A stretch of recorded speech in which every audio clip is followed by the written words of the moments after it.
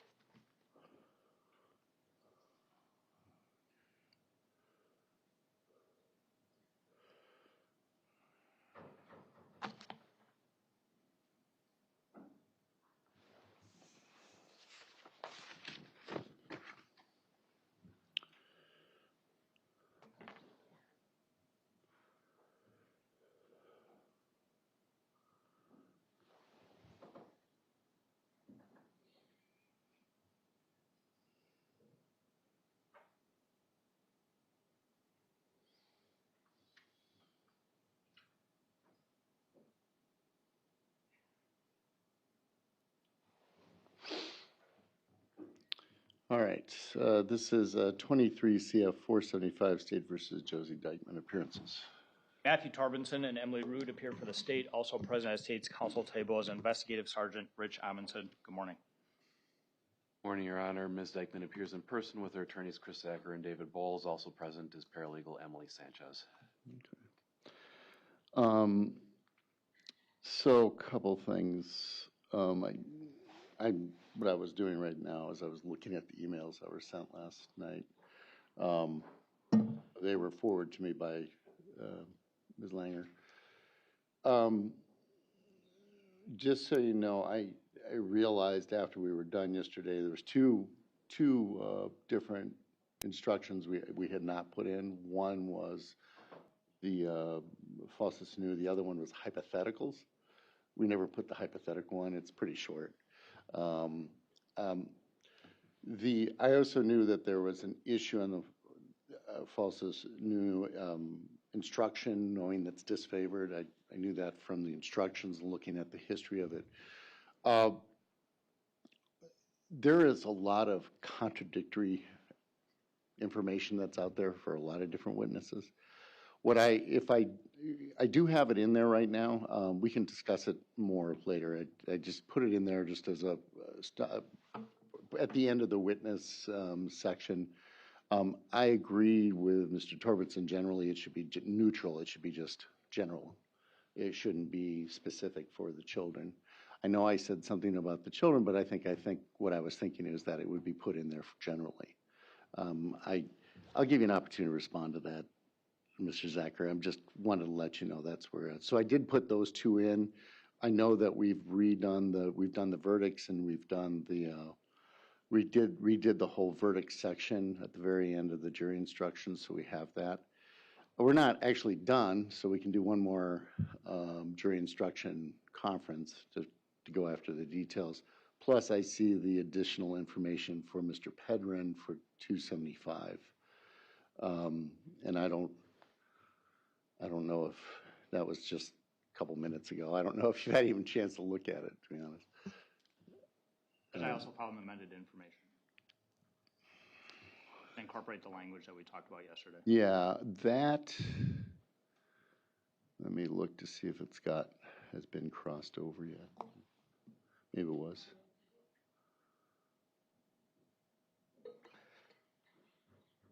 Yeah, and I see there's a.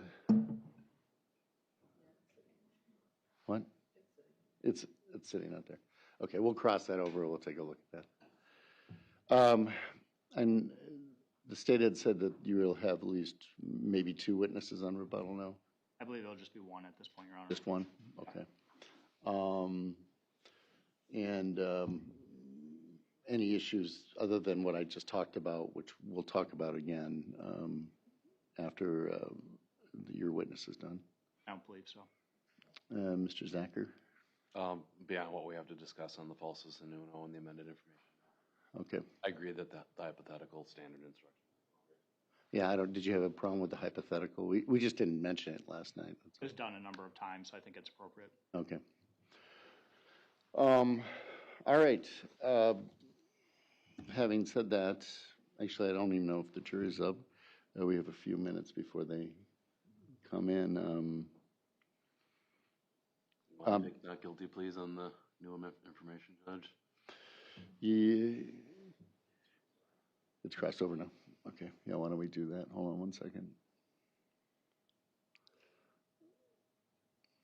All it did was change the language, correct? On count two, it just, Yeah. yes.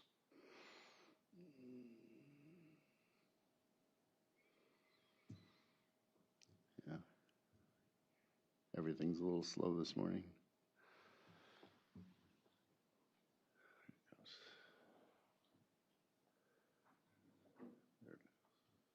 Do you have a copy of the information, the amended information? I got an electronic copy by email this morning. Okay.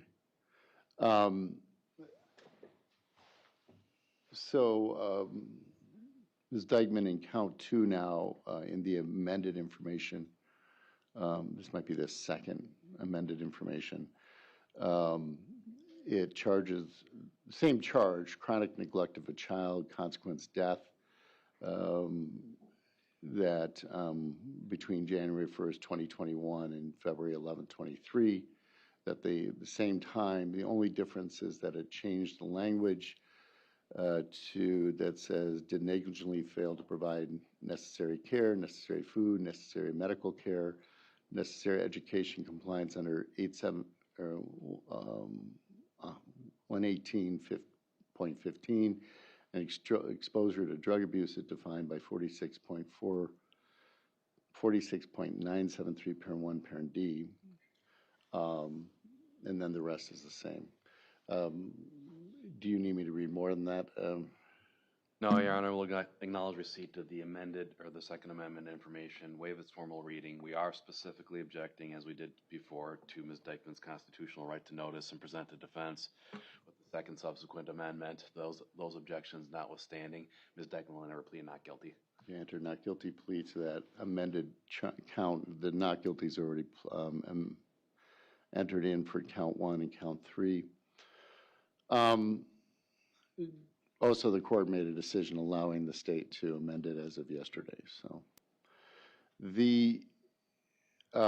that does remind me, I did modify those instructions on count 2 with the language for 118.15 and 46.973 parent 1, parent B. I just took, there is actually a jury instruction for 118.15, then I had to take the statutory language for that 46.973 parent 1, parent B. But we'll get you copies of that. I'll have Christina send what current copy we have. Remember, this is still a rough draft. It's not the final draft, but. Want to hear my response on Falsus and Uno now, or do you want to do that? Sure. Why don't we have a little time. We still don't, if you want to talk about Falsus and Uno, go ahead. I absolutely agree with the court and Mr. Corbinson that Falsus and Uno is a disfavored instruction for a number of reasons. This is only the second time in my career I've ever asked for this, the first time being when I was a law student doing clinicals. I think it's appropriate specifically to at least the one witness to acknowledge that he had been dishonest under oath previously. My problem with making it general is that it, or at least not carving out an exception for the defendant, is that it impacts the presumption of innocence. If the jury's instructed that they can just disregard her testimony entirely at that point. So if we're giving a general instruction, I would just like a caveat added onto there that this doesn't apply to Ms. Dikeman. I think that's why it's disfavored, actually, Yeah. for exactly that reason. And it's one of those questions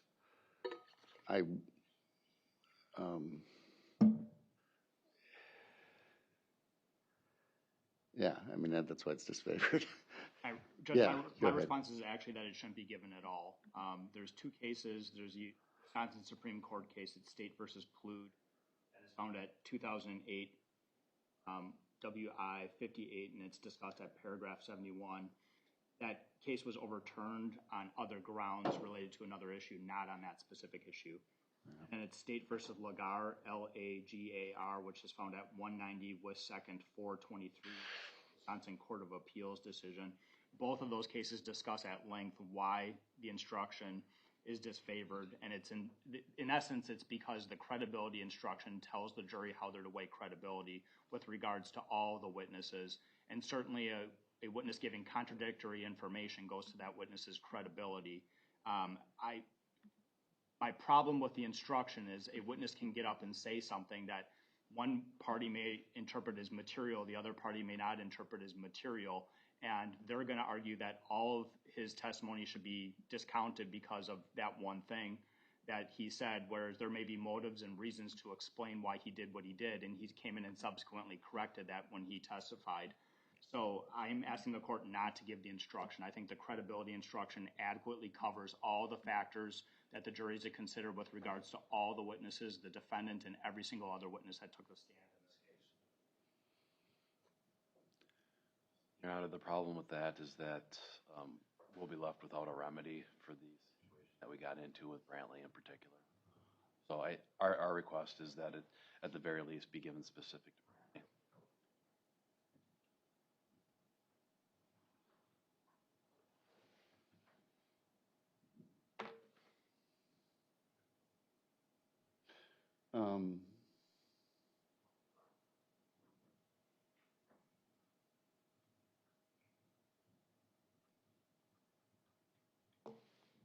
The only other thing I'd point out is some of the case law where it discusses it. It's where the prosecution asked for it relative to a defendant's testimony.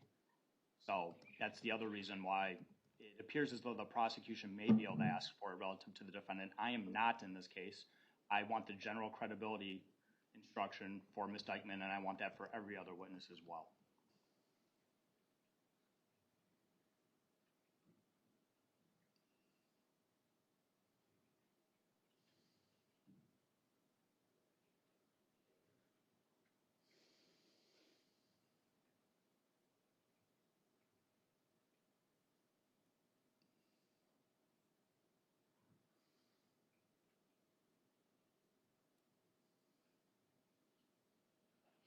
Yeah, one thing that it says in the logger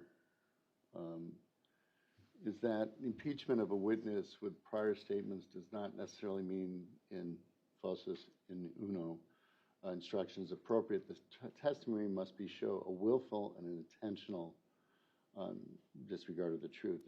The trial court has the best position to make the call. We see no error in the court's discretion.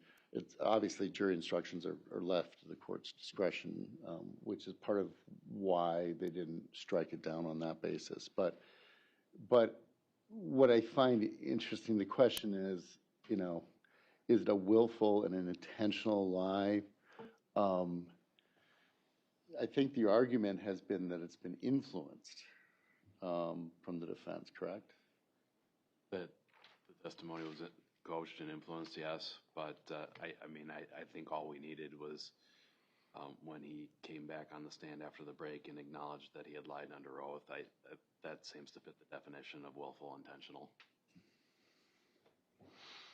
Yeah, it's a kid though. I mean, this gets more complicated because it's a kid. I mean, I think that's where it gets. I mean, there are a lot of issues with children testifying, and it becomes very complicated because even getting to the truth and lie, where there was sort of you know, there are hesitations in the original about if they understood fully what it meant. Of course, with the explanations, red, blue, markers, etc.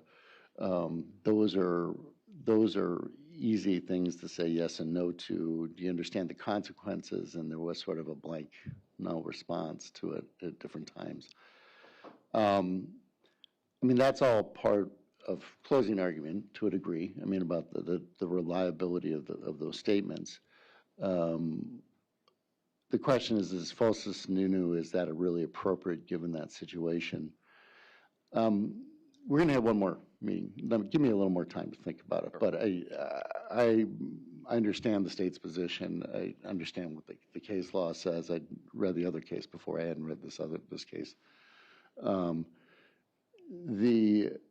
the question really in my mind is, are you getting to a willful, intentional lie, or is this part of this, that the theory of the case is the theory of at least the statement by the child is that it was somehow influenced, not to mention the ability to essentially manipulate memories. We know that happens with children. There's famous cases over that, probably one of the most famous from Minnesota. So it becomes one of these issues of, what's the real intent of the child, or is it the manipulation of the child, or sometimes for children, it's also not even a manipulation. It's just it was testified to that Brantley, for example, has a very active imagination. So I'm not sure. I just thought out loud and said it out loud. And so give me a moment to think about it. And we'll talk again. Can I just add one thing on that last part? Yeah. So when he came back and took the stand, I think it's important to note that when he went outside, his father was upset with him, not coaching him. He was upset because he was denying that there was domestic abuse. And then he came back in and said exactly that he had an encounter with his dad. And so the testimony establishes, he also said he was trying to protect his dad. He thought somehow, I think there was questioning by Attorney Zacher, that he believed that if he said something relative to his dad abusing Miss Dikeman, that may cause his dad to get in trouble. That's not an intent to get Miss Dikeman in trouble. That's an intent to protect his dad, which is very different, at least in my mind. I think that all of that can be argued in credibility. I don't think we need the falsus in uno to address it. The other issue just generally is I don't want it to create the constitutional issue, which is, as you were saying, the constitutional issue, which is all of a sudden, I know this is why you want the specific, language in it, Mr. Zacher, but the reality is that I'm not sure. So it says, okay, in this one witness, it also would highlight this one witness. I mean, it's not necessarily, that's not necessarily the purpose of it. I've seen attorneys argue the rotten piece of meat in the stew, analogy many times. Do you eat the whole bowl of stew, or do you eat the rest of the stew, or do you throw it all out because one piece is rotten? So I'm more of a sandwich guy, Judge. But you're a sandwich guy, yeah. I think it's a Belzer can one. Yeah, my just correcting the record on the point. I believe what the child came back and testified to was that he was lying about his father drinking, not about the violence. Yeah. Okay, so I'm going to hold off a little bit. I'll be frank. I'm leaning towards taking it out right now altogether, and just letting you argue it. Sure. But let's give it another moment. Plus, we have to work on the language on the 275. Judge, I just sent our counter proposal on 275. We can talk about that later, since All right. no one's had time to review it. Yeah, let's talk about that later. You sent that to Christina, right? Yes. All right, so she'll forward it to me eventually. Let me go see what's going on with the jury. Oh, okay, somebody's running late. Why don't we take about a 5-minute break, and we'll start once they're all here.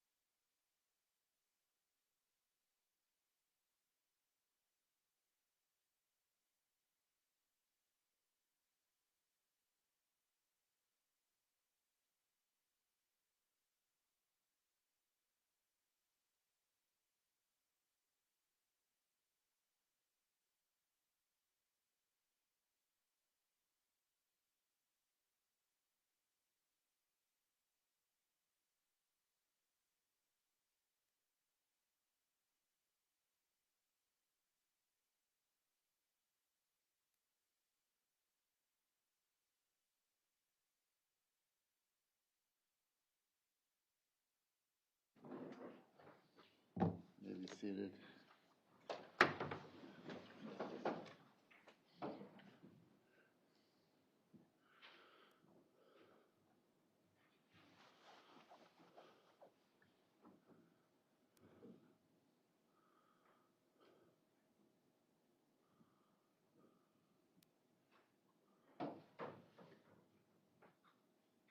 Objection to the revised. Okay, so you're, okay. I heard that.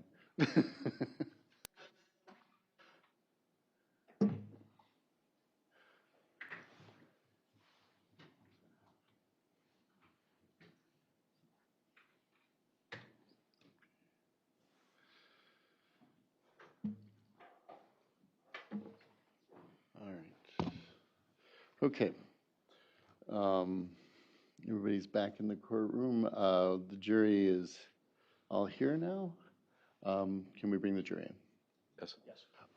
Before, one thing, I will say to the jury that defense rests. Now it's an opportunity for rebuttal, just to explain where we're at, and then I'll have you call your witness. Okay, let's bring the jury in.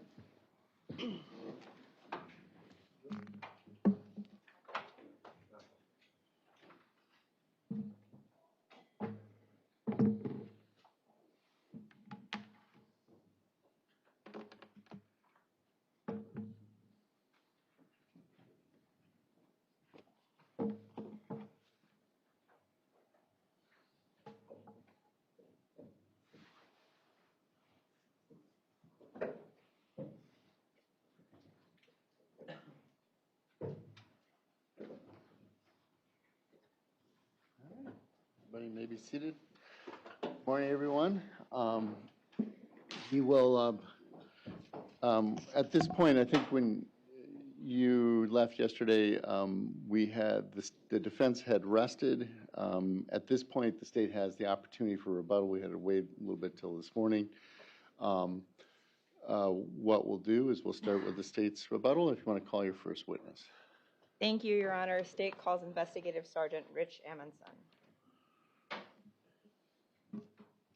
Do you solemnly swear the testimony you give in this matter shall be the truth, the whole truth, and nothing but the truth? I do.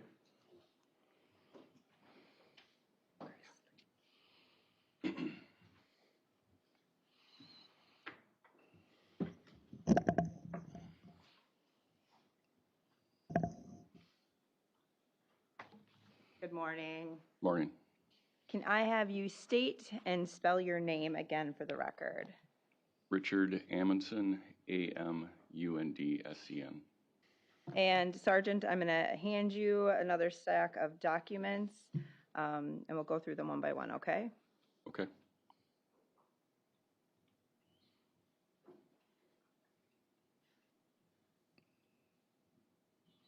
Sergeant, do you recall during Ms. Dikeman's testimony yesterday that the bag of pills that we've been discussing in this matter may have been placed on or on top of her clothes hanger? Yes. And when you were processing the scene, did you have the opportunity to observe the clothes hanger in her bedroom? Yes. If I can have you look at Exhibit 154, Sergeant, can you please identify what we're looking at here? This is a photo from Miss Dikeman's bedroom showing the clothes hanger rack storage shelf. And from your review of that photo, is it in the same location as it was when you processed the scene on the 11th of February, 2023? Yes. Is it a true and accurate representation in that photo? Yes. Your Honor, I'd move for the admission of Exhibit 154 and request to publish, please. Okay. No objection. You received? Go ahead. Publish. Let's switch to my computer, please.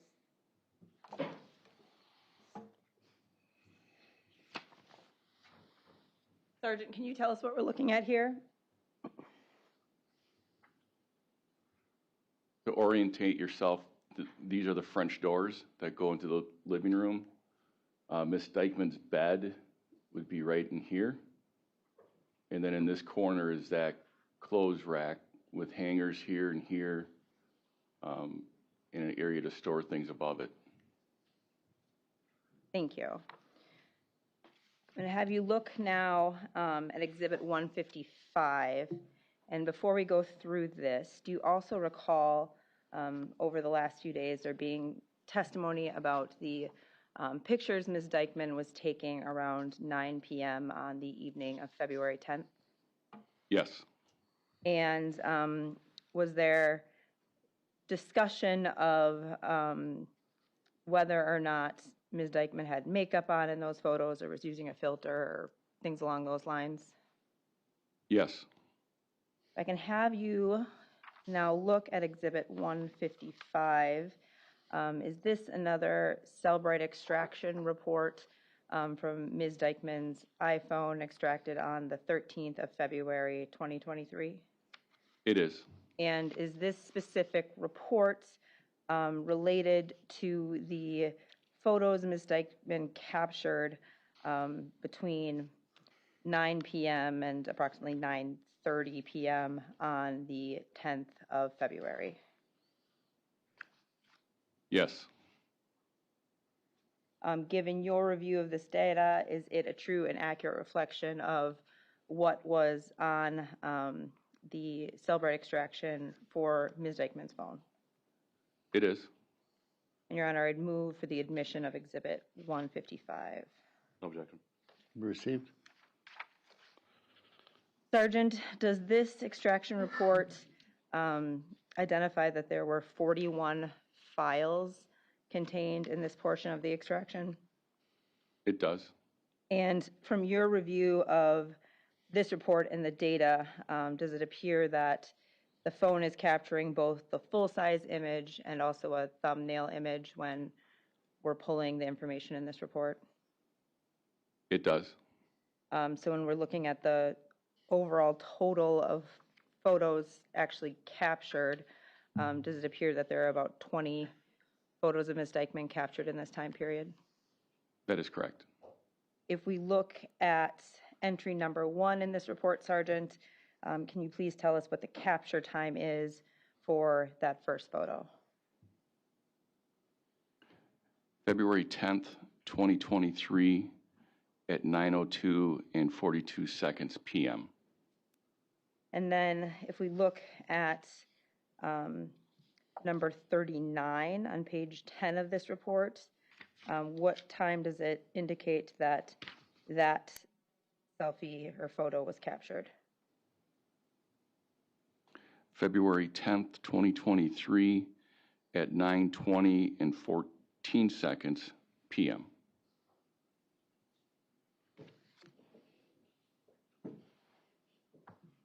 And then if I can have the Elmo, please, I'm going to republish Exhibit 254. Sergeant, is this the photo that was testified to as being sent to Mr. Suarez by Ms. Dikeman on the night of the 10th of February? Yes. And if we look at entry number 18 on Exhibit 155, does it indicate that the file name related to this image is IMG_0549 period HEIC? Yes. And what is the capture time of that image? February 10th, 2023 at 9:16 and 31 seconds p.m. I can have you now turn to Exhibit 156 in front of you. Do you recognize this exhibit? Yes. Is this one of the selfies captured by Ms. Dikeman during the period of time we're talking about right now? Yes. And if you can, while we're identifying this, refer to report 150 or Exhibit 155, Sergeant. Does this photo have the file name IMG_0541 period HEIC? Yes, it does. And what is the capture time related to that image? February 10th, 2023 at 9:02 and 42 seconds PM. And is this information, including the contents of the photo, true and accurate based on your review? Yes. Your Honor, remove the admission of 156, not requesting to publish quite yet, though. No objection. Received. If I can have you then turn to Exhibit 157, Sergeant. What are we looking at here? This is another selfie that Ms. Dikeman captured on February 10th of 2023. This time she's wearing glasses and makeup. And if you refer to Exhibit 155, specifically entry 38, does this particular photo have a file name of img0559.heic? Yes, it does. And what's the specific capture time related to that photo? February 10th, 2023 at 9:19 and 12 seconds PM. And based on your review of the information, is the content of the photo and that creation data we just discussed true and accurate? Yes. Your Honor, I'd also move for the admission of Exhibit 157, not requesting to publish quite yet. No objection. Received. Now on to Exhibit 158, Sergeant. Can you please explain to us what you're looking at here? Exhibit 158 is the two photos I just discussed side by side on the same sheet of paper. And is the information contained, including the content of the pictures and that file name and capture time, true and accurate based on your review? Yes. Your Honor, I would move for the admission of Exhibit 158 and request to publish. No objection. Received. Publish.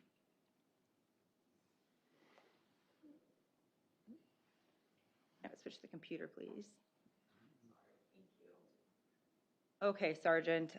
So these are the two photos, 156, which was captured at 9:02 p.m., and then 157, which was captured at 9:19 p.m., correct?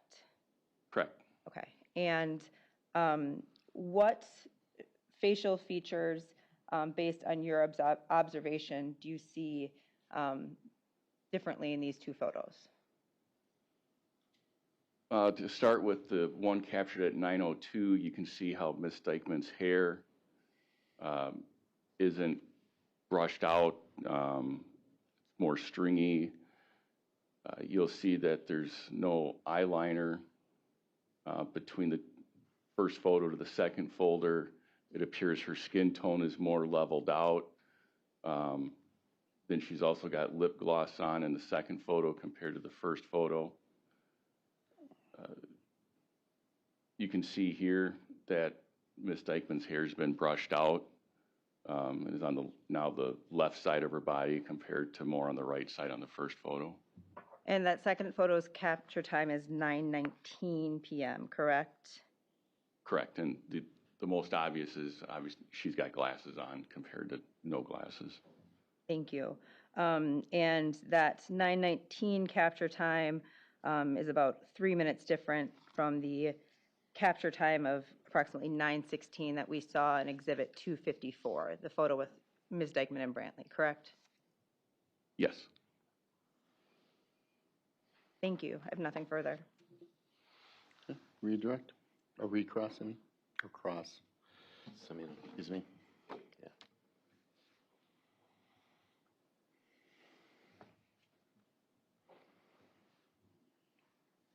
All right.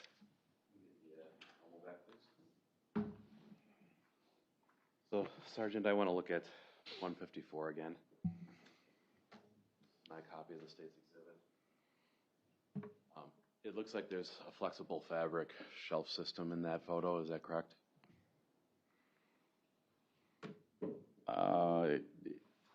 I'm not sure, but I have one of these in my closet, so I know what this looks like. Let me zoom in on it.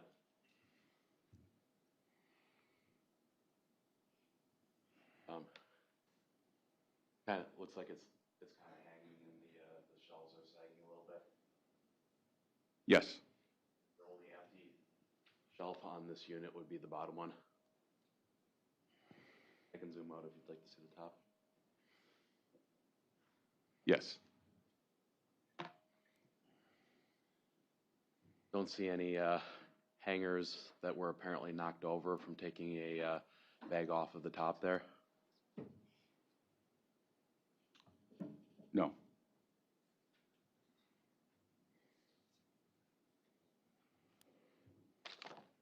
Let's talk about the pictures.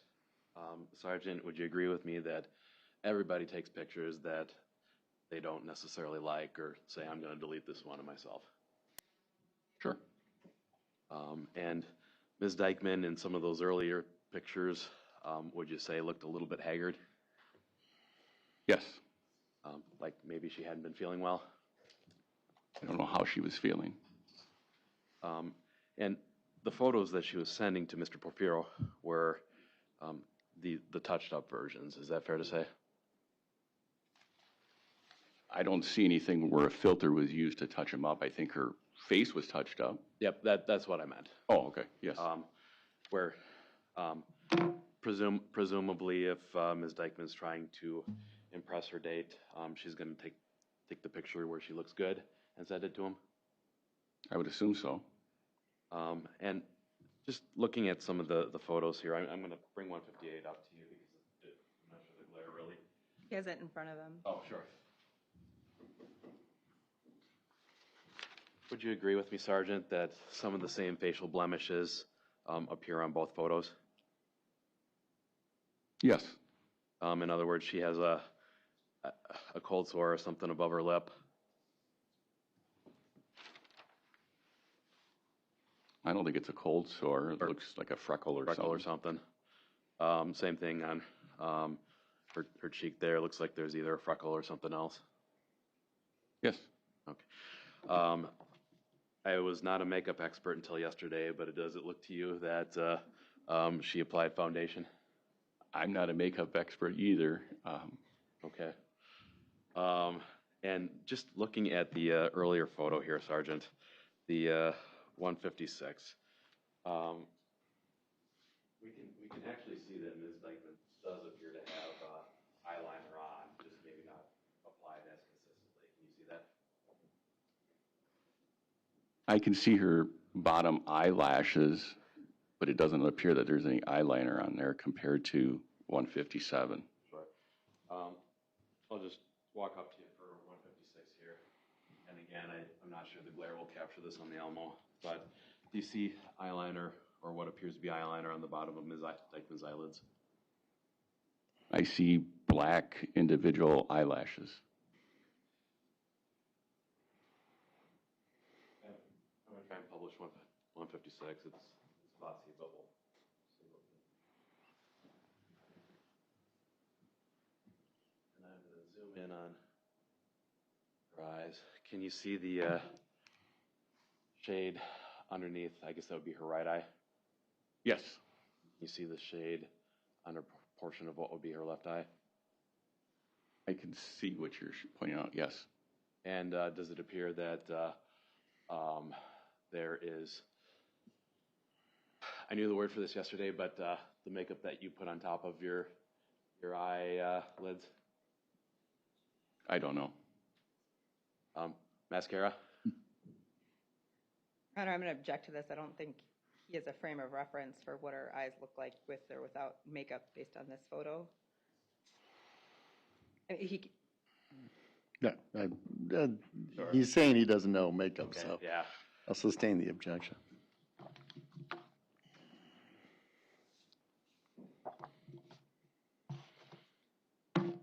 It's apparent to you that Ms. Dikeman was trying to make herself look cute to send a picture to Raphael?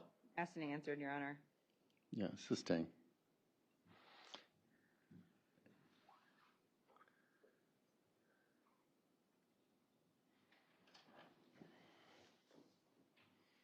All questions I have.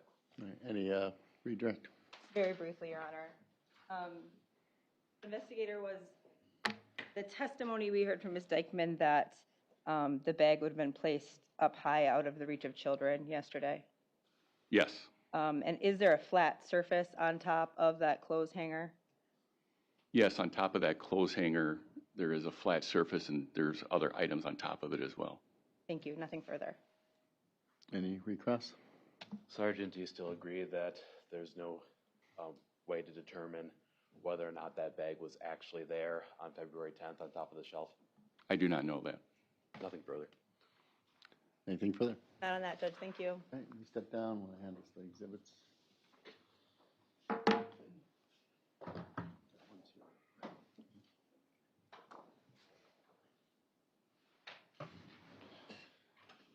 Any other witnesses from the state? No, Your Honor, state rests. Okay.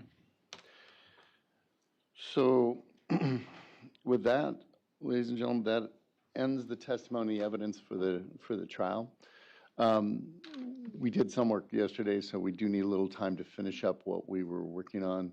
They're the jury instructions, which I'll be giving to you next, and then we'll be going to closings.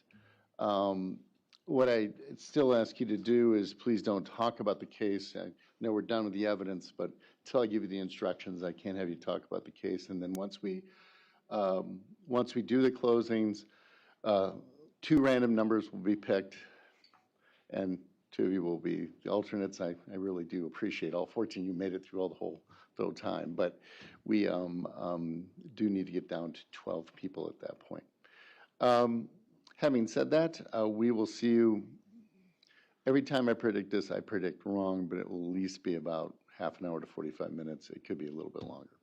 Okay, thank you.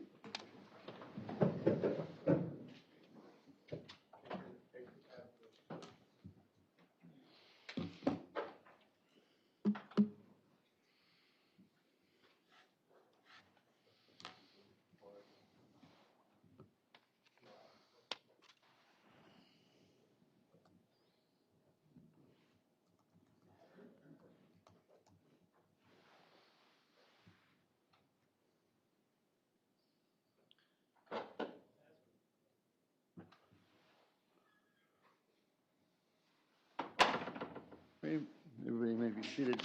Give me 1 minute to incorporate what you just sent me, and then we'll print this off, have you look at it. We'll take about 5-10 minute late break, and then we'll get together and talk.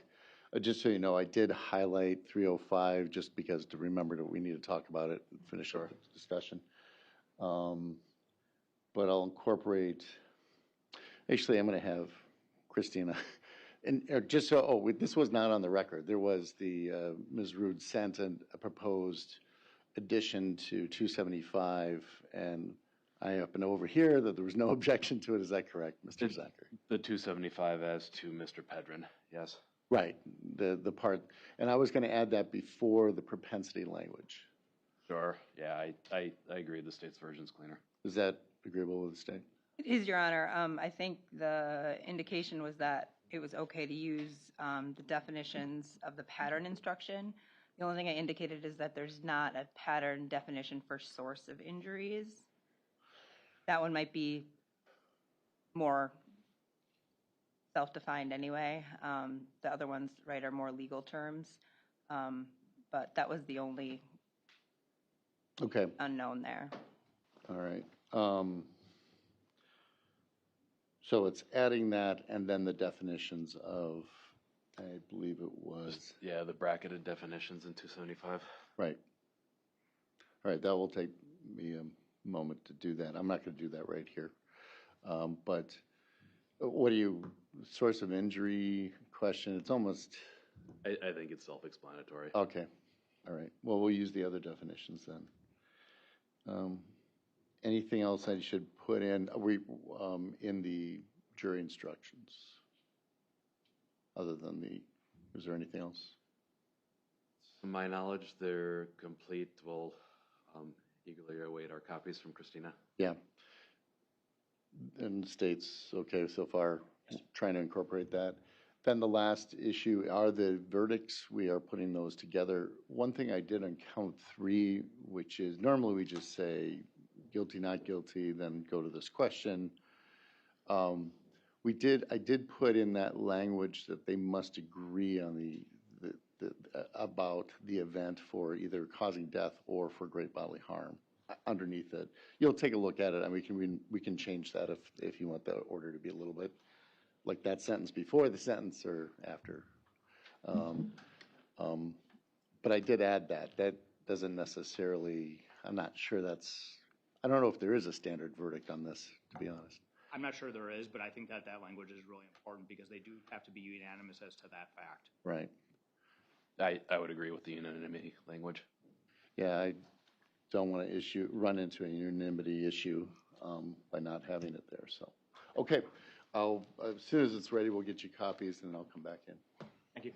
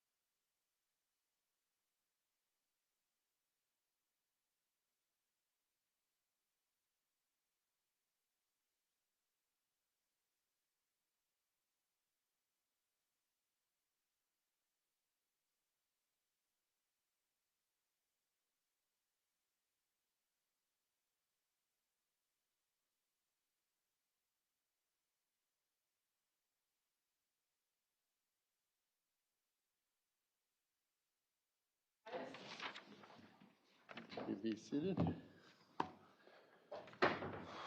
You may be seated.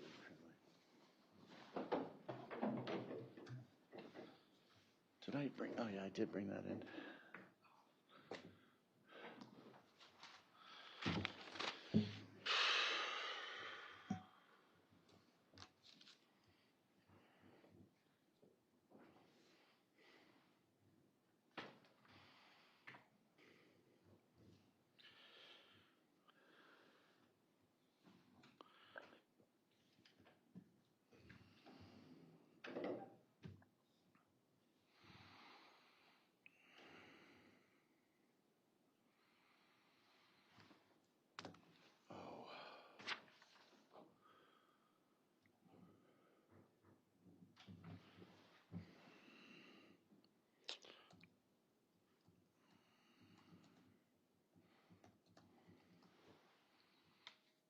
We didn't print out the verdicts yet.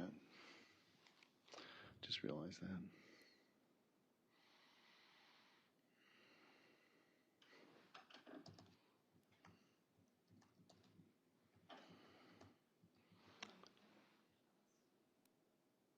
There should be a cup. I'm gonna go check something quick. I'll be right back. I'll come to the side. You don't have to do all the rest.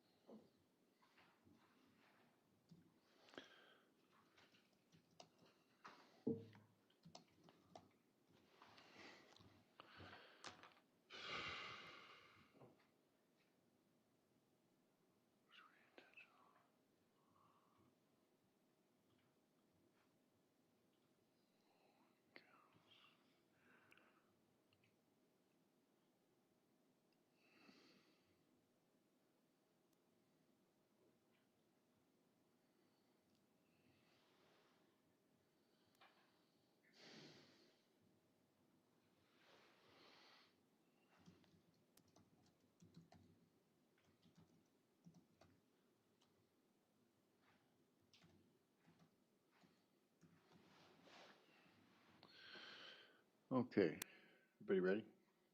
Yes, Your Honor. Okay, stay ready.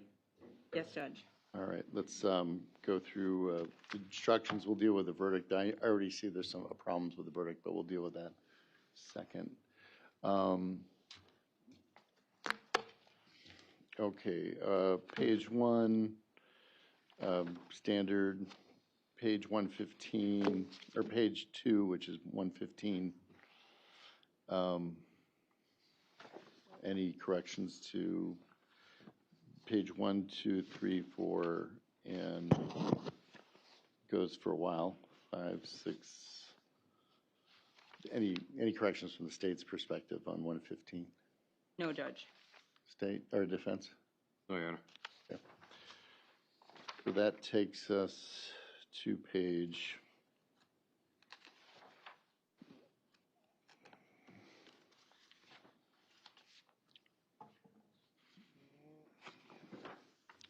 Oh, and Judge, I was specifically referring to count 1. We do have a minor change in count 2 on page 9.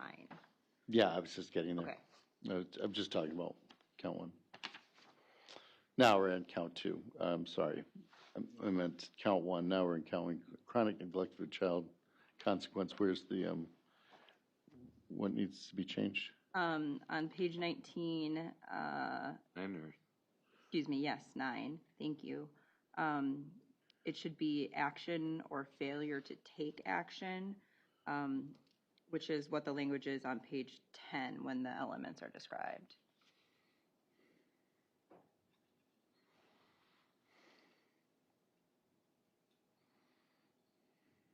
Can you just say what?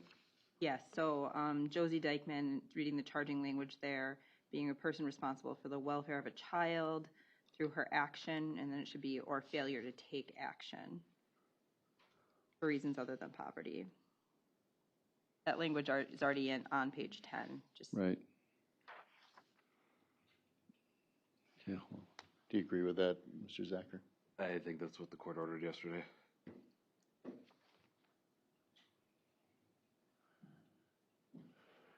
One more moment.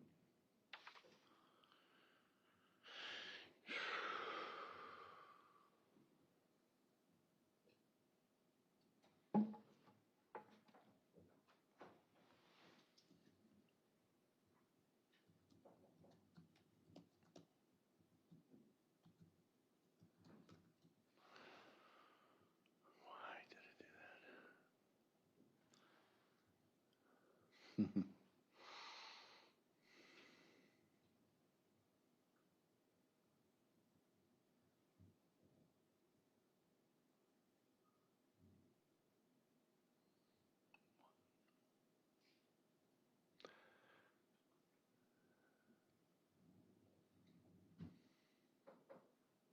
Sorry, it's all of a sudden I did that and all the spacing got strange.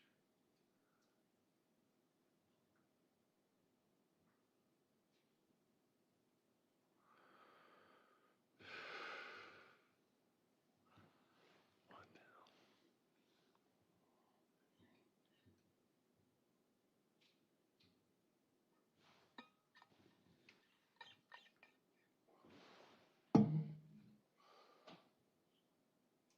Okay. All right. Anything else in count 2? no, Your Honor. Anything from the defense? All right. Hearing none, we'll go on next to. I'm still scanning, but I. Oh, okay. Go ahead. Sorry.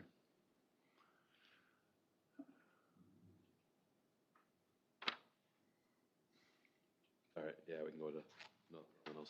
Okay. Hold on one second.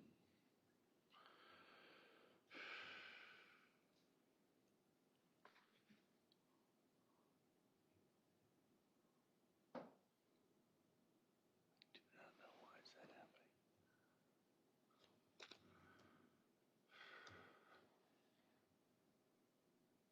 Right.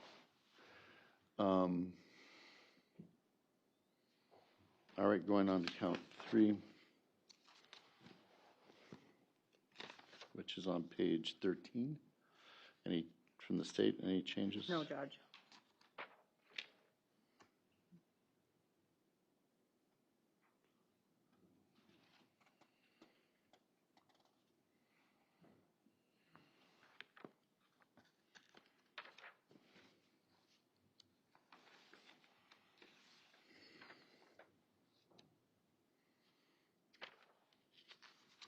Same, with the same unanimity objection that I made previously, no objection. Okay. And then 140 is standard. We did make that change to reasonable hypothesis yesterday.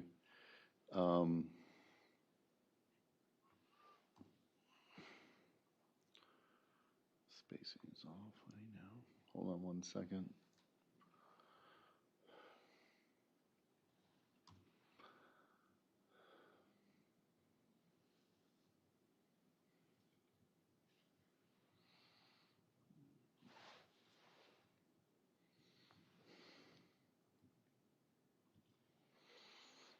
Anything on 140? No, Your Honor. No.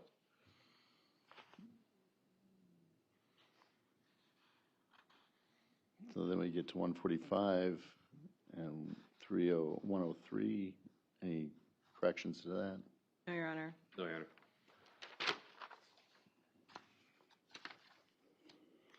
170, 155, any corrections? No, Your Honor. No, Your Honor. So here's 275 with the modification that we've added. I just put evidence presented for Josie Dikeman, evidence presented for Derek Pedrin as a way to distinguish the two as headers. That's one addition, plus I added obviously the definitions below.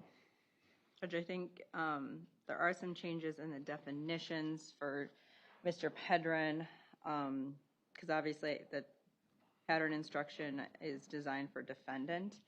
Oh, So yeah. we need to change defendant in there, or the defendant to Mr. Pedrin, and then I think probably changed offense charge to conduct alleged Yeah. for each of those. Yeah, it was quickly done. No objection to that. Obviously, that needs to be done.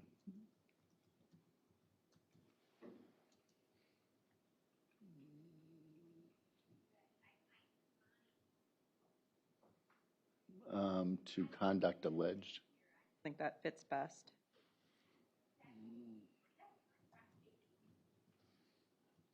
Any objections to that? Judge, I was distracted by the noise outside. Which section? So we're still on definitions of Derek Pedrin. So it says right now, opportunity, that is, whether Mr. Pedrin had the opportunity Yeah, no objection. to Objection to swapping. commit to, I think just relating to the conduct alleged.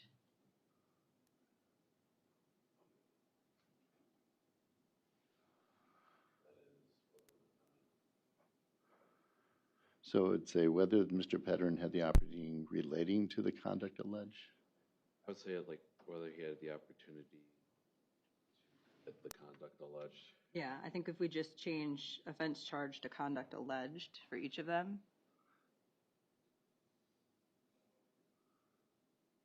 I need one more word in there, though. That's the problem. For each To of them, commit conduct alleged. commit the conduct. The conduct Alleged. alleged, yep. Intent, whether Mr. Pedrin.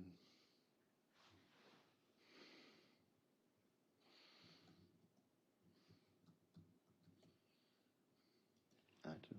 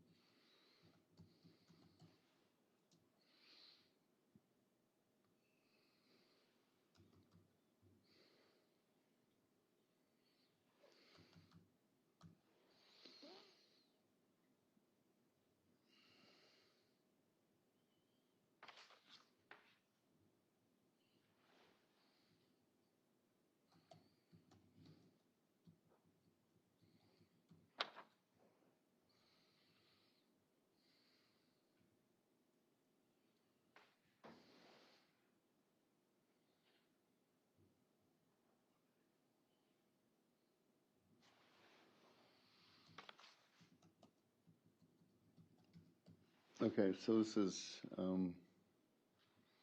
how that paragraph will read.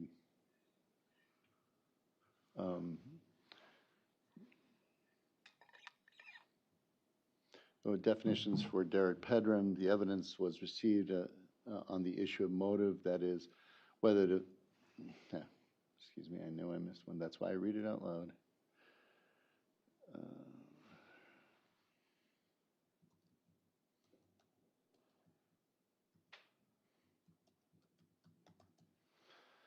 Whether Mr. Pedrin has a reason to desire the result of the conduct alleged.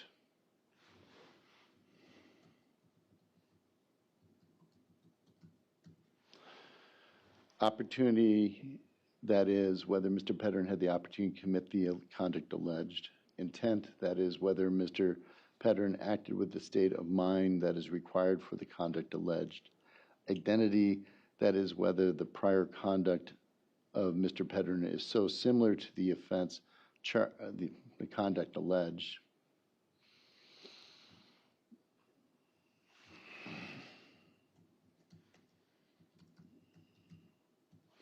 That it tends to identify the defendant as the one who committed the conduct alleged.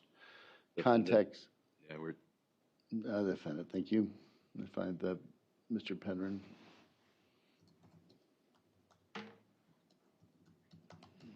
As the one who committed the conduct. So it says, let me go back. Identity, that is, whether the prior conduct of Mr. Pedrin is so similar to the conduct alleged that it tends to identify Mr. Pedrin as the one who committed the conduct alleged.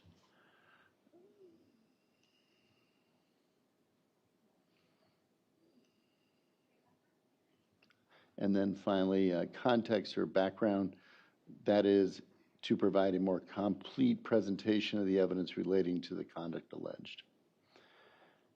Good. Oh, yeah. I think we have the same issue, or slightly different issue in the propensity-free reasoning part. Yeah. Because that's still just relating to Ms. Dikeman. Just hold on one second.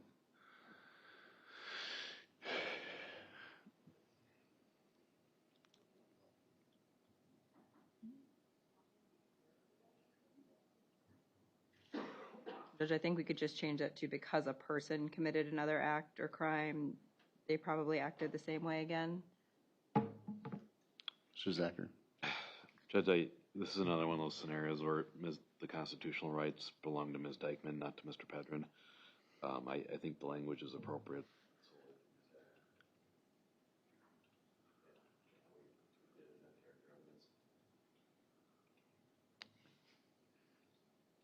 Even with character, though, Your Honor, you can't argue propensity.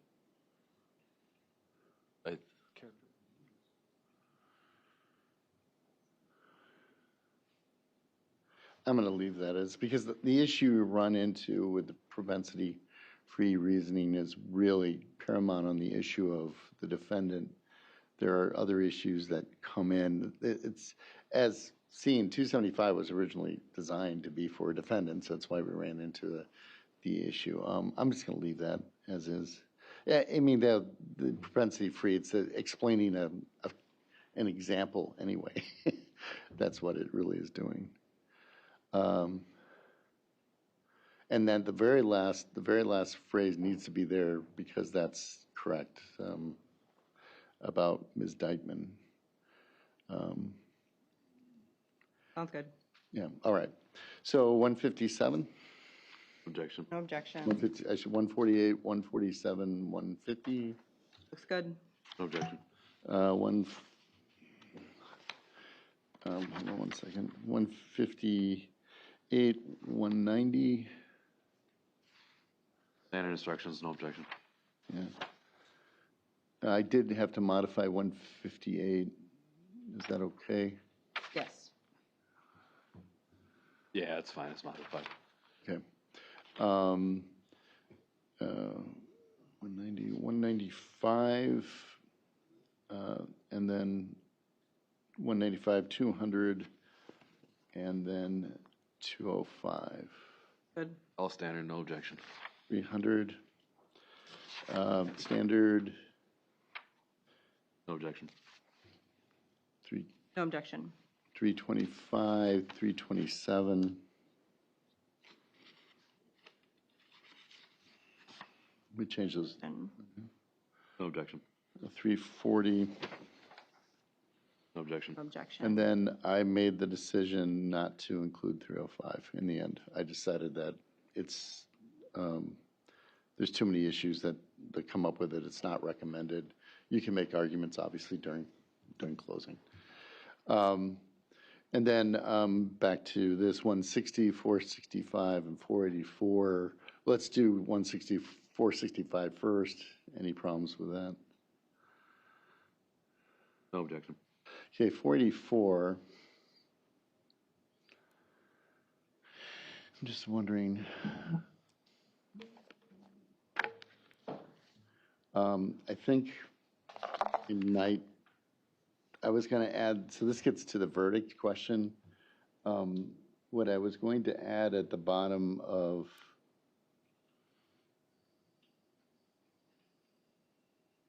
maybe before the dated line on, so if we're looking at count one, verdict, page one,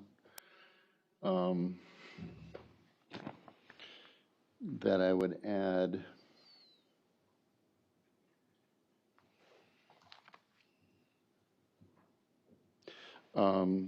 if you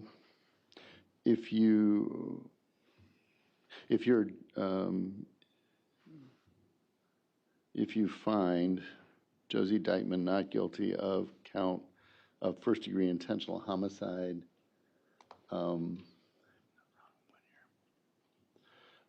go to page 2, and then, or go ahead, or do you have better language? Because the way I usually see it done is that it says first degree intentional homicide, and it just says guilty. Then there would be a second one for first degree reckless homicide that says guilty. Then there would be a third form for second degree reckless homicide that would say guilty.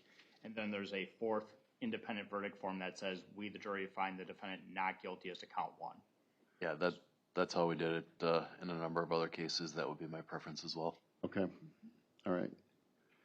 So we'll, I have to admit, I don't have very often, especially this one. So you would just have everyone listed? Do you need to have a line that if you find them not guilty, just?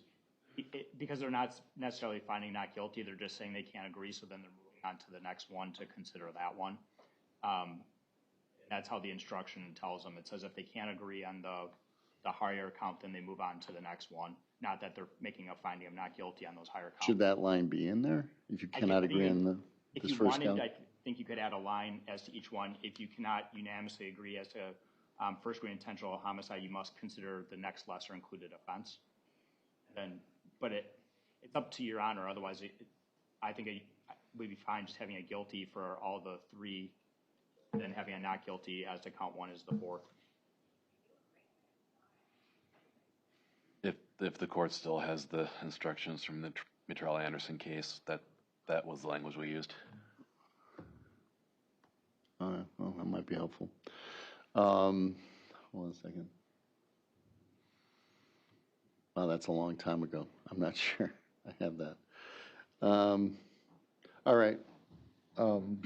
So assuming we change that, that's in count one. Count two, any problem with the language in count two?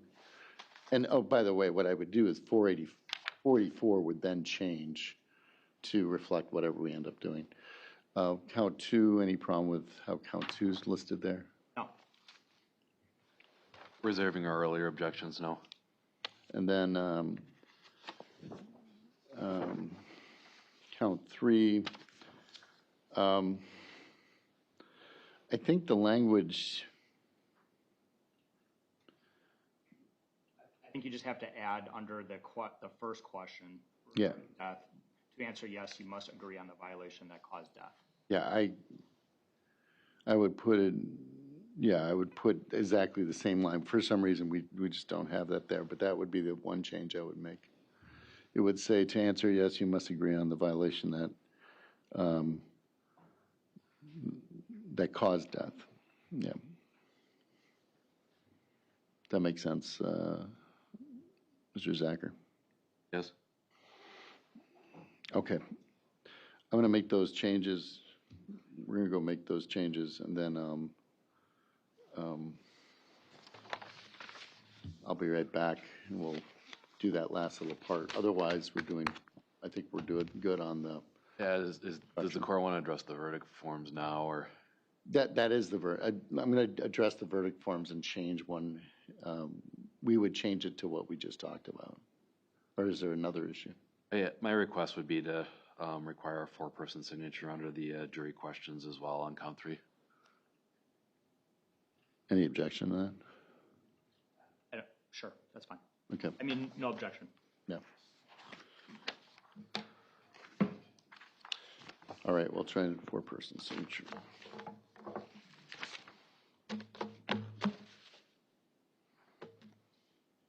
Okay, well, we'll have to figure out how to do that format. All right, I'll be right back.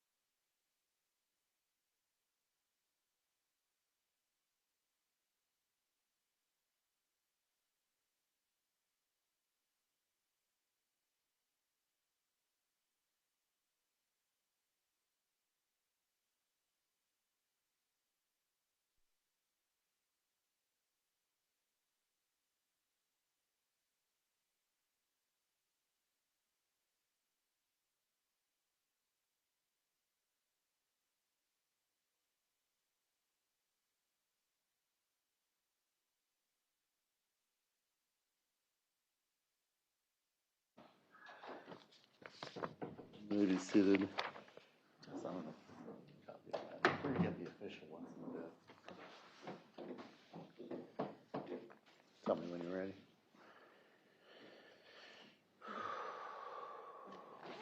All right.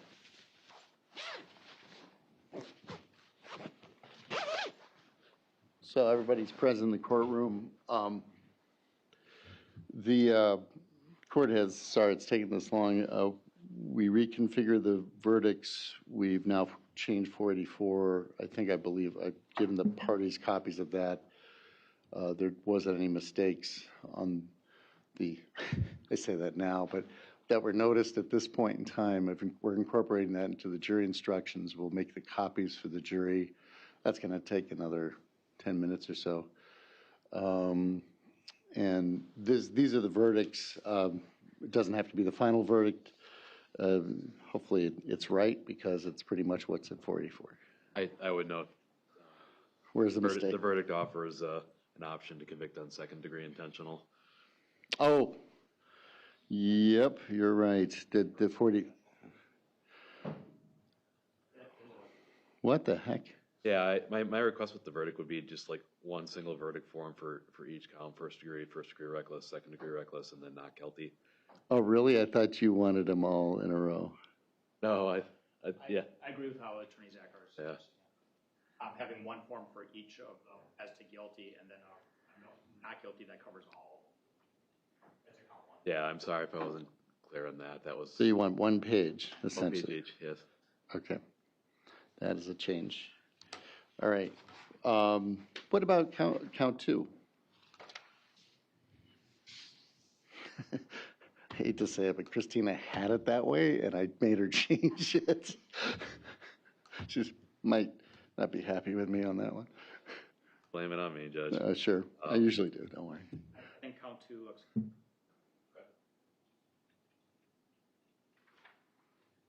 I'm fine with that. I mean, if we want to keep consistency, we can break it back up again, but count two is as is. Most verdicts, we do this. Yeah. We don't break it. Yeah, I think it's fine in count two. Yeah. And then count three.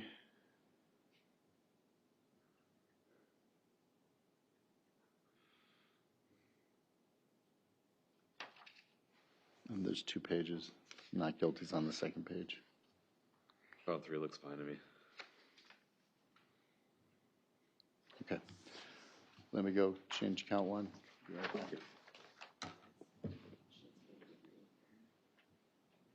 Yeah. I just realized it's completely wrong. I was changing it. I wonder what happened. It is right in the actual instruction, so I don't know. Yeah, there must have been a glitch when we. Oh, we'll get it.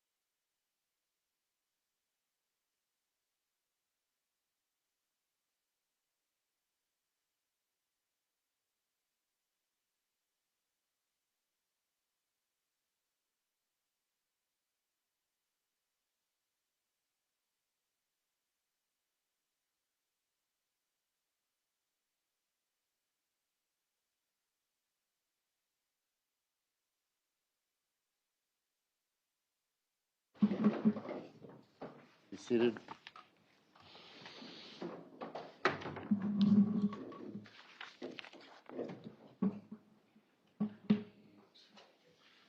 Here's, I forgot to, these are count one modified.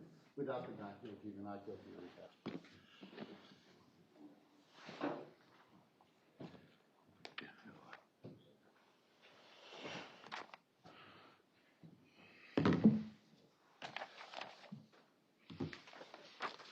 This is an extra. I don't know if you wanted that one.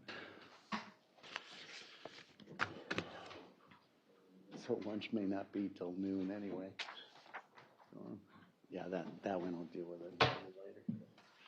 Okay. Yeah, actually, why don't we give her that extra copy? Here's the extra copy. Okay. All right, you ready to go on the record? Okay, all the parties are present. What you have in front of you is a copy of the jury instructions. The verdicts we changed to what we had just talked about. I don't know if the state's had an opportunity to glance over it. I did. I'm assuming you have the not guilty one and just gave us the 3 guilty. Right, I just gave you the 3 guilty. Yeah, that was my question as well. Yeah, we have the 4 pages on the count 1. We just didn't reprint that one. And then the other, so what the plan is right now is I'm going to read the instructions. We have lunch coming early. We'll probably have you come back, it depends on when I get done here, 12:30, 12:45, and then we'll do closings. Does that make sense? And I will also apologize for the court being slow this morning. But anything else from the state and defense? Oh, Your Honor. Let's bring the jury in.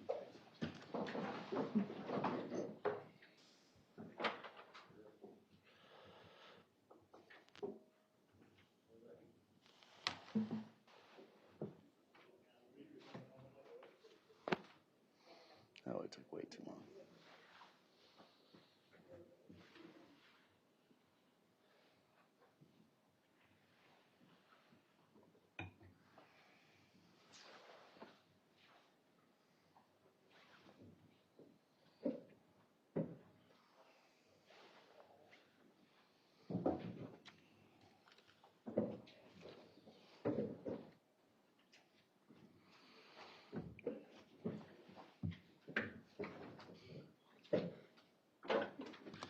All right, everybody may be seated.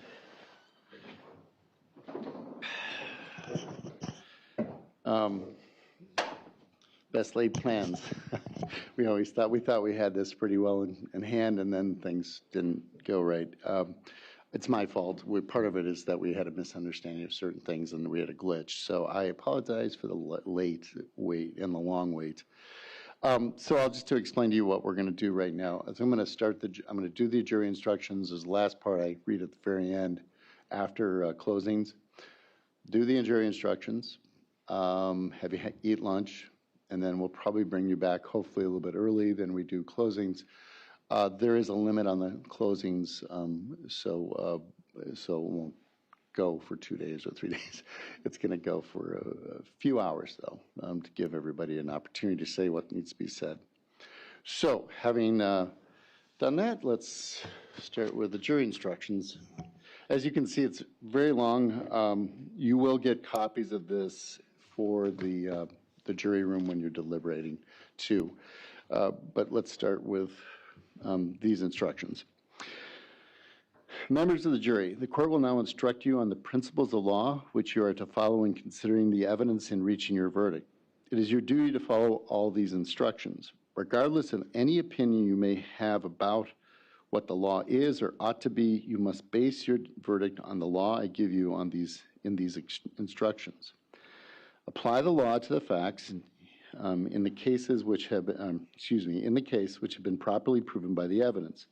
Consider only the evidence received during the trial. The law as I given to you by these instructions and from these alone, guided by your soundest reason and best judgment, reach your verdict. If any member of the jury has an impression of my opinion as to whether the defendant is guilty or not guilty, disregard that impression entirely and decide the issues of facts solely as you view the evidence. You, the jury, are the sole judges of the facts, and the court is the judge of the law only. The first count of the information in this case charges that count 1, first-degree intentional homicide, first-degree reckless homicide, second-degree reckless homicide, in section 940.01, parent 1, parent A, 940.02, parent 1, in the Wisconsin in 10.18. Josie Dikeman, on or about Saturday, February 11th, 2023, at County Road OS in the town of Madera, La Crosse County, Wisconsin, did cause the death Alexavier Pedrin, date of birth 7/10/2016, with intent to kill that person or another, contrary to 940.01, parent 1, parent A, with stats. To this charge, Josie Dikeman has entered the plea of not guilty, which means the state must prove every element of the offense charged beyond a reasonable doubt. Crimes to consider. The information charges Josie Dikeman with first-degree intentional homicide. You must first consider whether Josie Dikeman is guilty of that offense.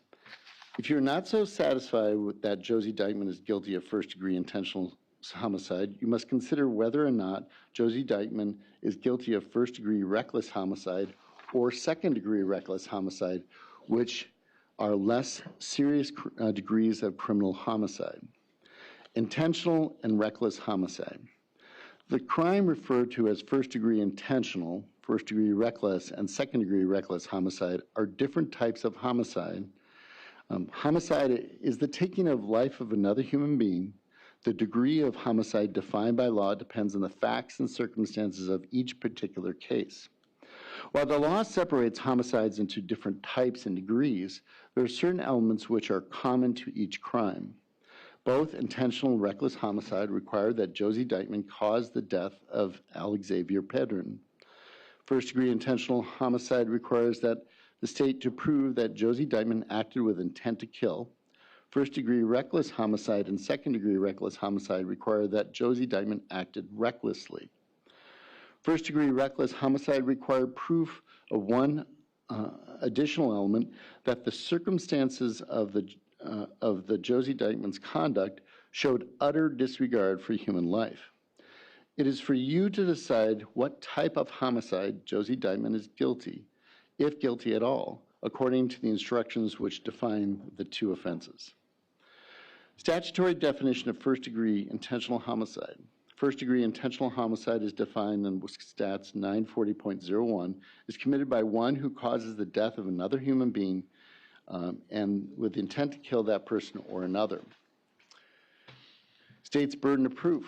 Before you may find Josie Dikeman guilty of first-degree intentional homicide, the state must prove by evidence which satisfies you beyond a reasonable doubt that the following two elements were present. Elements of first-degree intentional homicide the state must prove. 1, Josie Dikeman caused the death of Alexavier Pedrin.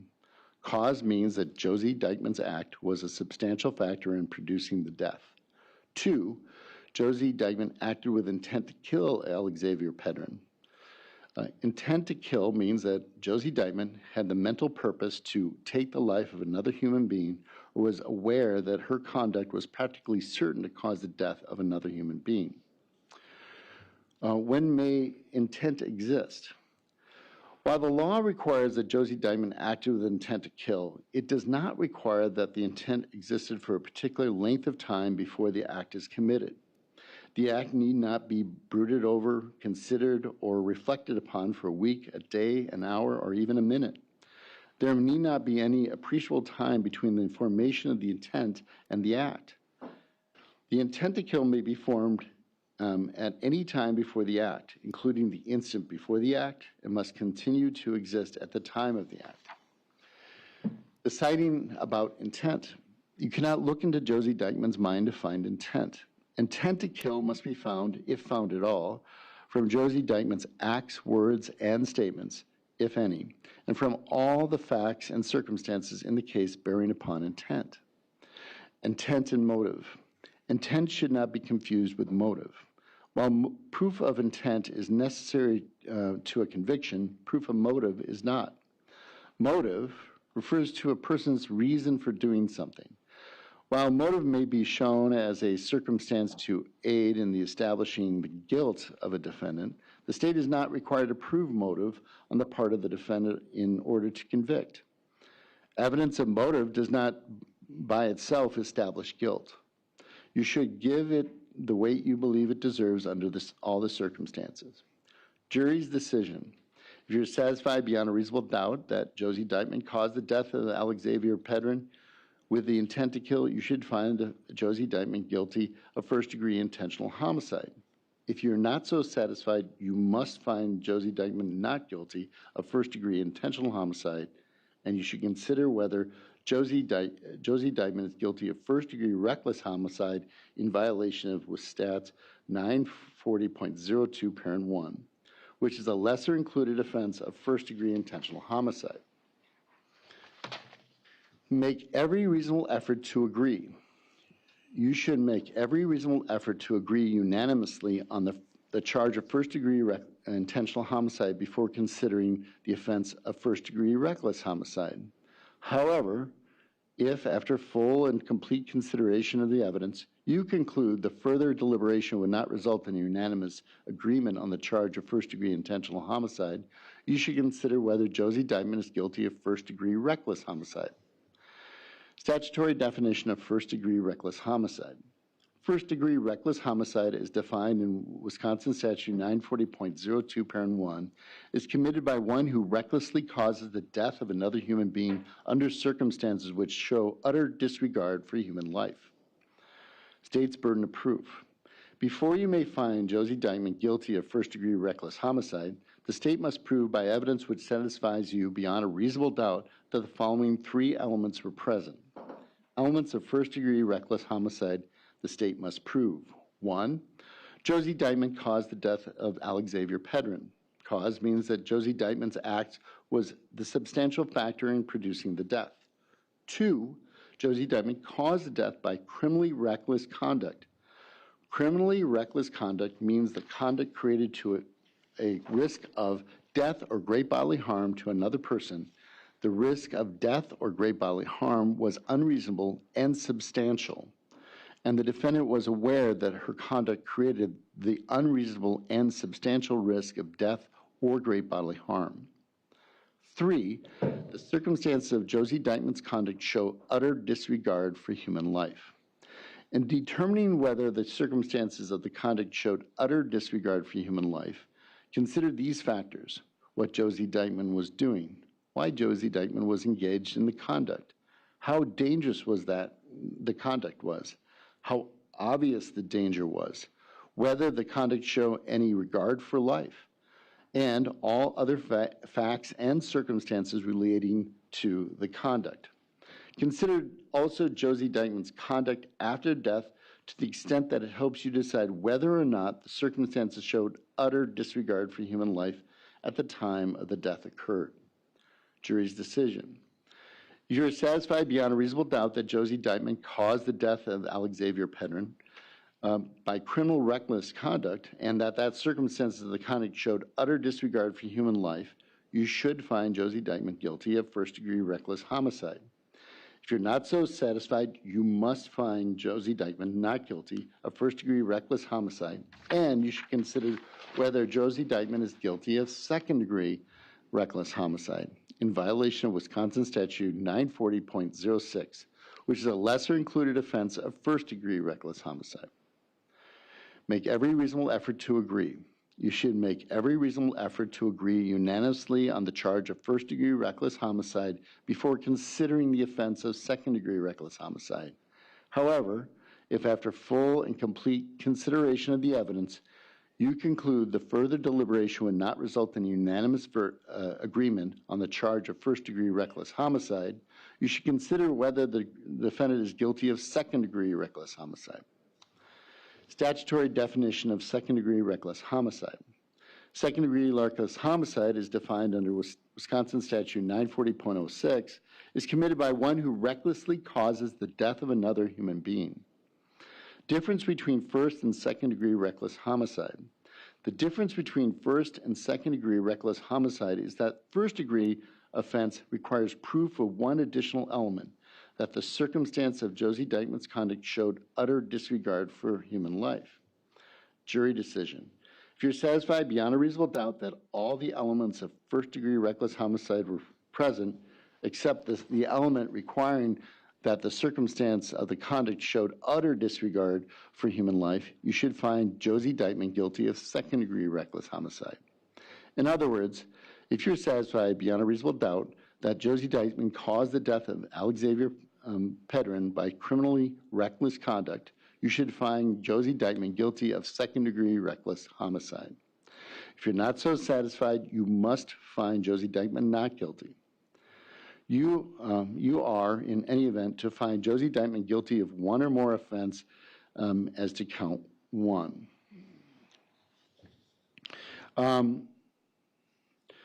Just so I'm going to just repeat that. You are not, in any event, to find Josie Dikeman guilty of one or more offense as to count one. Count two, chronic neglect of child consequence is death.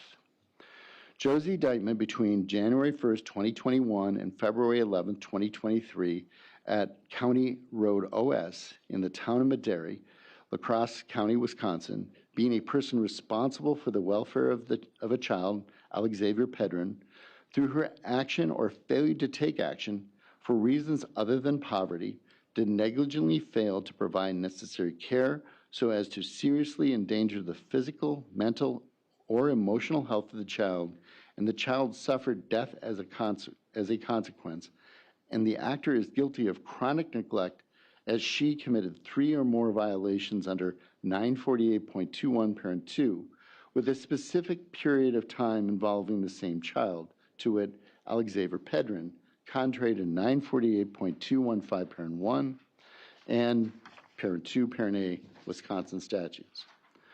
To this charge, Josie Dikeman has entered a plea of not guilty, which means the state must prove every element of the offense charged beyond a reasonable doubt. Statutory definition of the crime. Section 948.215 of the Criminal Code of Wisconsin is violated by one who commits 3 or more violations of Section 948.21 parent 2 within a specific period of time involving the same child. State's burden of proof. Before you may find Josie Dikeman guilty of this offense, the state must prove by evidence which satisfies you beyond a reasonable doubt that the following 3 elements were present. Elements of the crime that the state must prove.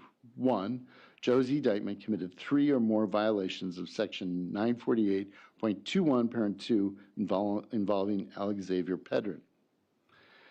Section 948.21 parent 2 of the Criminal Code of Wisconsin is violated by any person who is responsible for the child's welfare who, through action or failure to take action for reasons other than poverty, negligently fails to provide any of the following so as to seriously endanger the physical, mental, or emotional health of the child, necessary care, necessary food, necessary medical care, education in compliance with Section 118.15 or to drug abuse as defined on 46.973 parent 1 parent B. Elements of Section 948.21 involving the same child. A, Alexavier Pedrin had not obtained the age of 18. Knowledge of Alexavier Pedrin's age is not required, and mistake regarding Alexavier Pedrin's age is not a defense. B, Josie Dikeman was a person responsible for the welfare of Alexavier Pedrin. A person responsible for the welfare of a child includes a person who is employed or used by one legally responsible for the child's welfare to exercise temporary control or care of the child.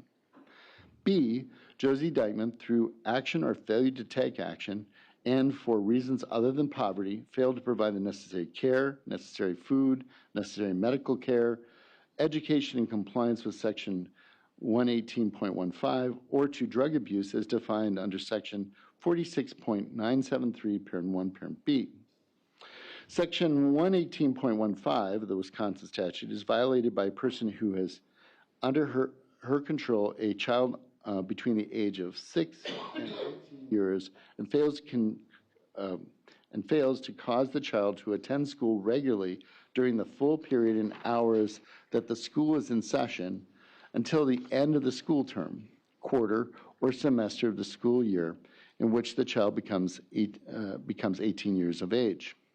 Section 46.973, parent 1, parent B, the Wisconsin statute states, drug abuse means the use of drug in such manner as to endanger the public health, safety, or welfare. D, failure to provide seriously endanger the physical, mental, or emotional health of the child. To seriously endanger means to create a serious risk of harm or injury. E, the failure to provide was negligent. Negligent means acting or failing to act in such a way that a reasonable person would know or should know seriously endangers the physical, mental, or emotional health of a child. Element 2, at least 3 violations of neglect as previously defined involving Alexavier Pedrin took place within a specific period of time. The specific period of time is from January 1st, 2021 through February 11th, 2023. More than 3 acts alleged. Before you may find Josie Dikeman, you must unanimously agree that at least 3 violations of Section 948.21 involving the same child occurred between January 1st, 2021 and February 11th, 2023, but you need not agree on which acts constitute the required 3. Element 3, Alexavier Pedrin suffered death as a consequence. Jury's decision. If you're satisfied beyond a reasonable doubt that all 3 elements of this offense have been proved, you should find Josie Dikeman guilty. If you're not so satisfied, you must find Josie Dikeman not guilty. The third count of the information in this case charges that count 3, physical abuse of a child, repeated acts causing death, 948.03, parent 5.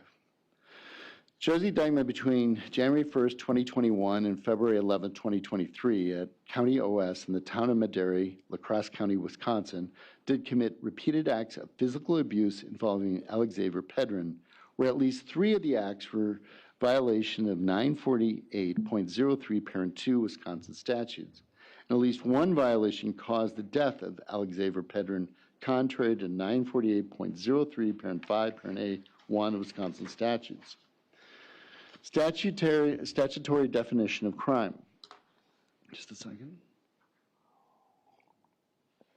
Section 948.03, parent 5 of the Criminal Code of Wisconsin is violated by one who, within a specific period of time, commits 3 or more acts of physical abuse of a child, of the same child. State's burden of proof. Before you may find Josie Dikeman guilty of this offense, the state must prove by evidence which satisfies you beyond a reasonable doubt that the following 2 elements were present. Elements of the crime the state must prove. 1, Josie Dikeman committed at least 3 acts of physical abuse of Alexavier Pedrin. In this case, Josie Dikeman is alleged to have committed physical abuse of a child by violating Section 948.03, parent 2, parent B. Physical abuse of a child as defined by 948.03, parent 2, parent B of the Criminal Code of Wisconsin is committed by one who intentionally causes bodily harm to a child. Before you may find Josie Dikeman guilty of committing an act of physical abuse of a child, the state must prove by evidence which satisfies you beyond a reasonable doubt the following 3 elements were present to establish an act of physical abuse of a child. A, Josie Dikeman caused bodily harm to Alexavier Pedrin. Bodily harm means physical pain or injury, illness, or any impairment of physical condition. B, Josie Dikeman intentionally caused bodily harm. This requires that Josie Dikeman had the mental purpose to cause bodily harm to Alexavier Pedrin, or was aware that her conduct was practically certain to cause that result. C, Alexavier Pedrin had not obtained the age of 18 at the time of the offense. Knowledge of Alexavier Pedrin age is not required, and mistake regarding Alexavier Pedrin age is not a defense. Element 2, at least 3 acts of physical abuse took place within a specific period of time. The specific period of time is from January 1st, 2021 through February 11th, 2023. More than 3 acts alleged. Before you may find Josie Dikeman Dikeman guilty, you must unanimously agree that at least 3 acts of physical abuse occur between January 1st, 2021 and February 11th, 2023, but you need not agree on which acts constitute the required 3. Jury's decision. If you are satisfied beyond a reasonable doubt that Josie Dikeman committed 3 violations in 948.03 parent 2 parent B within the specific period of time, you should find Josie Dikeman guilty. If you find Josie Dikeman guilty, you must answer the following question. Did at least one violation cause the death of Alexavier Pedrin? You must all agree on the violation that caused death. If you're not so satisfied, you must find Josie Dikeman not guilty. If you cannot agree on the violation that caused death, you should consider the following question. Did at least one violation result in great bodily harm to Alexavier Pedrin? Great bodily harm means bodily injury which creates a substantial risk of death or which causes serious permanent disfigurement or which causes a permanent or protracted loss of or impairment of the function of any body member or organ or other serious bodily injury. If you cannot agree on the violation that caused death, you should consider whether a violation resulted in great bodily harm. To answer yes, you must agree on the violation that caused the great bodily harm. In reaching your verdict, examine the evidence with care and caution, act with judgment, reason, and prudence. Presumption of innocence. Defendants are not required to prove their innocence. The law presumes every person charged with the commission of an offense to be innocent. The presumption requires a finding of not guilty unless in your deliberations you find it is overcome by evidence which satisfies you beyond a reasonable doubt the defendant is guilty. State's burden of proof. The burden of establishing every fact necessary to constitute guilt is upon the state. Before you can return a verdict of guilty, the evidence must satisfy you beyond a reasonable doubt the defendant is guilty. Reasonable hypothesis. If you can reconcile the evidence with any reasonable hypothesis consistent with the defendant's innocence, you must do so and return a verdict of not guilty. Meaning of reasonable doubt. The term reasonable doubt means a doubt based upon reason and common sense. It is a doubt which a reason can be given arising from a fair and rational consideration of the evidence or lack of evidence. It means such a doubt that would cause a person of ordinary prudence to pause or hesitate when called upon to act in the most important affairs of life. A reasonable doubt is not a doubt which is based on mere guesswork or speculation. A doubt which arises merely from sympathy or from the fear to return a verdict of guilt is not a reasonable doubt. A reasonable doubt is not a doubt such as that may be used to escape the responsibility of a decision. While it is your duty to give the defendant the benefit of every reasonable doubt, you are not to search for doubt. You are to search for the truth and give the defendant the benefit of any reasonable doubt that remains after carefully considering all the evidence. An information is nothing more than a written formal accusation against the defendant charging the commission of one or more criminal acts. You are not to consider it as evidence against the defendant in any way. It does not raise any inference of guilt. Evidence is, first, the sworn testimony of witnesses, both in direct and cross-examination, regardless of who called the witnesses. Second, the exhibits the court has received, whether or not the exhibits go to the jury room. Third, any facts which the lawyers have agreed or stipulated or which the court has directed you to find. Anything you may have seen or heard outside of the courtroom is not evidence. You are to decide the case solely on the evidence offered and received at trial. It is not necessary that every fact be proved directly by a witness or an exhibit. In fact, a fact may be proved indirectly by circumstantial evidence. Circumstantial evidence is evidence which a jury may logically find other facts according to common knowledge and experience. Circumstantial evidence is not necessarily better or worse than direct evidence. Either type of evidence can prove a fact. Whether evidence is direct or circumstantial, it must satisfy you beyond a reasonable doubt that the defendant committed an offense before you may find the defendant guilty. An exhibit becomes evidence only when received by the court. An exhibit marked for identification and not received is not evidence. An exhibit received is evidence whether or not it goes to the jury room. Evidence presented for Josie Dikeman. Evidence has been presented regarding the conduct of Josie Dikeman for which she is not on trial. You may consider the evidence only for the limited purpose and not to conclude that Josie Dikeman has a bad character or a general tendency to commit crimes. You must not use this evidence to decide that because Josie Dikeman allegedly committed another act at some other time, Josie Dikeman must have committed the offense now charged. Specifically, evidence has been presented that Josie Dikeman was involved in prior incidents in 2011 and 2013. If you find that conduct did occur, you should consider it only on the issue of identity.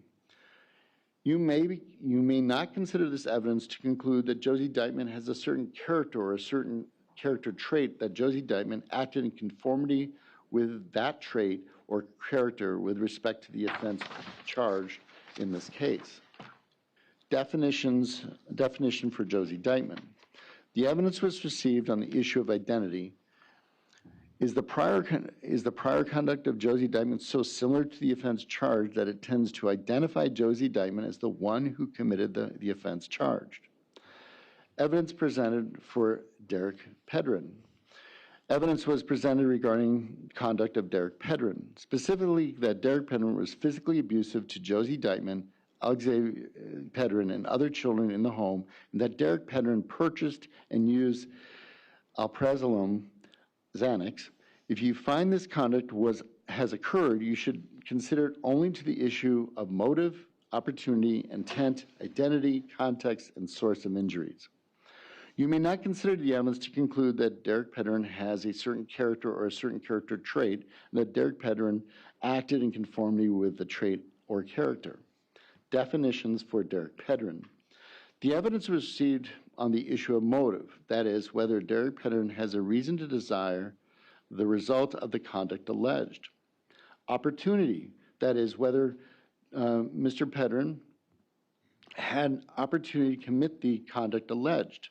Intent, that is, whether Mr. Pedrin acted with a state of mind that is required for the conduct alleged. Identity, that is, whether the prior conduct of Mr. Pedrin is so similar to the conduct alleged that it tends to identify Mr. Pedrin as the one who committed the conduct alleged. Context or background, that is, to provide more complete presentation of the evidence relating to the conduct alleged. Propensity-free reasoning requirement. To use this evidence properly, your reasoning must be propensity-free. That you must not reason in this way.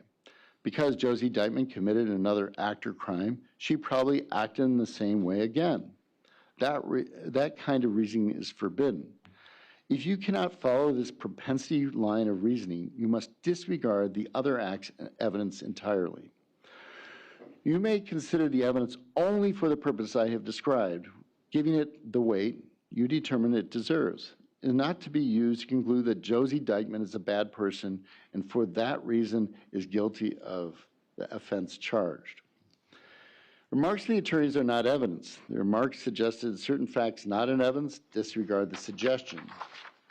Attorneys for each side have the right and the duty to object to what they consider are proper questions asked of witnesses and to the omission of other evidence which they believe is not properly admissible. You should not draw any conclusions from the fact an objection was made. By allowing testimony or other evidence to be received or the objection of counsel, the court is not indicating any opinion about the evidence.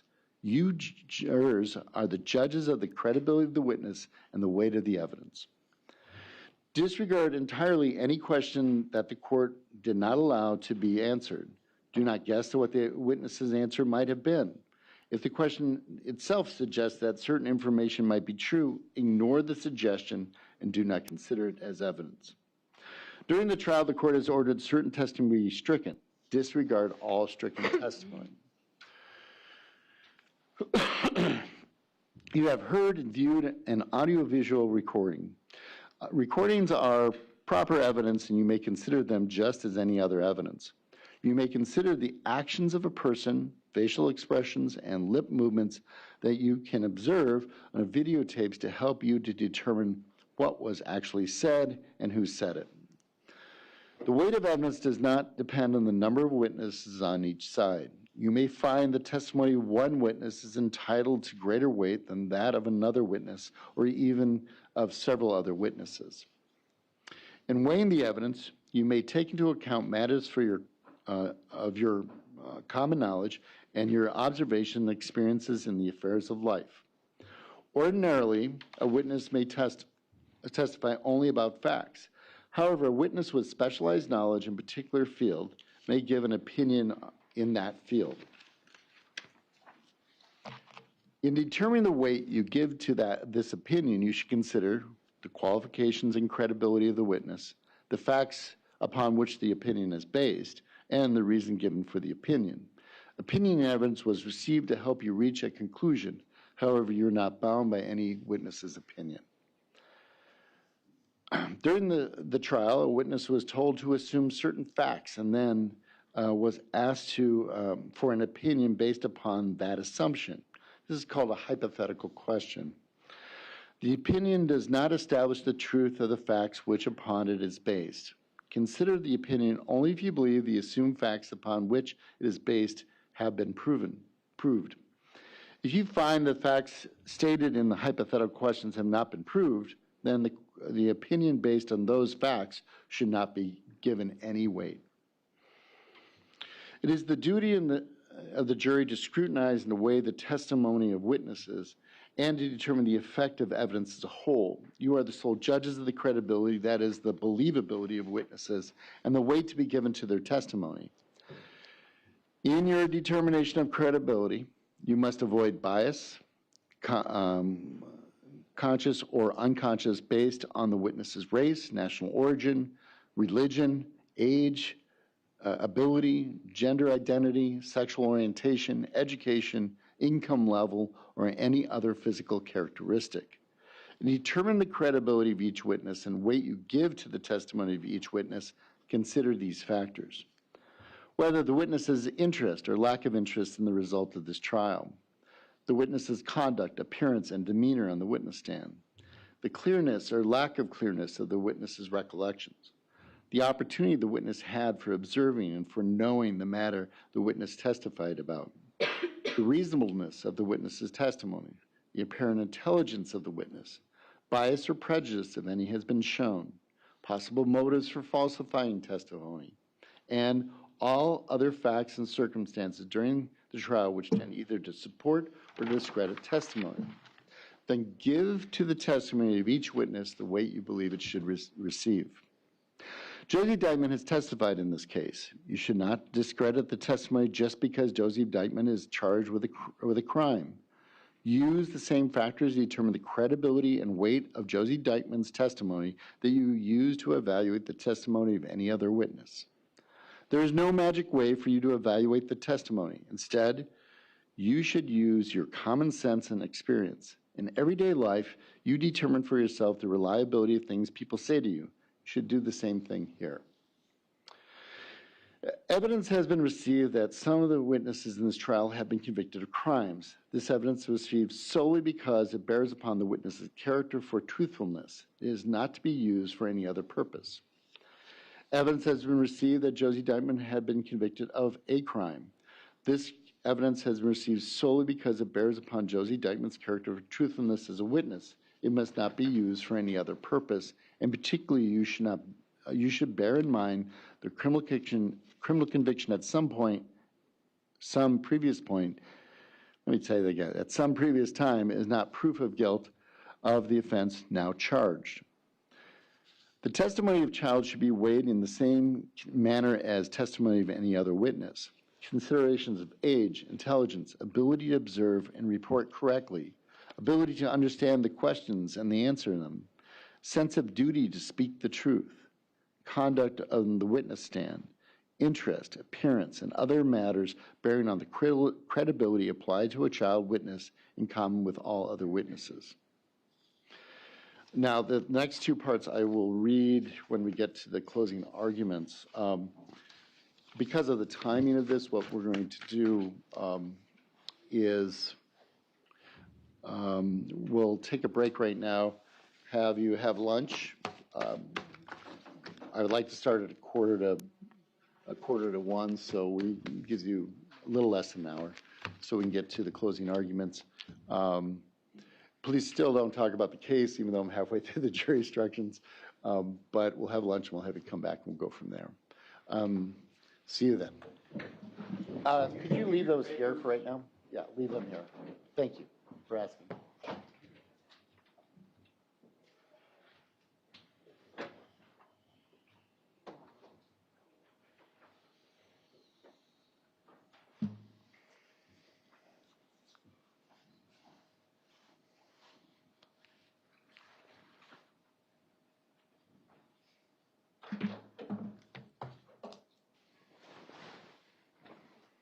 All right, everybody being seated. Is there any problem with the way I read the instructions so far? Defense? All right. There was one word I changed, by the way. There was a "the" that was sort of misplaced, but it was pretty minor. So be back at, let's say, 22, so we can start right up at quarter to. You're good. Thank you.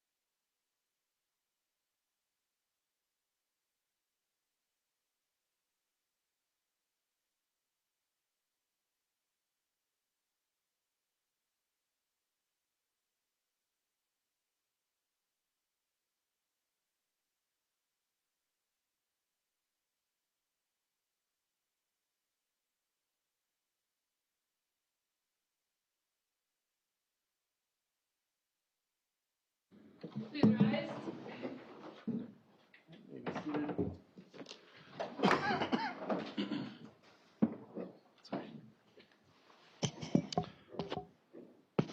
Okay. All the parties are present. Just one question before we bring the jury in. We'll start with closings by the state. Probably take a break between the state and the defense. If we need a break, we'll probably take another break at that point. I'm guessing we're aiming for probably 4 o'clock to be done, given the limitation I put out on the closings for an hour and a half. What I anticipate is saying to the jury, just so you know, start your deliberations, but we'll break at 5:30 tonight, so they don't feel like they have to go all night. I'm changing the plan. My guess is they'll want to do that because I think these are very complex questions and a lot of evidence and stuff, so it'll take them some time anyway. But at 5:30, I would have to bring them back so you'd be here and give them a break and then, tell them not to talk about it, think about it, et cetera, until tomorrow morning. We'd start up at 8:30 tomorrow morning. The question I have, well, I can ask this later, is that, think about it, is if we need to have them meet here, usually I have them go right to the room and start deliberating. I don't have them come back into the courtroom. Everybody okay with that process? Yes. Okay. Okay. So anything we need to talk about before we bring the jury in? No, Your Honor. All right, let's bring the jury in.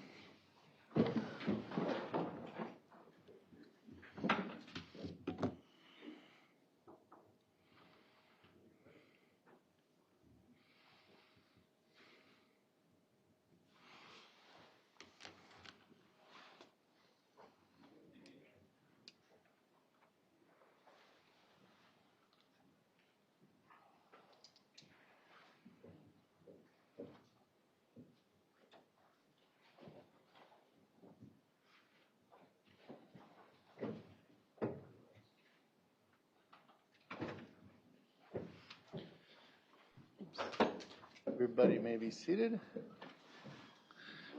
All right. Let's, it's time for closing arguments, and so we'll start with the state. Go ahead, Mr. Toberson.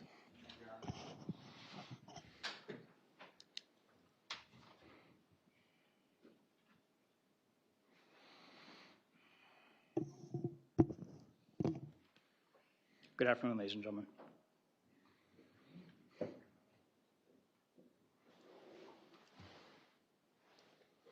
On February 11th of 2023, this defendant forever silenced the voice of Alexavier J.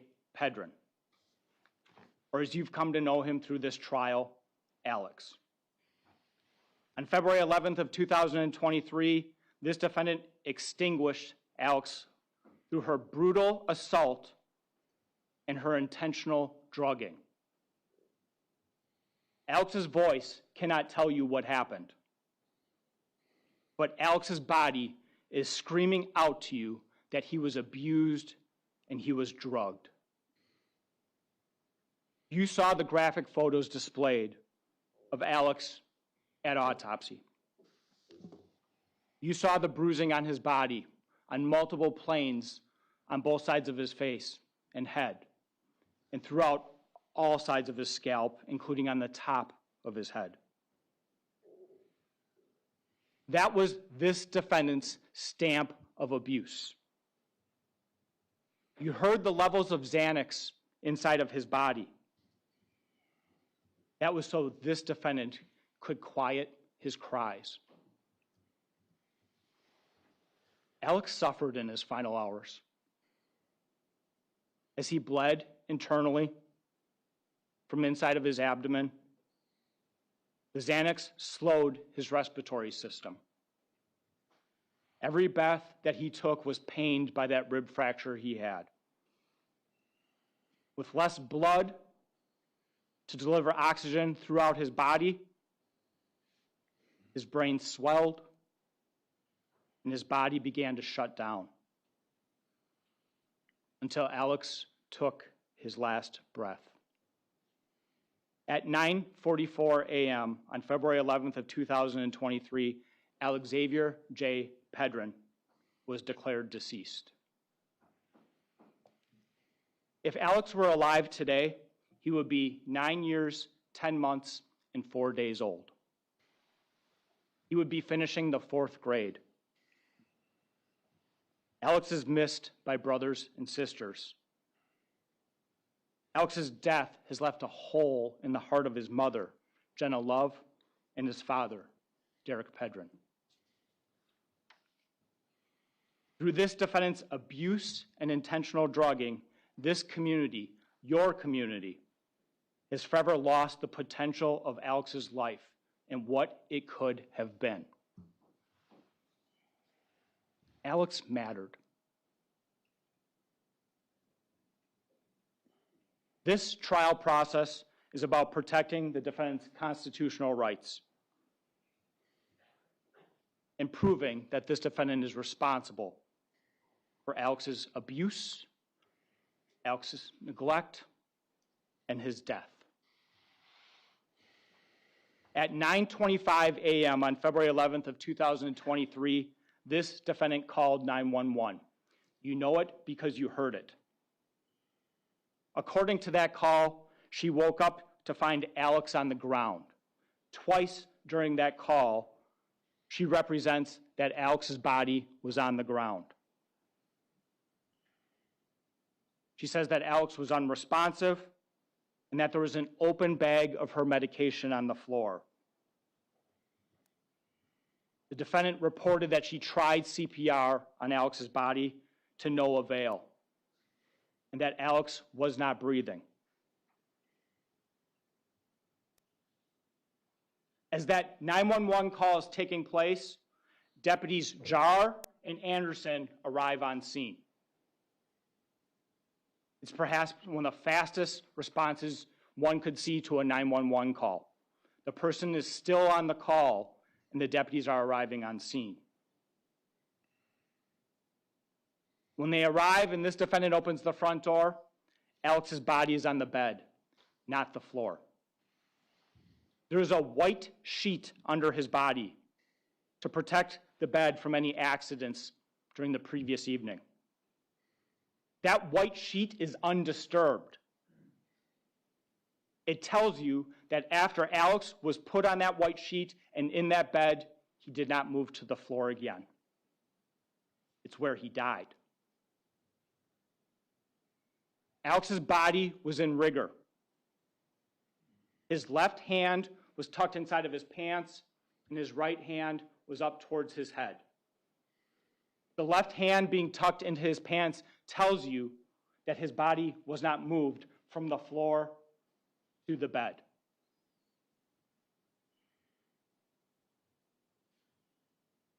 As Deputy Jar touched Alex's body and rotated it onto its side, you saw the black substance start to leak out of the side of his mouth.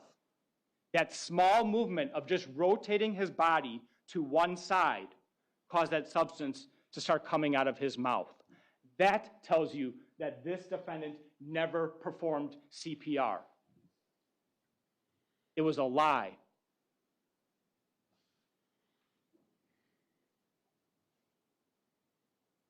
This defendant told Sergeant Williams that she performed CPR for upwards of 10 minutes. You observed Deputy Jar actually perform CPR and what happened when he just started to perform CPR. You saw the substance start to ooze out from Alex's mouth. And then as the body was moved to the floor, how it continued to ooze out and pool behind his head. That tells you there was no CPR before Deputy Jar arrived on scene. This defendant also said, when she was on the stand, that after trying to perform CPR, she held Alex's body in her arms and cried. You saw the simple movement of moving his body to the side. The simple movement of holding his body in her arms would have caused that same reaction. This defendant didn't hold Alex's body. This defendant didn't cry. You saw her face when the door was opened.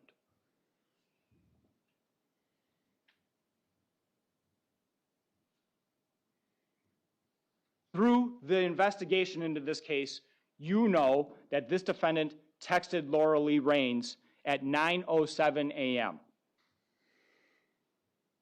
According to the defendant, she did not immediately notice Alex was not on the bed. You know from the forensic interviews of both Araya and Brantley that they slept upstairs.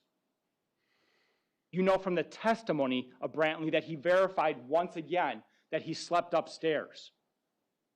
There were only 2 people in the bed on the evening of February 10th, 2023. This defendant and Alex.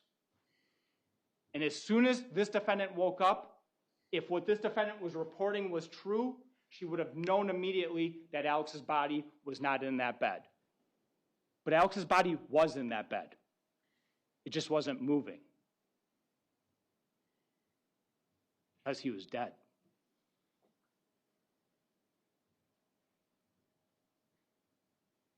The children tell you that's what happened. The scene investigation tells you that's what happened. Alex's body tells you that's what happened.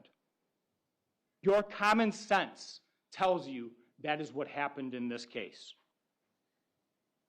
At 9:20 in the morning, this defendant texts Rafael Suarez.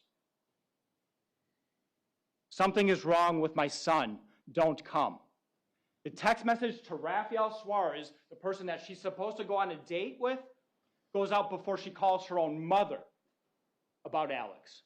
The text message about Rafael Suarez saying don't come over regarding her date goes out before she calls 911. At 9:21 a.m., the defendant calls her mother, not 911. For 52 seconds, they talk. And then over 3 minutes pass after that phone call to her mother, where the testimony establishes that the defendant's mother instructed her to call 911. 3 minutes plus pass until at 9:25 and 52 seconds, she calls 911.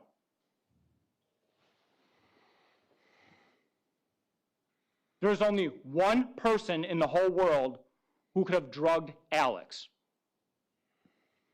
That person's in the room, and she's seated at that table. Common sense tells you that medication that you take anytime takes effect within an hour or 2. The amount of Xanax in Alex's system, you heard through the defense expert witness, was enough to potentially cause the death of an adult. That tells you about the amount of Xanax in a 6-year-old child's system. This isn't candy. This isn't something that you munch on. This is bitter pills.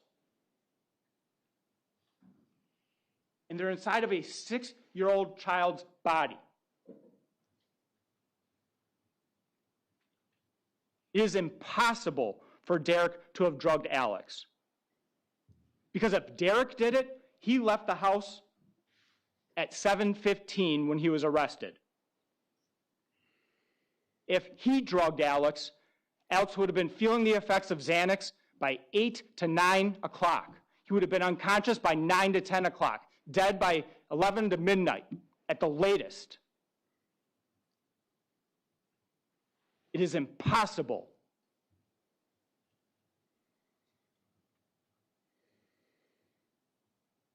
You know that Alex was awake until 3 a.m. That's what the defendant said repeatedly and did not deny when she took the stand.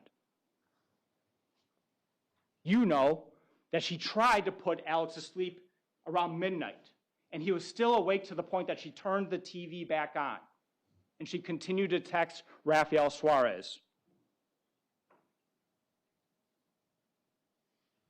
You know that Alex was actually awake because Laura Lee Raines heard over the phone Alex's voice saying what he wanted to do that evening. Alex was awake. Alex was alive.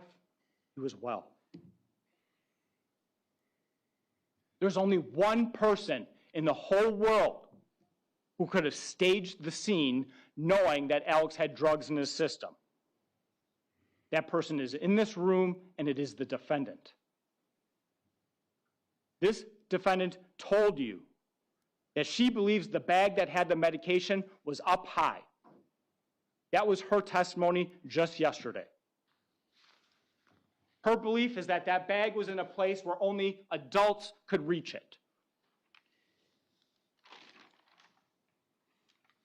Derek was in jail that night.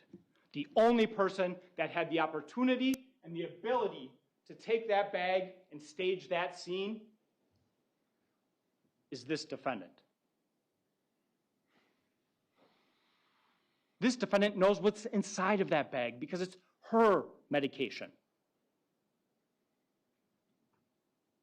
She's the only person that had both the opportunity and the ability to stage that scene. Both forensic pathologists that testified in this case agreed that Alex had Xanax in his system after he was beaten. Alex was brutally beaten first, and after he was brutally beaten, that's when the Xanax was in his system. After Alex is brutally beaten, you know that he already has a fractured leg and limited mobility. The beating left him with a broken rib that brought pain to him with every breath. You know that he had abdominal pain with a laceration to his liver and bleeding into the mesentery cavity. You know that that pain would increase over time. You know that he had multiple blows to his head and to his body. For Alex, movement would have meant more pain. And he couldn't even access a bag that was at a height that only adults could grab it. Only this defendant could have done that.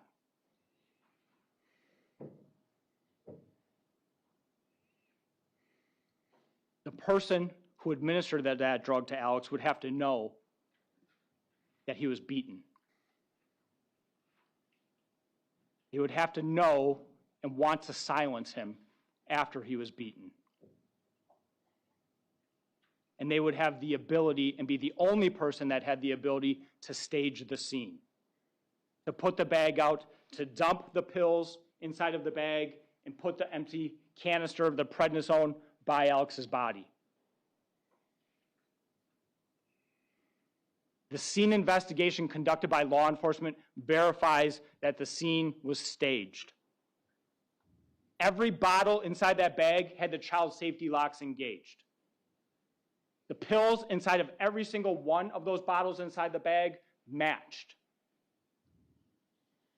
The pill bottle outside of the bag had pills inside the bag that matched the prescription. 10 of 12 dumped on the inside of the bag.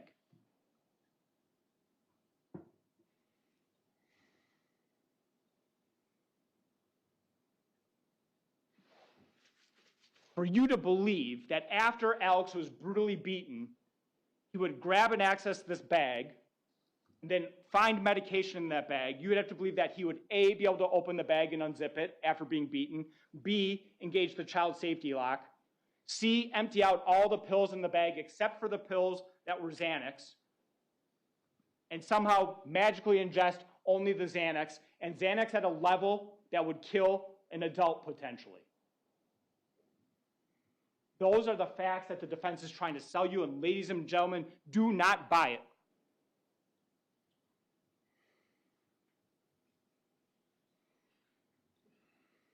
The scene investigation in this case also tells you so much more.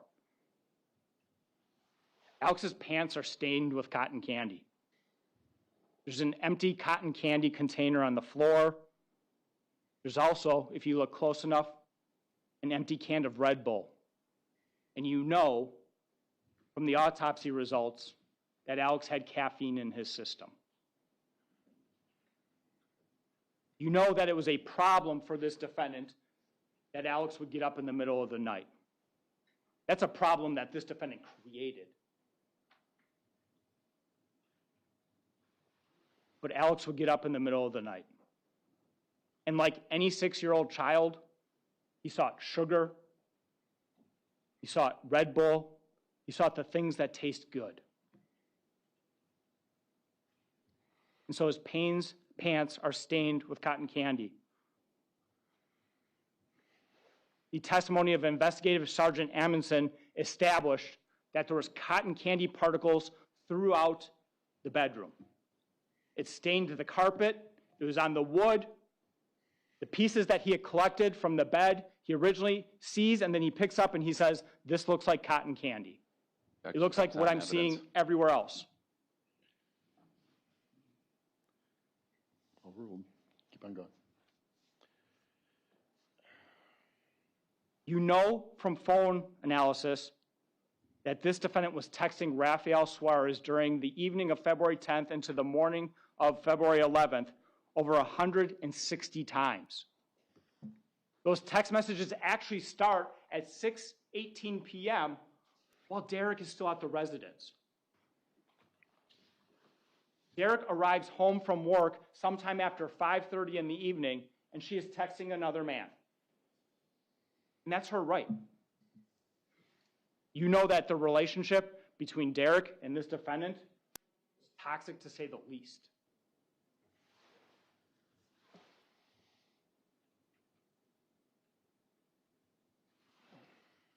But those text messages establish a number of things. That she's awake till just before 2 a.m., the last time she sends a message, and then after 2 a.m., when she's not texting Rafael Suarez, she and Alex are left awake and alone.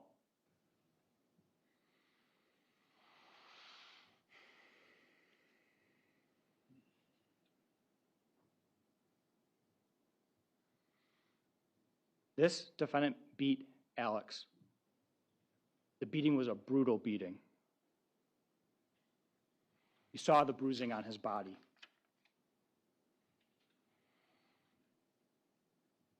During the welfare check conducted by Deputy Kerneen, he observed Alex, not once, but twice.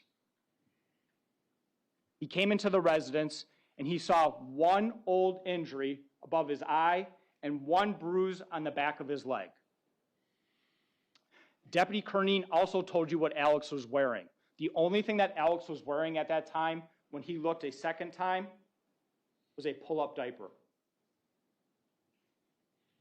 The other thing that Deputy Kerneen told you is that between the 2 times when he saw Alex in the residence, Alex repositioned his body. He moved his positioning, his body on the couch.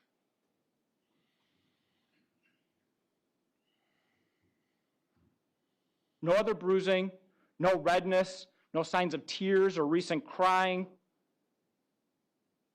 And in this defendant's own words, Alex was asleep.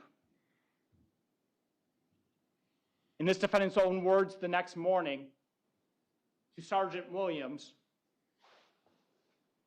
Alex was asleep from 5 p.m. to 7:30 to 8 p.m., the entire time that Derek was home.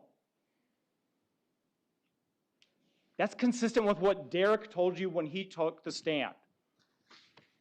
Derek said when he came home that there was a bucket of throw-up that he took and cleaned up. And then he was cleaning up around the house. Both of those facts were verified by Deputy Kerneen.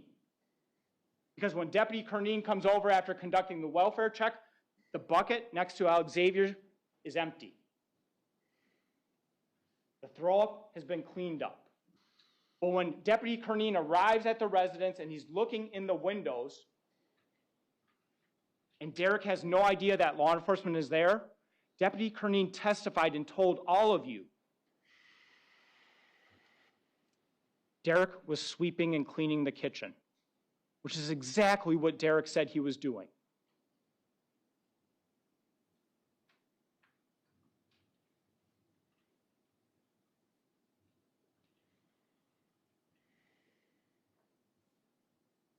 Here, the defendant's own words seal her fate.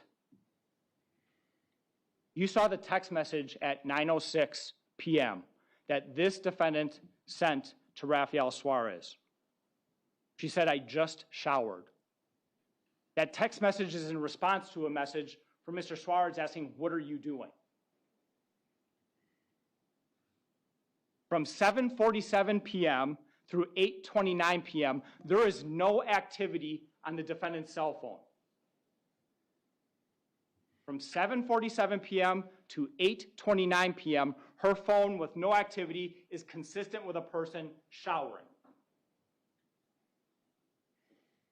What's more, the photograph that you saw this morning, the selfie, the first selfie that she took, is consistent with someone who got out of the shower within a half hour. Her hair still looks wet. She's got a bathrobe on. She has no makeup on her face. And then within 20 minutes, she has makeup on, her glasses on, but the same bathrobe on.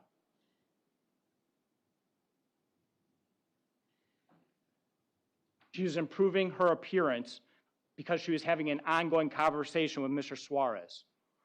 But make no mistake about it, she showered. Why is that shower important? Because this defendant told you when she took the stand yesterday that she would never shower with dirty underwear and a bottle that was used for urine in the bathtub. The defendant wants you to believe that Derek came home, became angry at Alex for using the bathroom in his pants, took him into the bathroom, and brutally assaulted him. And she says the proof of that is the dirty underwear and the bottle that was in the tub.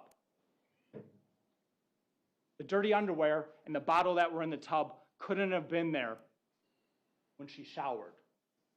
They came after the fact. They came after the fact because they were photographed the next morning.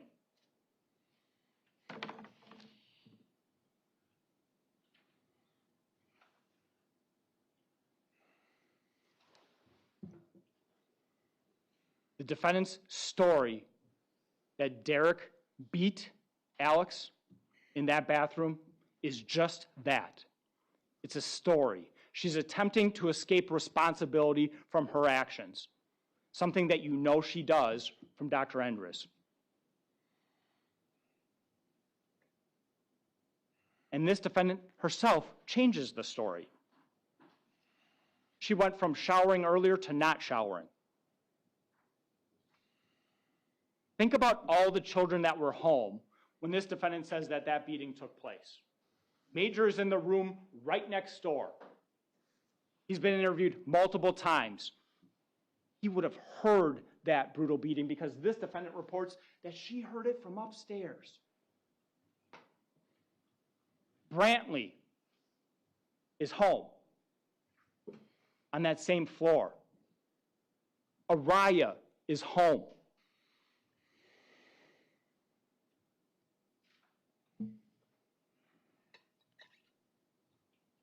The defendant's story is not supported by Deputy Kernine's observations. It's not supported by what this defendant originally reported to law enforcement, which is that Alex was asleep that entire time, which is completely supported by Deputy Kernine's observations, which is completely supported by what Derek told all of you, which is completely supported by the scene with the garbage can being emptied and Derek sweeping.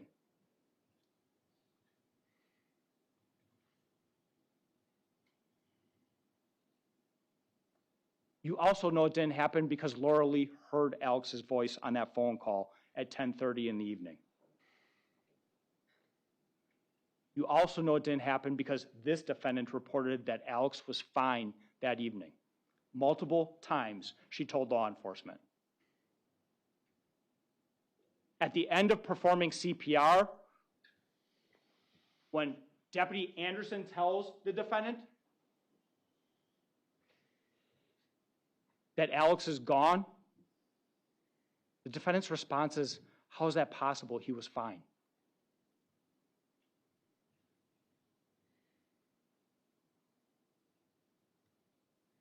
After being in this trial for the last 2.5 weeks, it's really easy to want to blame Derek Pedrin. You know that Derek Pedrin is violent with women. He is. You saw disturbing and disgusting conduct on multiple videos that involved Derek. At the beginning of this trial, during my opening statement, I told all of you, Derek is a domestic abuser, and by God, he is.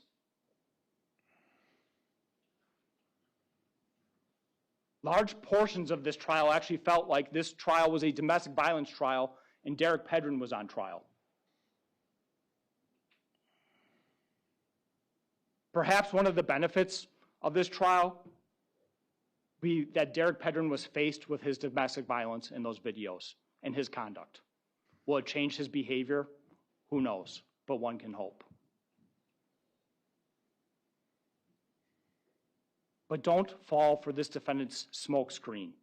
Do not let her use his domestic violence against her to allow her to get away with a homicide of a child. You were told during opening statements by the defense that there were going to be multiple witnesses, one of which was going to come in here and tell you that they witnessed Alexavier get struck and beat more than 12 times. That didn't happen. Judge, completely improper objection. Go on to, what? No, overruled. Go ahead. You heard you're going to see multiple videos of the same. There's one video that's been admitted where Derek Pedrin is yelling horrible things at Alex inside that van. Things that are abusive. There's another video from years ago where the children are tapping their heads and they say, "Dad just hit me." Those are the two videos you saw that are supposed to establish that Derek is a child abuser.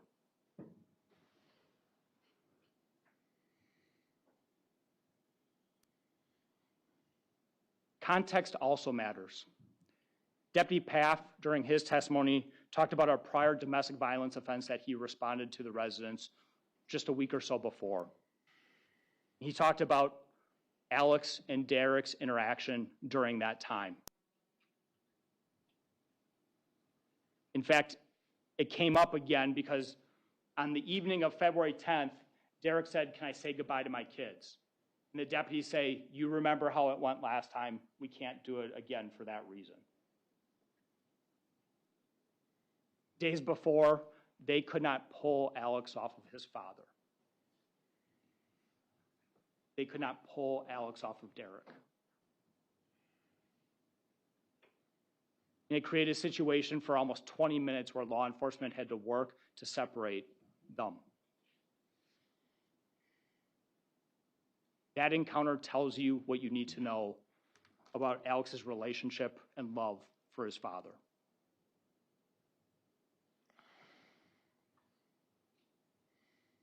Make no mistake about it, Derek has responsibility. He has responsibility for Alex's neglect. He has responsibility for not getting Alex to the doctor on time. He has responsibility for not ensuring that Alex was attending school. He has responsibility for bringing drugs into the home for this defendant to use. But Derek's responsibility is not for you to decide today. You are deciding this defendant's responsibility. And his responsibility cannot be an excuse for this defendant to avoid responsibility for her actions.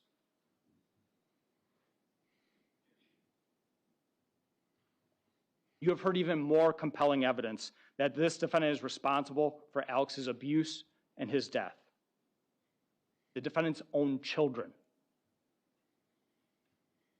In a forensic interview that was conducted by Major, and remember the dynamics of the forensic interview. At the time that law enforcement originally responds on February 11th, they believe this may be an overdose of prednisone. There's bruising on Alexavier's body on the outside, but they don't know about all the trauma on the inside. In an abundance of caution, law enforcement sets up forensic interviews of the children. Major goes and stays with his dad, a dad who has no idea what's happening inside the home of the defendant. Brantley and Araya stay with the defendant's family. They are with separate families and think about what they report in those forensic interviews. Major says that this defendant kicks Alex a lot in his chest and in his face. That this defendant kicked Alex the last time Major saw Alex. That'd be the night before he died. That this defendant has choked Alex on multiple different occasions.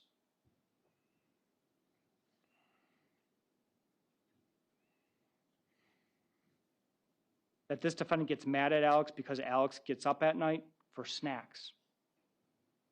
This defendant puts hot sauce on his food as a punishment. That this defendant stomps or steps on Alex's chest.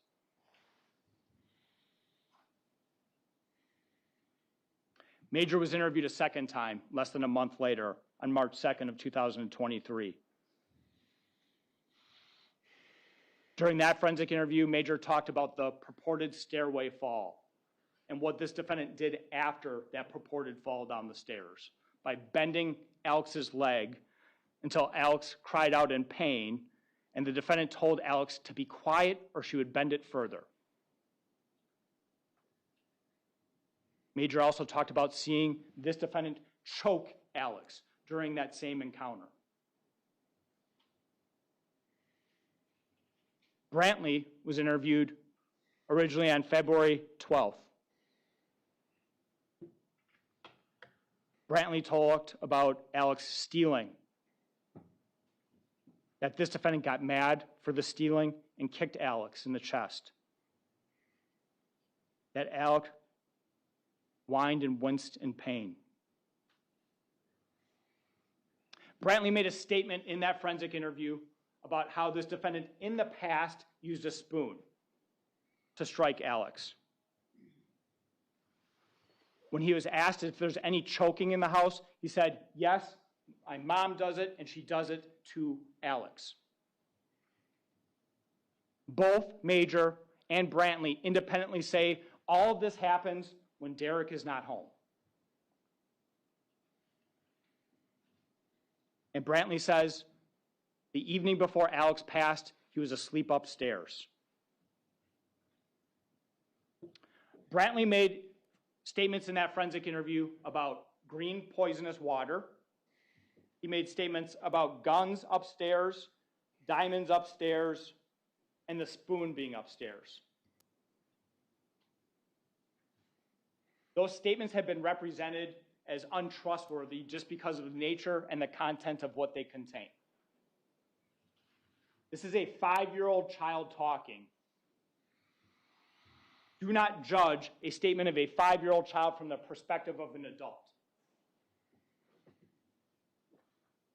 I like to take my kids to sporting events.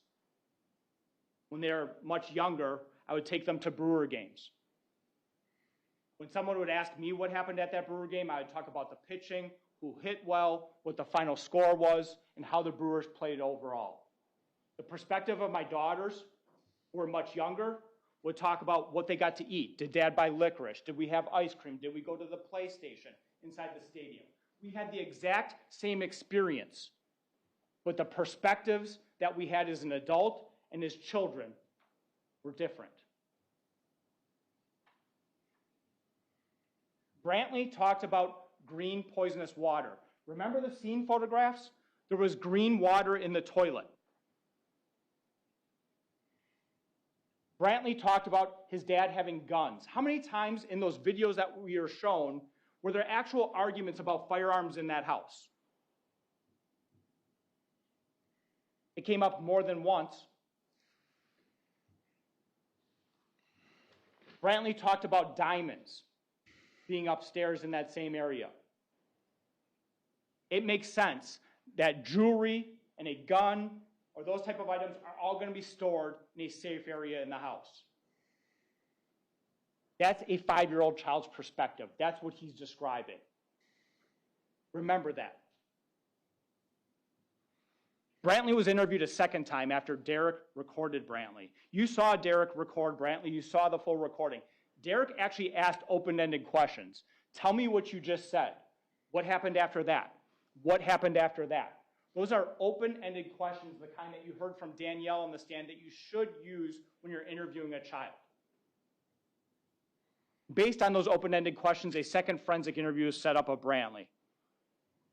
During this interview, Brantley said that this defendant pushed Alex down the stairs.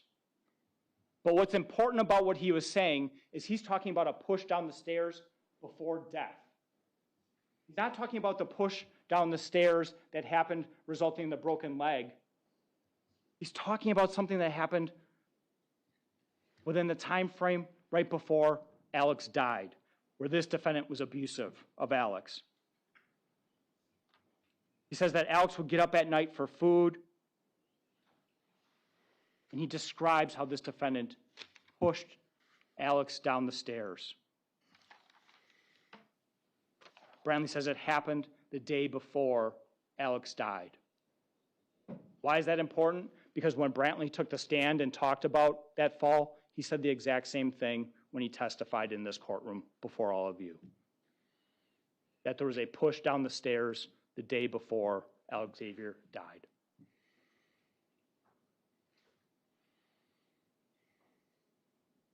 You know the dynamics of where each one of these children lived in separate households. And you saw both independently testify to the vivid abuse they witnessed at the hands of this defendant. Major took the stand in the very same courtroom where his own mother is in the courtroom.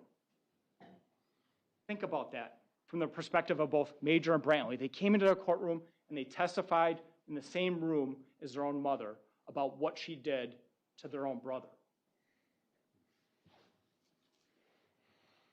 Major said that the defendant would punch, hit, kick, and choke Alex. He said all of these things happened while Derek was at work. He described a specific instance of kicking in the kitchen where the defendant kicked Alex while Alex was on the ground, kicked him multiple times. He talked about another incident that happened in the living room where mom, quote, kicked Alex everywhere on his body. He talked about multiple instances of choking, including one that happened the day before Alex died, where the defendant was on top of Alex, straddling him. And he gave a really powerful and a really vivid description of Alex's response, his bodily response to being choked. He talked about how his arms and legs were flailing. Think about that.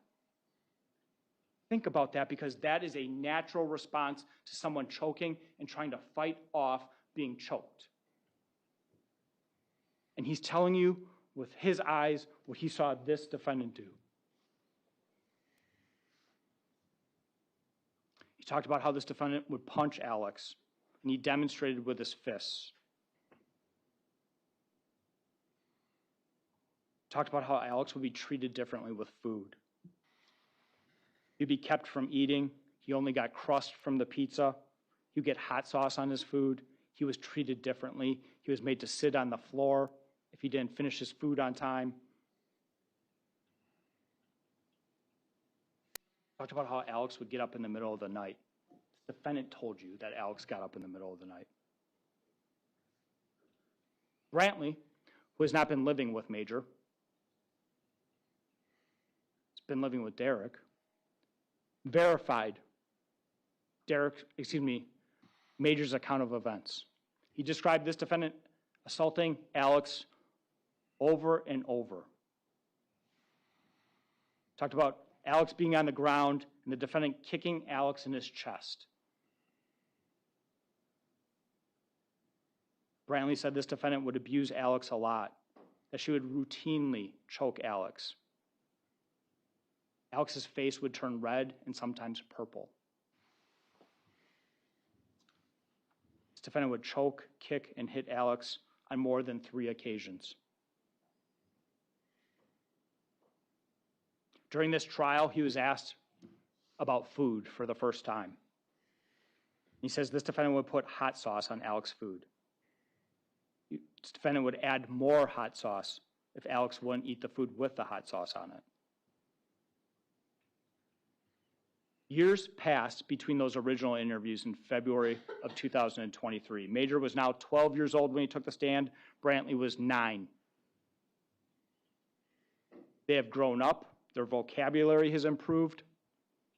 They have more words to tell you what happened, and they use that vocabulary and those words to tell you what they've witnessed in their home with their own eyes at the hands of this defendant.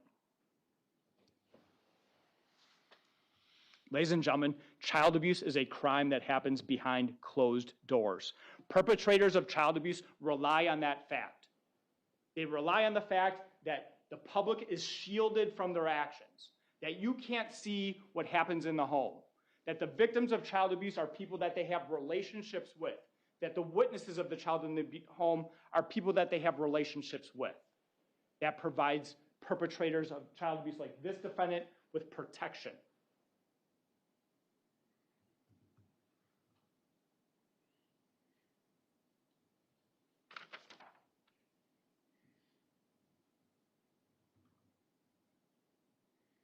But this defendant's own children told you about this defendant's abuse of Alex.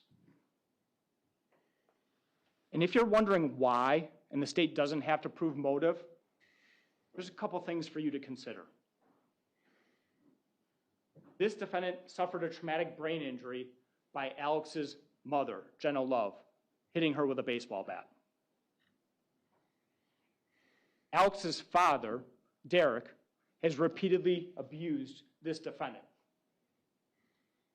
Alex as a child, every time she looks at Alex, is a reminder of Jenna Love and being assaulted and having to take care of Jenna Love's son, and a reminder of Derek's domestic violence and having to take care of Derek's son.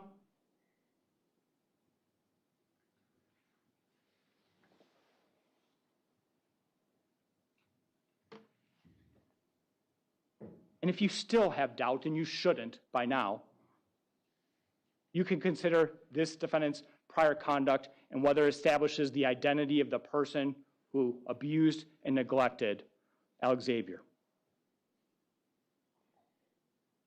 You know that in 2011, Haley suffered a traumatic brain injury. Haley was admitted to the hospital with multiple skull fractures. According to this defendant, Haley suffered that traumatic brain injury from a fall downstairs. In 2013, Haley was admitted to the hospital yet again after living with this defendant and Dustin Barnes for a period of 6 months. In those preceding months, Haley went from the 80th percentile in weight to the 6th percentile in weight. She was losing hair, she had a fractured foot, and potential fractures in her hands.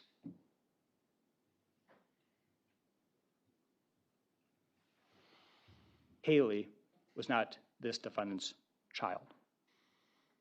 There was another child the same age as Haley that lived in that house, and the two were treated different.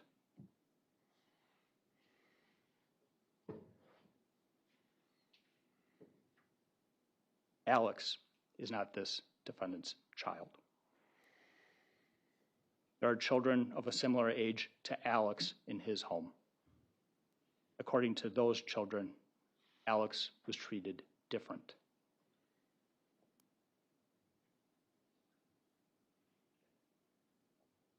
You can only use the evidence from 2011 and 2013 if the similarities from that evidence, and in this case, help you identify who the perpetrator of the abuse was.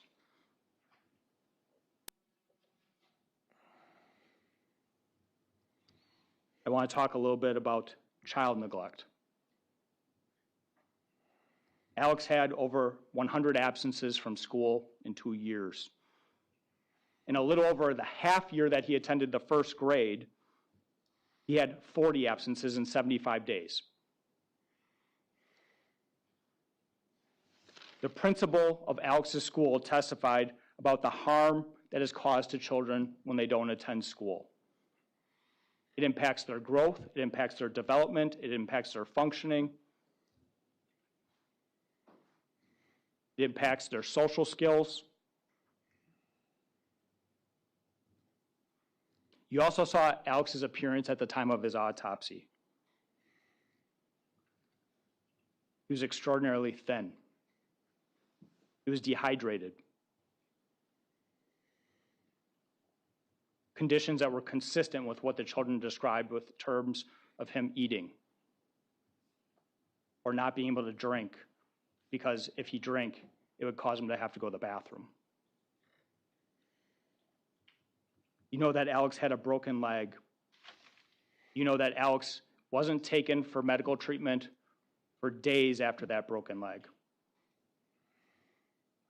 Derek deserves responsibility for that, but so does this defendant.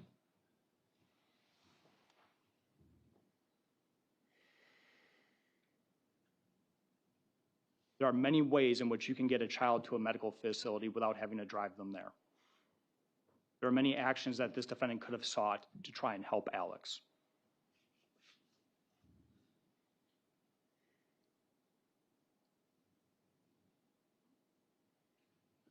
And I want to go back to Alex's death. A person who intentionally administers a drug to a child to put that child to sleep has a responsibility to watch over that child. When you engage in that extraordinarily dangerous conduct, that's not an excuse for you to go to sleep and hope that everything turns out right the next morning so you can go on that date. But that's what this defendant did. Giving Alexavier drugs and then going to bed after he is knocked out and not watching over him contributed to his death. Because if there was action taken, monitoring to counteract the effects of those drugs,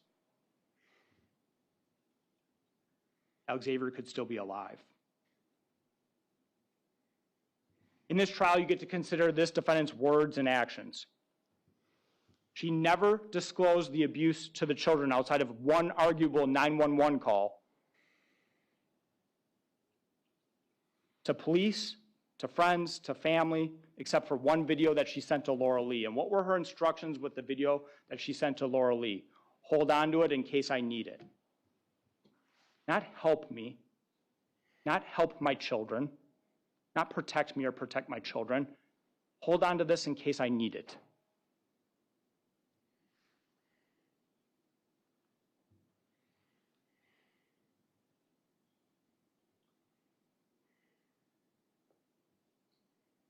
You know that this defendant got rid of the SD cards.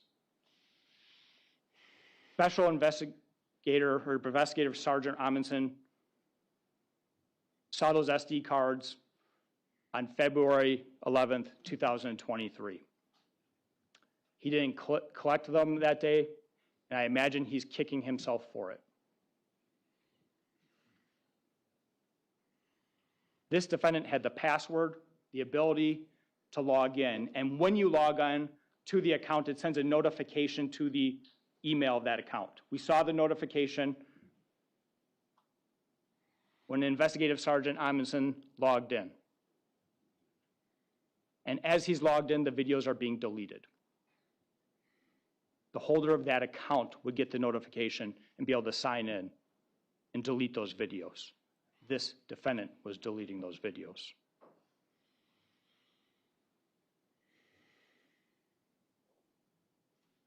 You know that after the death of Alexavier, Derek was meeting with law enforcement, gave a statement to law enforcement, was cooperating with law enforcement. And this defendant's response to that was to tell him he should not do it. This defendant's words, her actions show her guilt.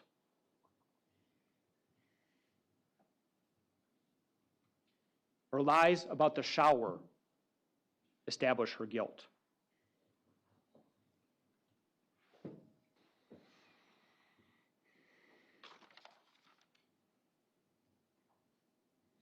After I've been speaking to you for a while, I'm now going to talk about the law, the most exciting part. That was supposed to be funny, none of you laughed. Count 1 is first-degree intentional homicide. It has 2 elements.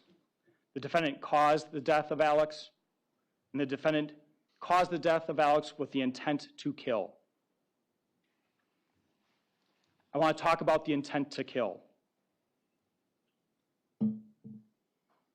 Intent to kill includes language that the defendant's actions were practically certain to cause the result. You saw the brutal beating that Alexavier sustained at this defendant's hands. You saw the drugging and the amount of drugs in his system. There can be no conclusion, but each of those combined demonstrates that it's practically certain to take Alexavier's life. It is difficult to fathom a caretaker, someone who fills a parent-like role, extinguishing the life of a child. And for that reason, you have lesser included offenses to consider. You have the ability to consider whether or not the defendant's actions were intentional or utterly reckless. Make no mistake about it, it is the state's position that this death was intentional.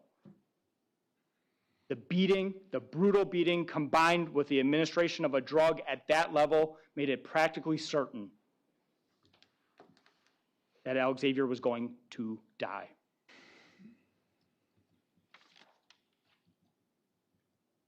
Count 2, child neglect. One of the elements is a person responsible for the welfare of a child. A girlfriend to a parent is a person responsible for the welfare of a child because that parent is using or employing that person as a caretaker for their children. You have to find 3 acts of child neglect during that time frame, and you don't have to even agree on which 3 acts, as long as all of you agree that there were 3 acts of neglect. There's medical neglect, there's educational neglect, there's nutritional neglect in this case, supervisory neglect, and there's multiple forms of each. All you as a jury has to do is find 3 or agree that there were 3, and you don't even have to agree on which 3 constitute the 3.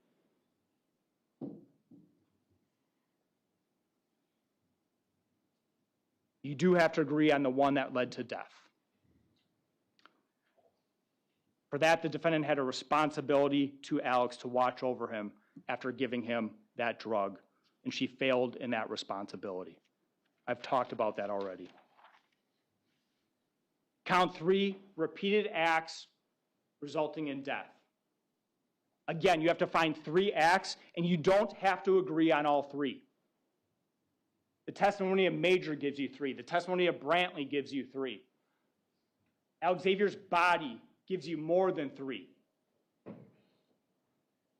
From that, it's easy to find 3 acts of child abuse that this defendant inflicted on Alexavier.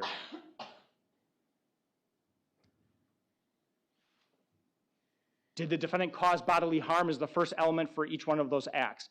Bodily harm includes physical pain, injury, or impairment of physical condition. All Alexavier had to have was pain or impairment of his condition from this defendant's acts. That the defendant acted intentionally. Kicking someone is an intentional act. Punching someone is an intentional act. Hitting someone is an intentional act.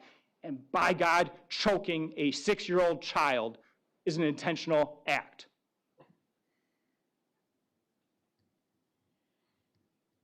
Did one of those acts cause the death of Alex? This is where you do have to agree. You have to agree on the act that caused his death. The testimony of the medical examiners give you 2 different ways.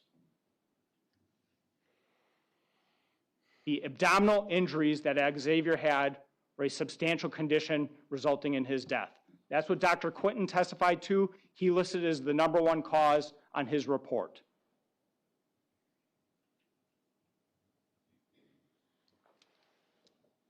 Impairment of his physical condition by administering a drug is another way of committing child abuse. It's an intentional act, it impairs his physical condition, and the administration of Xanax caused his death. Either one of those, as long as all 12 agree, is sufficient for finding and answering that question, yes.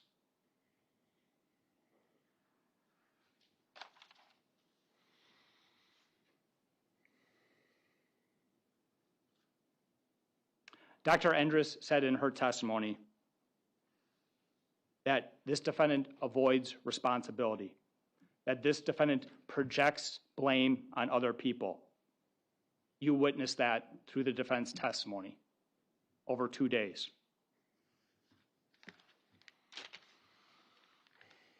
There was something that the defendant said twice during her testimony that all of you should agree with. This defendant told you twice that Alex was murdered. Alex was murdered. Alex was murdered by this defendant. This defendant does everything she can to avoid personal responsibility. Give her a lesson in personal responsibility and find her guilty. All right, thank you, Mr. Turberson. What I'd like to do is take a break, obviously this long, so we're going to take a 15-minute break. We'll start back up at 2 o'clock.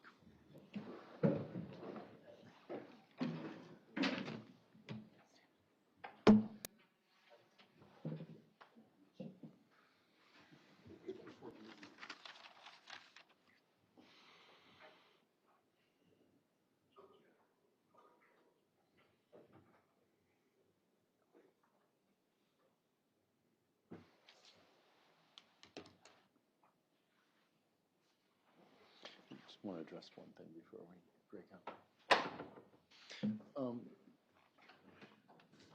Just to address the objection that the defense made, the argument was burden shifting.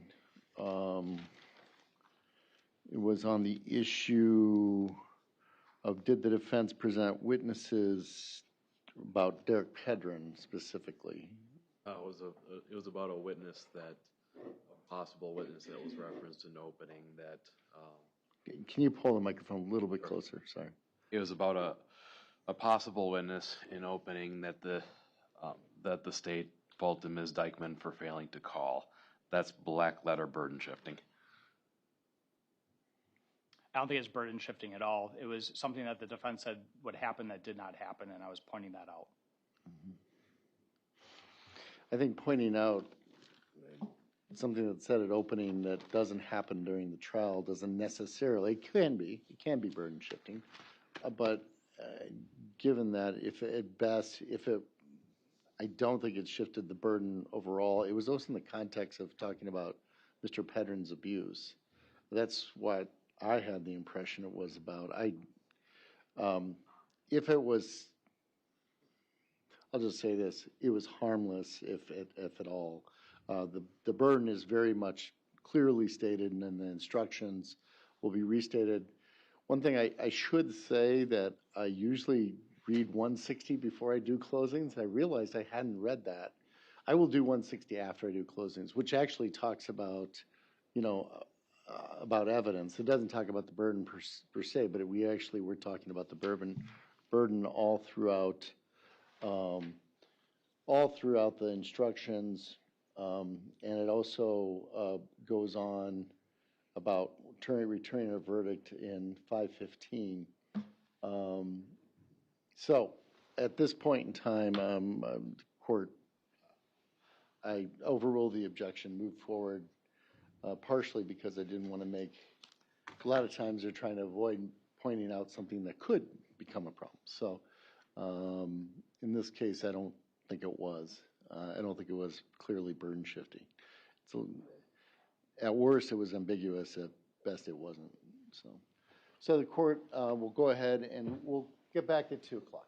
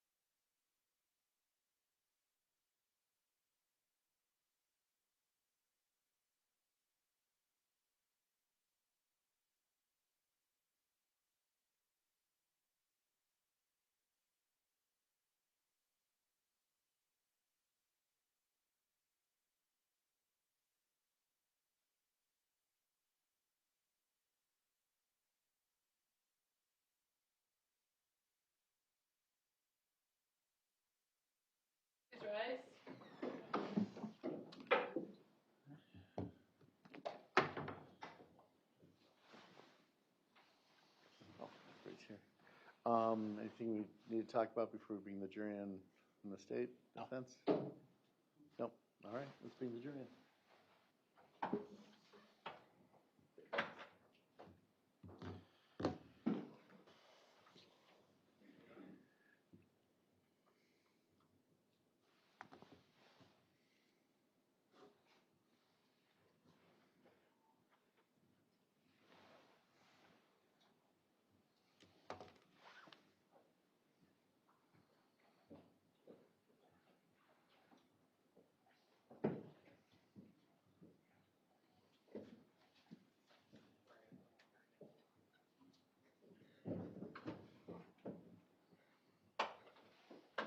All right, everybody may be seated.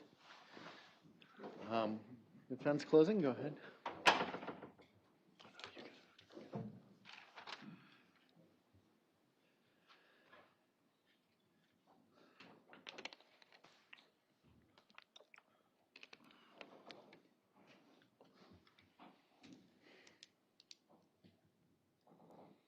You just like getting your fucking ass beat? Ladies and gentlemen, is there a more terrifying thing a father could say to a 6-year-old child? A child who depends on him for protection? A child who cannot defend himself? And so he naturally looks to his father and should be able to expect that he won't harm him. Pedrin's statement tells you something. Do you like getting beaten? Tells you that it happened before. It tells you it was going to happen again. Tragically, it was routine.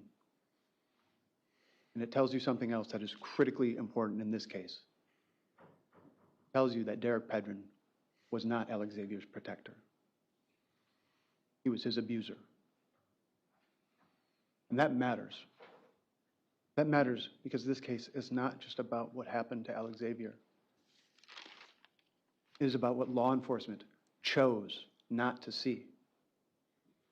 It is about what they refused to investigate. It is about how they locked on to Josie Dikeman from the very first hour and never honestly revisited their assumptions, even after the medical science, the facts, and their own forensic pathologist proved that major parts of their theory were wrong. From the very beginning of this case, back in 2023, the government has tried to give us all a headline. Mother murders stepson and stages scene. That is the government's headline. It is dramatic. It is sensational. It is horrific. And it triggers a powerful emotional response. It is exactly the type of accusation that can hit hard and cause people to stop thinking critically. But our law asks more of you than simply reacting to a headline. You must read the article. You must critically examine the evidence and separate emotion from proof and search for the truth. And when you do that, you'll see that the government has tried to give us all the wrong headline. What the headline should be is innocent woman charged, suspect at large. Ladies and gentlemen, this is a case about how innocent people get convicted of murder. And I want to put something right out in the open, just to say it. Usually when I go to sleep at night and hit the pillow, I'm out. I'm out for the night. But last night I didn't sleep at all. Because I'm terrified. I'm terrified that something I failed to do or say or failed to explain will end up with an innocent woman being convicted. And so all I ask of you is that when I inevitably fall short in giving you my thoughts on this case, that when you go back into the jury room, you draw upon your collective wisdom and the many, many notes you took throughout this trial. Now, this case comes down to 3 fundamental truths. The first truth is that this investigation was not a search for the truth. It was a defense of a premature conclusion. The second fundamental truth is that the medical science does not support murder. And the third fundamental truth about this case is that there are multiple reasonable explanations that are consistent with Josie's innocence. Overdose, Derek as the abuser, injuries not intended to cause death. And the list goes on. I would like to talk to you about some of those as we go forward. But I first would like to start where the law begins, the burden of proof. Proof beyond a reasonable doubt. And we've all heard that before. And what is the burden of proof? Well, the burden of proof was built on a hard lesson, which is that when the burden is too low, innocent people do get convicted. Because human beings, the courts are run by human beings. We are all human. We are fallible. We make mistakes. We make assumptions. We have biases. And the burden of proof is designed to protect against those very human errors. And that is why we have such a high burden. Because society concluded that it is unacceptable to convict innocent people for something they didn't do. So I'll talk briefly about what reasonable doubt is. But I'll first start with what it is not. What reasonable doubt is not, it's not that you think something probably happened. It is not enough that there is more evidence that you believe of guilt than there is of innocence. It is not even enough that you are firmly convinced, that you have a strong belief that something bad happened based on the evidence. That is not enough. The government must eliminate each and every reasonable hypothesis consistent with innocence, any reasonable explanation consistent with Josie's innocence. And we heard some of that in the trial testimony. We heard from Dr. Quinton that overdose is a very real possibility. It is squarely supported by the evidence. And if this was an accidental overdose, count one must fail. This is not an intentional homicide. And if it's an overdose, count three must fail. And that's just one example. And you'll hear more as we go forward. But it is important to know that you do not have to solve every mystery. You do not have to pick the explanation that you think is the most convincing. All you have to do is determine if there is one single reasonable doubt in this case. Just one. Now let's talk about the first truth in this case, that this case was not a search for the truth. It was focused on defending a conclusion from day one. A 911 call comes in, reporting the tragic death of a child. And even in that first moment, Josie raises the possibility of overdose. And so what do law enforcement do? By sheer happenstance, they arrive within minutes. And they immediately judge Josie guilty. Immediately, they conclude that she must have staged that scene. Immediately, they thought she must be covering for a horrible crime. Only a murderer would stage the scene. And what was their evidence at that point? Pill bottles around on the floor. They had no testing on those items. They formed a conclusion based on an assumption from day one and began defending that conclusion rather than trying to find out what actually happened. Now, let's talk about the investigation and the incredible failures that we saw because of a breakdown in the chain of command. Now, you saw from the testimony that there was no single person in charge of this investigation. And Lieutenant Williams, he agreed, this is not just an issue about flow charts and organizational dynamics. This is a critically important factor in any investigation this complex.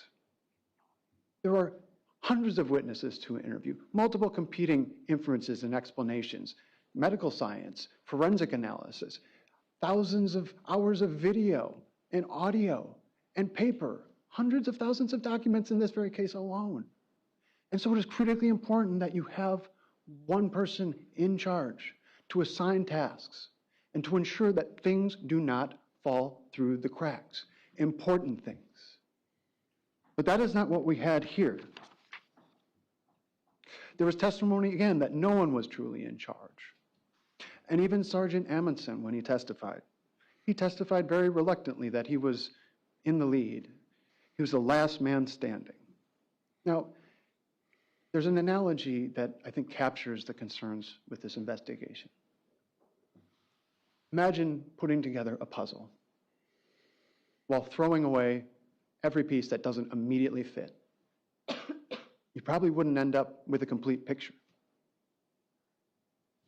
Now, let's talk about the behavior, the actions of what happened. Because an investigation should not just draw a conclusion and defend that conclusion. An investigation should actively try to disprove its own conclusion, just like the scientific method, to test all of the other possible reasons or possible explanations of what happened. But we did not see that in this investigation, and so we cannot be certain of its results. And a very early example of that, an investigation at the very beginning, it should expand. It should look at all the possibilities. It should not immediately narrow, but we saw how this investigation immediately narrowed when instead it should have broadened. And we see that in the DNA evidence, which you didn't hear anything about in the closing argument of the government's attorney. And why is that? Because the investigation into the DNA evidence and who touched the pill bottle and the cap was not designed to search for the truth. It was designed to prove that Josie had lied about staging the scene. How do we know that? Because they sent it in, but they only tested for Alexavier's DNA. And guess what? It was on there. That supports the idea that he got into something overnight. It doesn't support the staging theory. And so what did they do? Did they say, you know, that's unexpected. We should look into this. No, they immediately stopped and asked no more questions. They didn't test samples from the other adults that could have contributed to those items. They didn't test Derek Pedrin or Josie Dikeman or Karsten Jar. They simply said, oh no, this doesn't support our theory, so we're going to stop looking.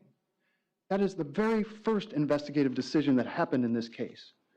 Even though the crime lab analyst specifically said, please send us more samples from individuals believed to be involved.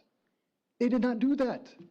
Folks, this only required mailing in a DNA sample. And they didn't do that. If this were truly a search for the truth, why would they not submit comparison samples? Why would they not want to know who touched those bottles? Because what we were left with was uncertainty. And that uncertainty belongs to the government that has the burden. And investigators never tested the coach bag. And think about that. What would that tell us? If Alex's DNA on the coach bag was on the coach bag, that would show that perhaps, that would show that he gotten into something. But they didn't do that. And so we don't know. We are left with incomplete evidence that we cannot rely upon. And there were pill fragments on the pillow that were never tested.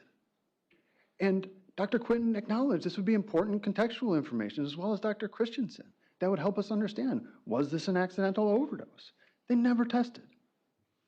So here we have the centerpiece of the state's case, the state's homicide case against Josie Dikeman, and they never even fully tested it. Why is that? They want us to believe them. They say, believe us. We believe it, so you should too. But they don't have any facts to prove that because they didn't look for them, because they were afraid that the answer would not point to Josie's guilt. Again, they were not testing for their own theory being wrong. They were not truly searching for the truth. Contradictory evidence was ignored. And confirmation bias took hold of the investigation. And just briefly on confirmation bias, we all know what that is. even if we don't always call it that. It is what happens when everyone watches the same play in sports, and the Packers fans say, obvious pass interference, and the Vikings fans say, no, that was clean. And it's particularly powerful, for instance, in politics, when we seek out information and then have algorithms just feeding us back what we want to hear. And so we start filtering all of the evidence that comes in to be consistent with what we already believe. And to be clear, this is not about bad intentions or makes you a bad person. This is a universal human trait that we all have, and that is so powerful, not because it is overt or obvious, it is so powerful because it is subconscious. But it is powerful nonetheless, and that is impossible for any of us to deny. And police are not immune. Medical personnel are not immune. Children are not immune. We all seek to conform evidence to our existing beliefs. And it takes a lot of effort to avoid that pitfall. So again, let's talk about the tunnel vision on Josie. Investigators admitted Derek Pedrin was a suspect. Sergeant Amundsen said he is still a suspect to this day. That is the very definition of reasonable doubt. And there's more. 10 days into the investigation, investigators were already working with Derek Pedrin to defense-proof the case. Now, you heard Sergeant Amundsen come in and testify under oath. The first time that conversation happened, that was in September after Josie was already charged and arrested. Matter of fact, that's not true. It was 10 days after Alexavier had died. And I think that demonstrates one of the fundamental failures of this investigation, which is that none of the investigators had read all the reports. And the reason why Sergeant Amundsen didn't really know what happened in that meeting in September, which was a meeting that was never disclosed to the defense, no report was made of it. We only learned of it because we physically laid eyes on every bit of video evidence that was in this case, and we discovered this. And we said, okay, here's a meeting with a key witness in the case, talking about problems in the case, talking about how the Xanax issue, and talking about Derek's phone. In the very beginning of that meeting, the investigators asked Derek, this was in September, do you still have that phone that we were interested in looking into? He said yes. But then, a little while later in that same conversation, they asked him again, can we see your phone? He said, phone, what are you talking about? It's broken. I don't have that phone. And they never even asked what he meant by that, not once. They never seized Derek Pedrin's phone at all, this entire investigation. And let's draw the contrast between that behavior and that of Josie's. You saw Josie's interview with Lieutenant Williams at the very beginning of this case when this had just happened. And Josie handed over the phone willingly. Now, of course, it is true that investigators could have seized that phone without question. And maybe Josie knew that. Maybe not. But what they couldn't have done is compel her passcode. And Josie gave them her passcode without any problem. And that unlocked her life for investigators to inspect. Guess who didn't do that? Derek Pedrin. And think about phones, just for a moment. A phone is no longer this rotary dial, object that we had in our house to communicate people across long distances. No, it is now essentially an alter ego. There is no single belonging that any of us possess that gives more insight into what we are doing with our lives, where we physically are located at any given time, what we're searching for, who we're communicating with, what we are communicating about. This gives police a roadmap into Josie's life. And because she had nothing to hide, she gave it to them. Can we conclude the same thing about Derek Pedrin? That is up to you to decide. So again, we see the investigation immediately focusing only on Josie and not testing its own theories. Now, again, Derek Pedrin admitted to Xanax bringing it into the house. But that wasn't what he said at first. He had to be caught lying in that very first instance. Because he first said that it came from Josie. It came from Josie's mom, it came from her prescription. And that was not true. And then he said it was from Ted Colkine. She got it from Ted Colkine. Investigators ran down that lead. Turns out that wasn't true. So finally, he admitted to being the source of this substance that we know could very well have killed Alexavier.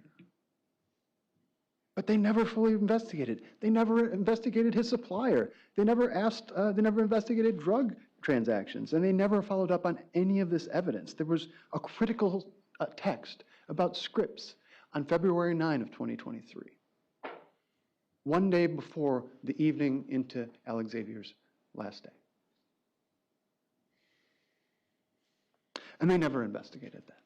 We only found out about what was going on when Mr. Pedrin was up on the stand and Attorney Zacher asked him about it. That was the first time.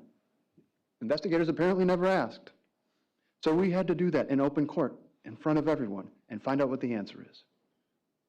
Let's talk about Derek Pedrin again for a moment. Investigators knew he had a lengthy history of violence, 7 criminal convictions, a serial strangler of women, Josie being first and foremost. Threats to kill Josie. He put her head through the wall several times. There were no contact provisions, but that was just a sheet of paper. And we also saw that there is evidence of child abuse. You saw that video. It was heart-wrenching. Do you like getting your ass beat? That represents rage, intimidation, and violence, and abuse. And when Mr. Pedrin was asked about that particular incident, the question was, you were out of control, right? You would agree. You were out of control. His answer? I wasn't out of control. I was just angry. Does that match up? If any of us were walking down the street and saw somebody behaving that way towards a child, would we say, no need to worry. He's not out of control. He's just angry. Well, apparently Sergeant Amundsen agreed with that as he testified. Now, there's another thing. And here is a very telling exchange. When Mr. Pedrin was asked, have you ever punched or kicked the children? His answer, I don't think so. Is there a parent in this world who cannot simply answer that question with a no? That would be a parent who has done that more times than he is willing to admit. And so we have repeated lies from a suspect in this own investigation. Lied about the Xanax. And let's just ask if he's willing, and he lied about his alcohol use. Even though he got arrested months earlier from his testimony while he was intoxicated. I guess we have to believe that he forgot about that. But the truth is much likely different. And so if Mr. Pedrin is willing to lie about some of these the smallest things that don't matter in a criminal trial, are we really to believe that he wouldn't be willing to lie about what's most important to him? His own responsibility for Alexavier's death? That is a question that you will have to resolve. But the importance of this, the point is that the government's investigation, it created the uncertainty in this case. And they own that uncertainty. They created it, and they took on the highest burden in the law when they filed these charges. And they don't just get to come in here and throw out different possibilities of what might have happened. They have to provide precise proof of what happened in that house and what caused Alexavier's death. And so again, we saw no single investigator reviewing any of the case file, key interviews without police reports, and again, I must say one more thing about this meeting that happened in September that was not disclosed in any report. In a search for the truth, investigators document important witness context when they're talking about problems in the case. They're talking about issues in the case. They write reports. I mean, they wrote a report about some random person who evidently didn't know Josie and said something about how she wouldn't let her look after her dog.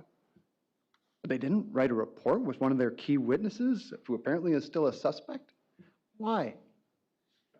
Because if you're searching for the truth, you document these contacts. But if you're defending a conclusion, inconvenient facts have a way of leaving no paper trail. So we see how evidence portraying Derek negatively was minimized or ignored. Evidence portraying Josie negatively was amplified and emphasized.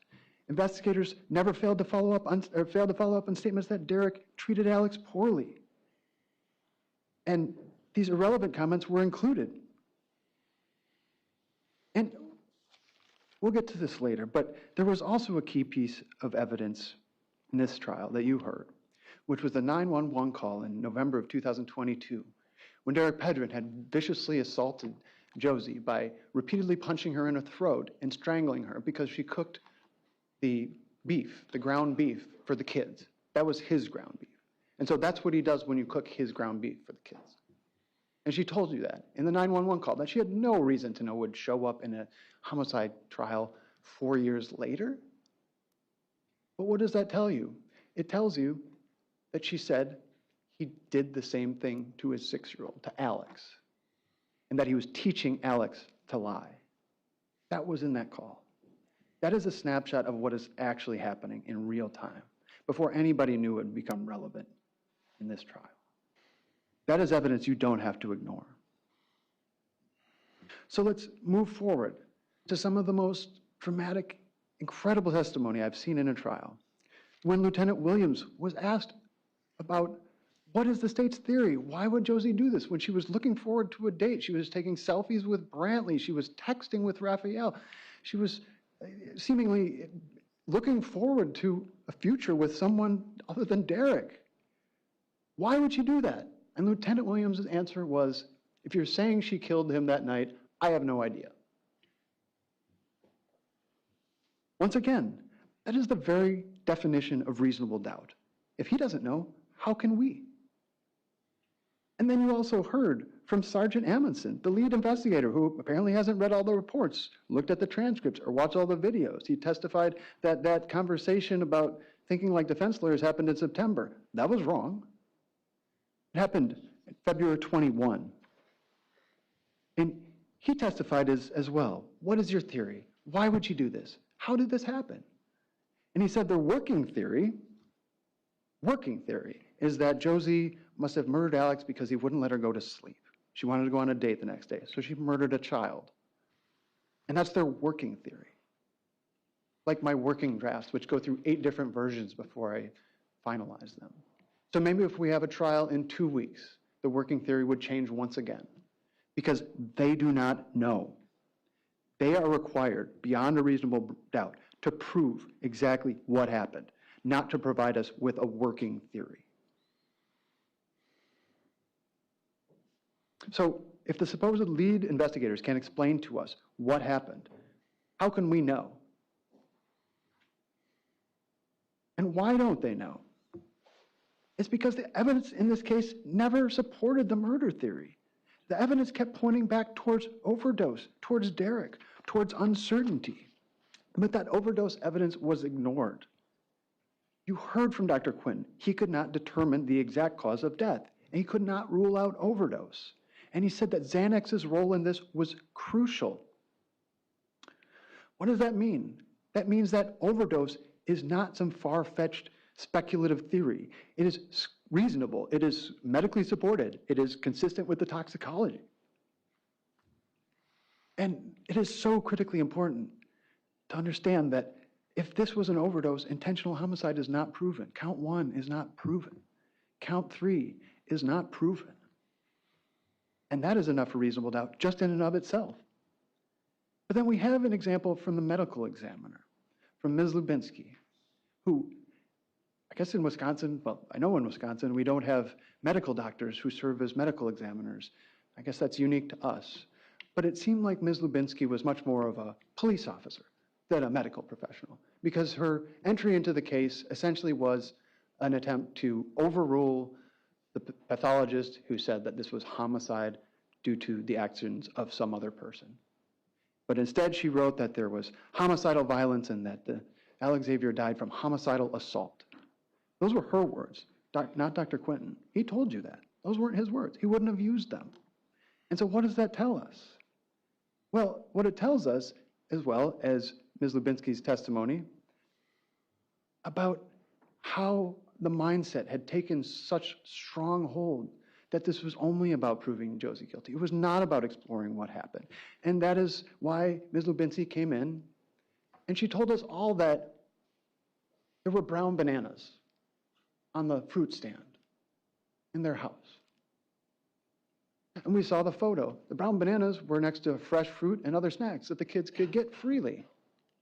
And frankly, if brown bananas are criminal neglect, then you're going to have to lock me up too, because how many of us have not let bananas overripen in our kitchen? But the point is that bananas are not evidence of criminal neglect. They are evidence of how confirmation bias was so powerful in this investigation. And look, we know why that was. We know why. It was because Josie was never going to be able to move past her earlier convictions in 2001 and 2011 and 2013. And I will say, my biggest fear in this case is that you will not be able to look past this evidence for what it is. It is the state attempting to distract you, to overwhelm you, to provoke anger, to distract you from anything but the lack of evidence in this case. We never tried to hide this from you. We told you this was coming. But if the state had the facts to prove its case, they wouldn't have to rely on convictions that go back to up to 15 years ago. And the state is trying, not subtly, to use this prior conviction as evidence of current guilt. They're trying to say she was an abuser then and she's an abuser now. That is what they're trying to get you to conclude. But the evidence doesn't support that. The 2011 evidence did not conclude that she was abusive. This was an incident where a young child fell down the stairs. And this similarity, I think, explains why they believe that they can use that to say that she must have done something wrong here. But the facts are much different. In that case, Josie was a 19-year-old addict, and she did not care about her responsibility.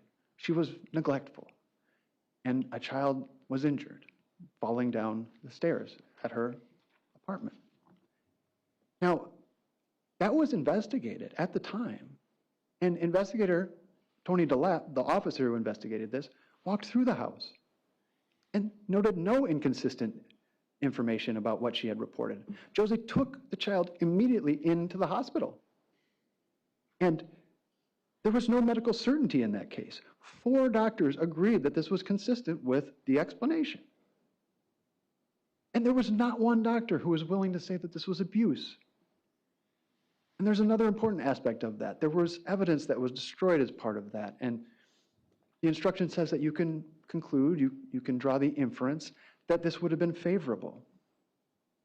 But the point is that abuse was not established at all in that case. And there was no conviction. But there was another concerning circumstance with Haley in 2013.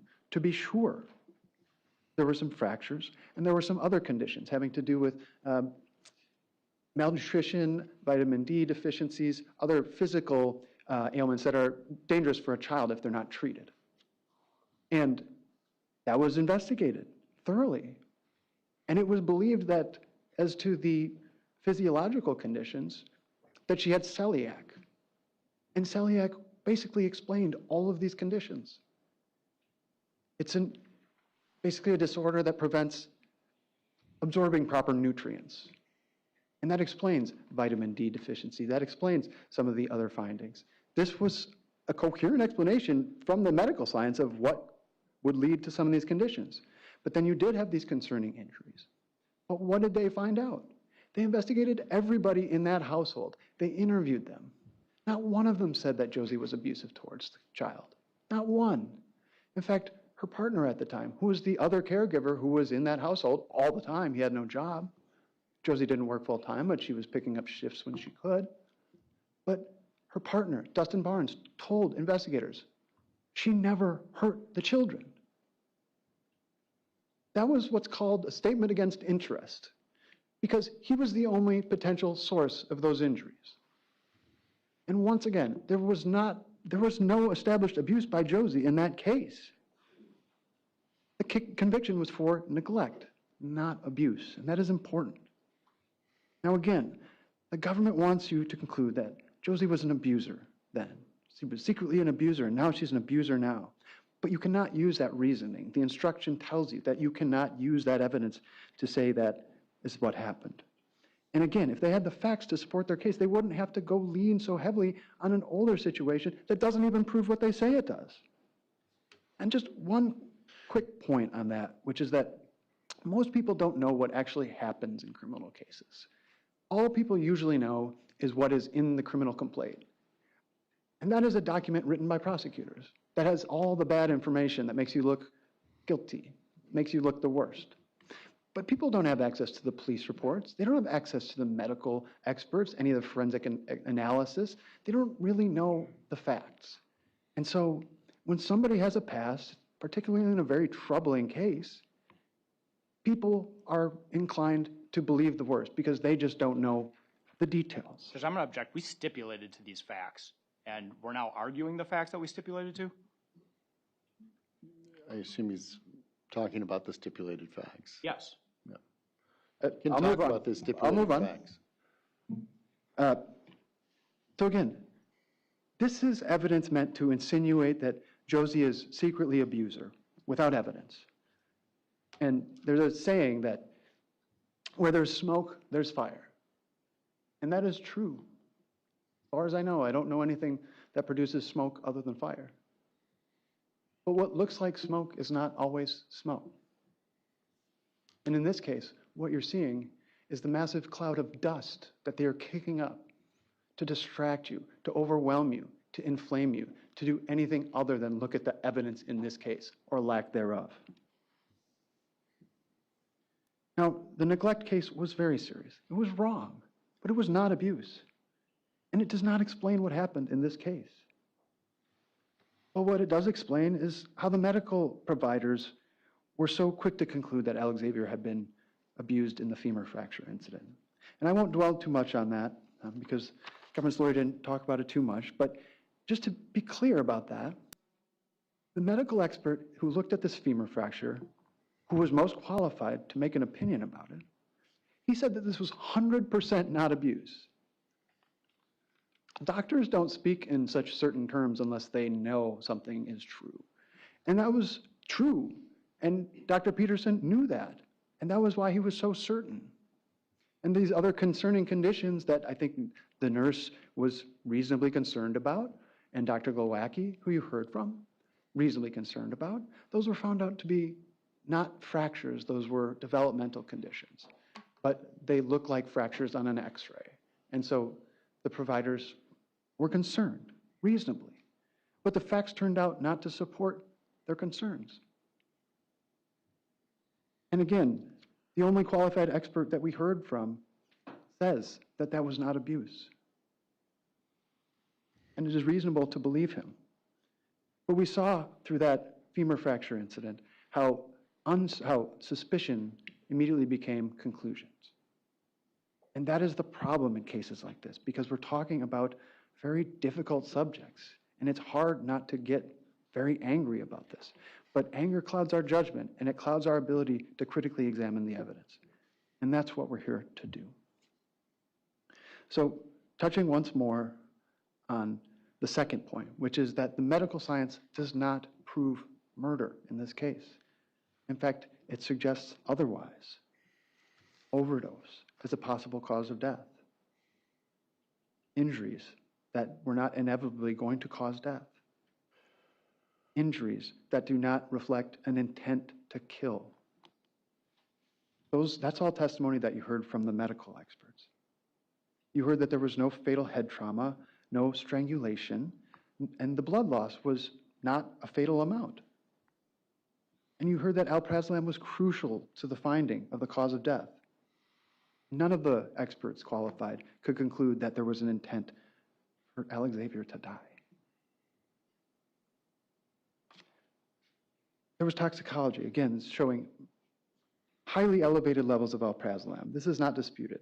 That was enough to kill an adult and certainly enough to cause a child's death. But here's the other point that's very important, is that this was a gradual process. And that reflects not a sudden, violent, homicidal rage. That is a gradual process, and sadly, it's consistent with overdose in this case. And the blood loss numbers, again, not sufficient to cause death. Those were not injuries that were inevitably going to lead to death. You had effectively 1/15 of the total amount of blood volume lost when you have to reach approximately 33% to start going into shock. And so these were awful, but they were not the types of injuries that would inevitably lead to someone dying. So again, the medical science contradicts the state's murder theory, and it points toward overdose. So I'll move on to a very important issue in this case before getting to the elements, which is the witnesses that you've heard from and determining their credibility. You have Derek, Lorley, Major, Brantley, and children's statements filtered through adults. And you heard the statement, do you like getting your ass beat, whether you punched or kicked the children? I don't think so. Derek testified that he couldn't control his violence. So let's talk about Derek Pedrin's credibility. We've heard about all of the violence. Indisputably, he was deceptive throughout the investigation. He was shown to be manipulative, chronic liar, an alcoholic addict. And there was this sham marriage with Lorley, which we heard about from Misty Craig. And he lied about the timeline. We'll get to that. The timeline of when he got home that night, the night before Alexavier died. But let's just take some basic impressions from that testimony, because there were so many lies, it was very difficult to categorize and catalog them. But here's a figure that I think tells you all you need to know. When he was asked questions on his direct, questions that were designed to make Josie look bad, he was very certain. He was certain of his answers. When asked questions that would have made Josie look good in any way, he testified, I don't recall, 130 times or more. If you're telling the truth, you do not have to remember what you told other people. And you experience this, having to go in and out, while Pedrin had to constantly be reminded of what he had said on a video recording or an audio recording or something else, just to remind him, yes, that's what you said. You remember that? Again, if you tell the truth, you don't have to remember what you said. And then we had Misty Craig, who testified very reluctantly. I don't know about you, but she looked like another victim of Derek Pedrin. Well, in fact, she testified that she was, because this was the Derek Pedrin who was the abusive thug staring at her from the gallery. And she testified reluctantly, but she acknowledged that Derek said that he would cut her fucking head off and send it to her mother if she testified about the trial. And he said that he fucked up by telling her about the marriage to Lorley being related to this very trial. And then we had Justin Bolito. Thank God for Justin Bolito, the Good Samaritan that was watching this trial on TV like many others are. And he was so astounded and outraged by Pedrin's lies, open lies on the stand, that he reached out to us to set the record straight. He did not want to get involved in this. That is the last thing he wanted to get involved. But he was so troubled by the lies about Derek claiming he never used Xanax that he put himself into this, understanding that he could be put through the ringer. And boy, that is true. You saw the government's lawyer go up and just trash him and berate him with accusations that, let's put it this way, must have come from Pedrin without verification. That's all I'll say about that. But what the government lawyer didn't attack was Justin's testimony about Derek Pedrin using Xanax. Never attacked the veracity of that. Apparently, according to the prosecution, this young man was engaged in some big grudge against Pedrin for terminating his employment at the car wash in some sort of epic bid to regain his minimum wage employment at ShipShape. Is that realistically something that people would want to do, to insert themselves into a trial like this because they want to get their job back for the work under Derek Pedrin? There's a law school saying that if you don't have the facts, you pound the law. And if you don't have the law, you pound the facts. And if you don't have either, you pound the table. We saw a lot of table pounding in this trial, did we not? Now, again, if Derek Pedrin is willing to lie about these things, what makes us think that he wouldn't lie about his responsibility for Alexavier's death? You have to rule out beyond a reasonable doubt that Pedrin was the source of the Xanax. He admitted it. You have to rule out that Pedrin was the source of the injuries. We know that they could have occurred at the time when Derek was alone with Alexavier. We know that. And we know that Derek lied on the stand. Now, a reasonable doubt is a doubt that would cause you to pause or to hesitate when called upon to act in the most important affairs of life. And so what are the most important affairs of life that we all go through at some point? Whether to choose a partner, where to live, educational decisions, financial decisions, medical decisions, buying a house. Well, forget buying a house. Would anyone buy a used car from Derek Pedrin? And how about Brantley and Major? Their testimony fell well below reasonable doubt. But the government is not trying to sell us all a used car, sell you a used car. They're trying to sell you someone's freedom. That is why this is so serious and important, that this is taken, that is analyzed carefully, cautiously. So let's talk about the children's testimony. This is not a question about whether those children are sympathetic. Of course they are. But the question is reliability. The question is whether we can rely on their testimony in a trial for first-degree intentional homicide. The state must prove beyond a reasonable doubt that these children weren't coached.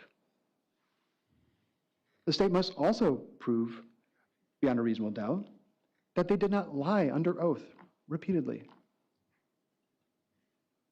And they also must prove beyond a reasonable doubt that these children were so consistent, so credible, that their testimony can be relied on in this very homicide trial.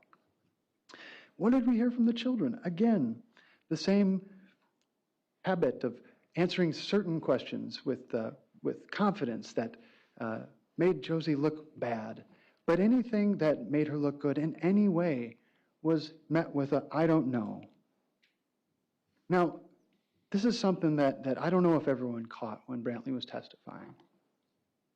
Well, she was calling Josie, Mom Josie a lot. That was the name that he used instead of Mom. He said, Josie did this, Josie did that. But at one point, he answered, our mom. And then he immediately corrected himself. He corrected his own testimony and said, Josie. Now ask yourselves, does that sound natural, or is that something he was taught to say? And he apologized.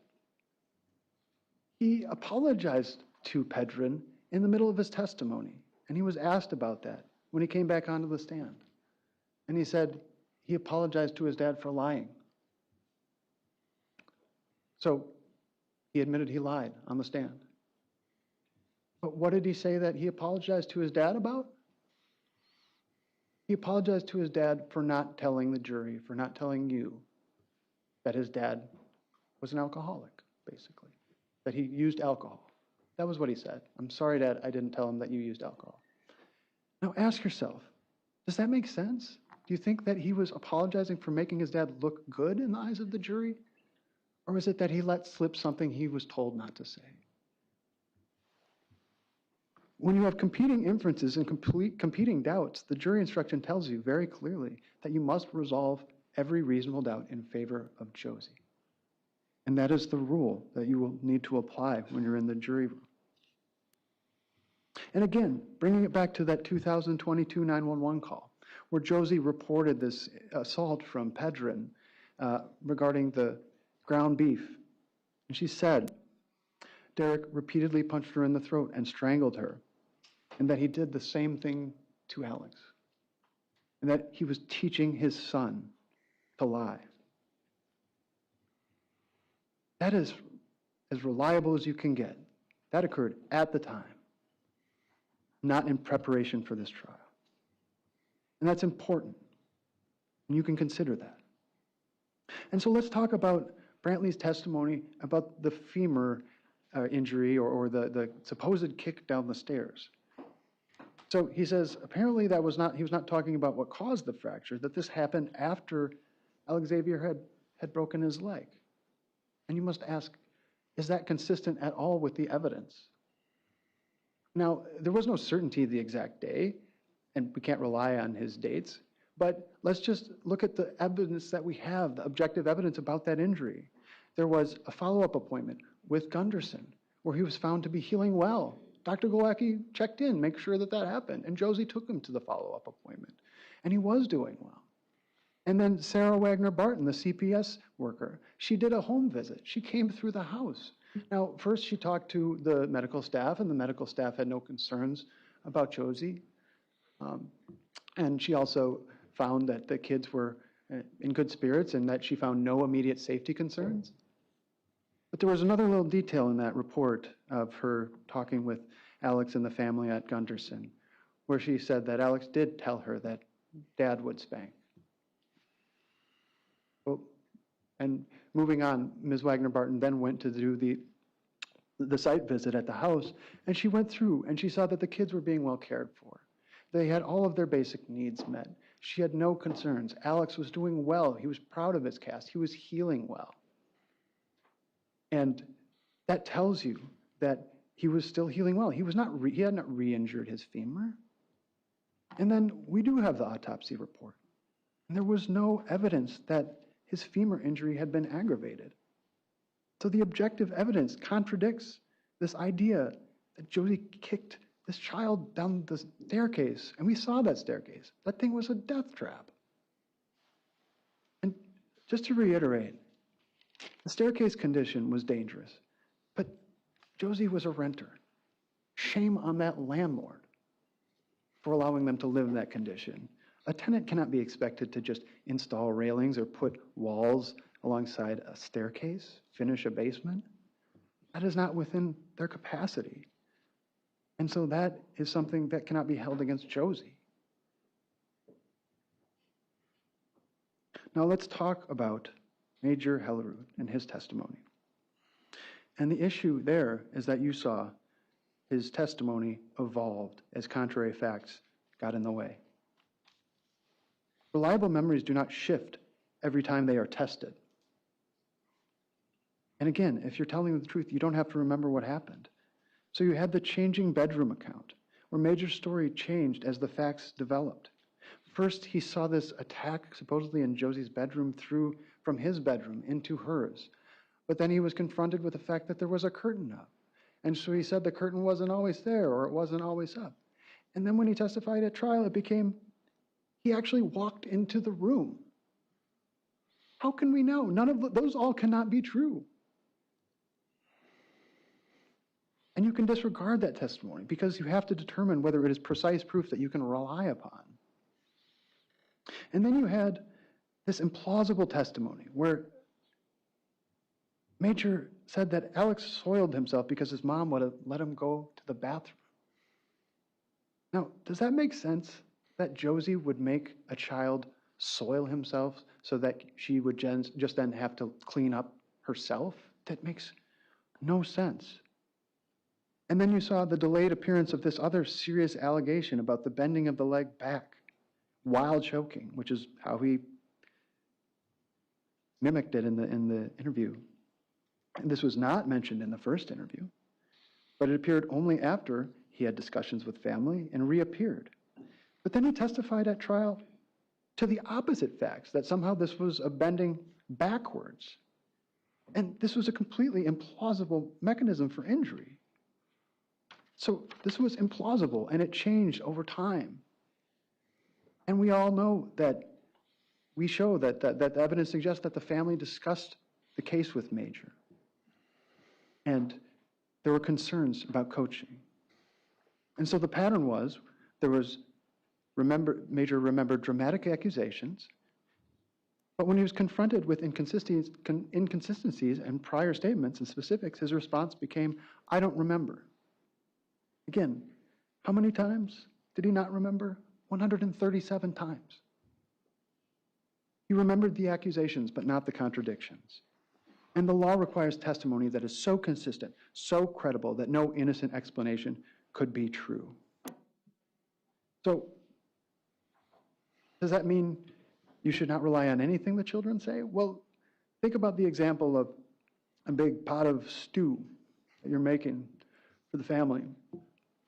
And somehow a big piece of rotten meat goes into that stew. Would you still keep the stew? Would you eat it? Or would you throw it away and start again? That is why you cannot rely on these statements as precise proof of the allegations in this case. We know the state itself is uncertain. We heard that from the lead investigators. But we also know because of the charges in this case. We see how the government added charges in the very middle of the case. That's why you have a new option here for reckless homicide. Because the state is trying to throw as much, everything that they can against the wall and see what is going to stick. They need something to stick. But let's talk about the first count, intentional homicide. The state must have precise proof of causation. And if overdose is an explanation, there is no causation. And if injury is insufficient to cause death, that is not causation. So what do we not have here? We have no motive, we have no eyewitness, and there's no DNA tie, and there's medical uncertainty, and no coherent explanation. Why would Josie suddenly become a murderer while texting with Laura Lee and phone calls with Laura Lee and texts with Raphael, planning the date next morning with children? And let's talk about the timeline of that evening, the day before, February 10. Derek Pedrin arrived home at 5:30. How do we know that? Not because he told us. He said he got home at 6:30.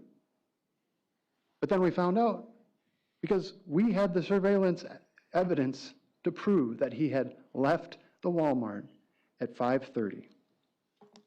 And why would he lie about when he arrived at the house? He thought he would get away with misleading you. And we wouldn't have found out if we hadn't looked at the footage. Perhaps the government hadn't looked at the footage. But if he's lying about the timeline, then we have to wonder, is he lying because he thinks he'll never face accountability? And we know that Alex was awake at the time Derek was around. This was something that Major certainly testified to as well. But let's just get to one detail that I think is very important here. Pedrin testified that he had changed Alexavier's pants. But there would be no... That mischaracterizes the testimony. Mr. Pedrin never testified that he changed. That came from the defendant. Forgive me. There was testimony to that effect. Thank you. But there would be no reason to do that if he hadn't soiled himself. So again, we know that Alexavier was up at some point, and we know that he was asleep during the welfare check. And we know from the medical experts that that would be consistent with either potentially a concussion, a mild concussion, or mild alprazolam intoxication. And so that is certainly consistent with the timeline.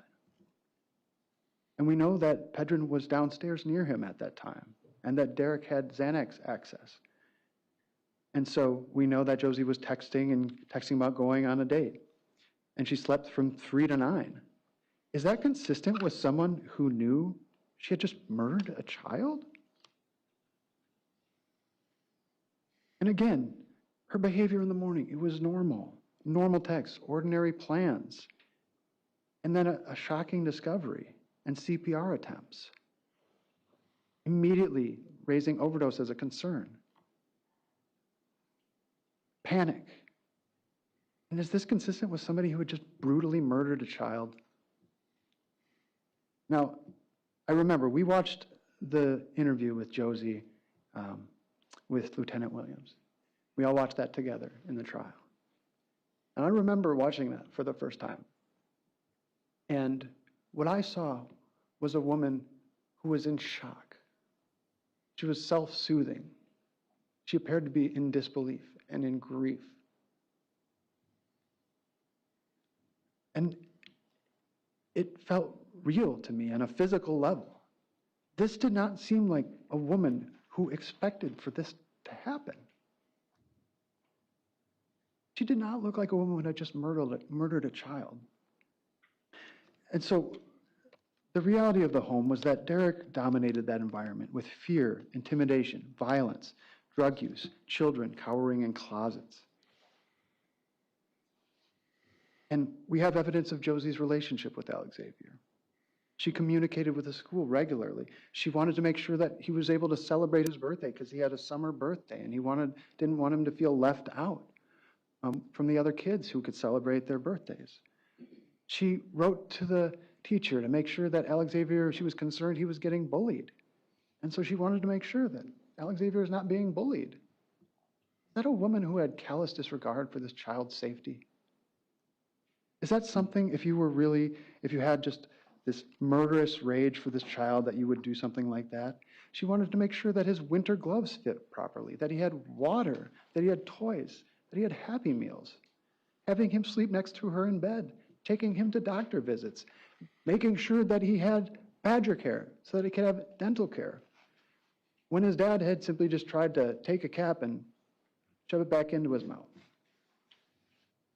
And then we saw the Walmart video where Josie made sure that his sister went and got him a sucker. She wanted Alex to have a sucker too, so he didn't feel left out.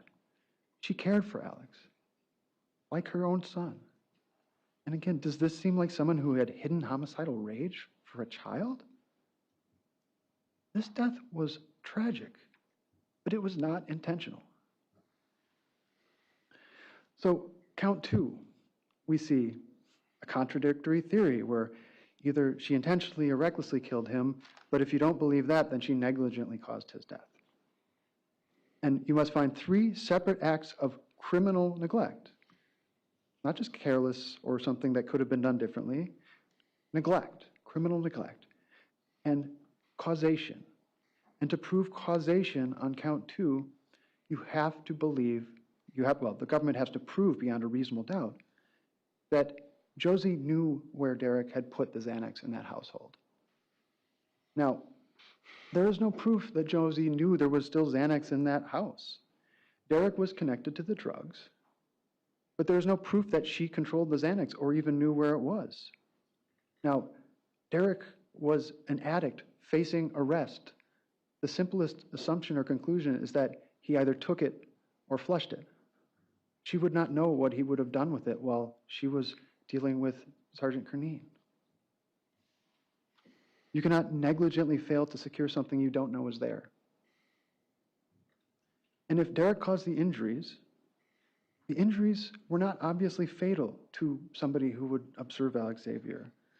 There was no proof that Josie knew that his death was somehow imminent. Tragically, abuse had been normalized inside this home.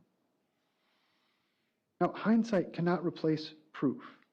And this is an attempt to get the jury to reach a compromise verdict.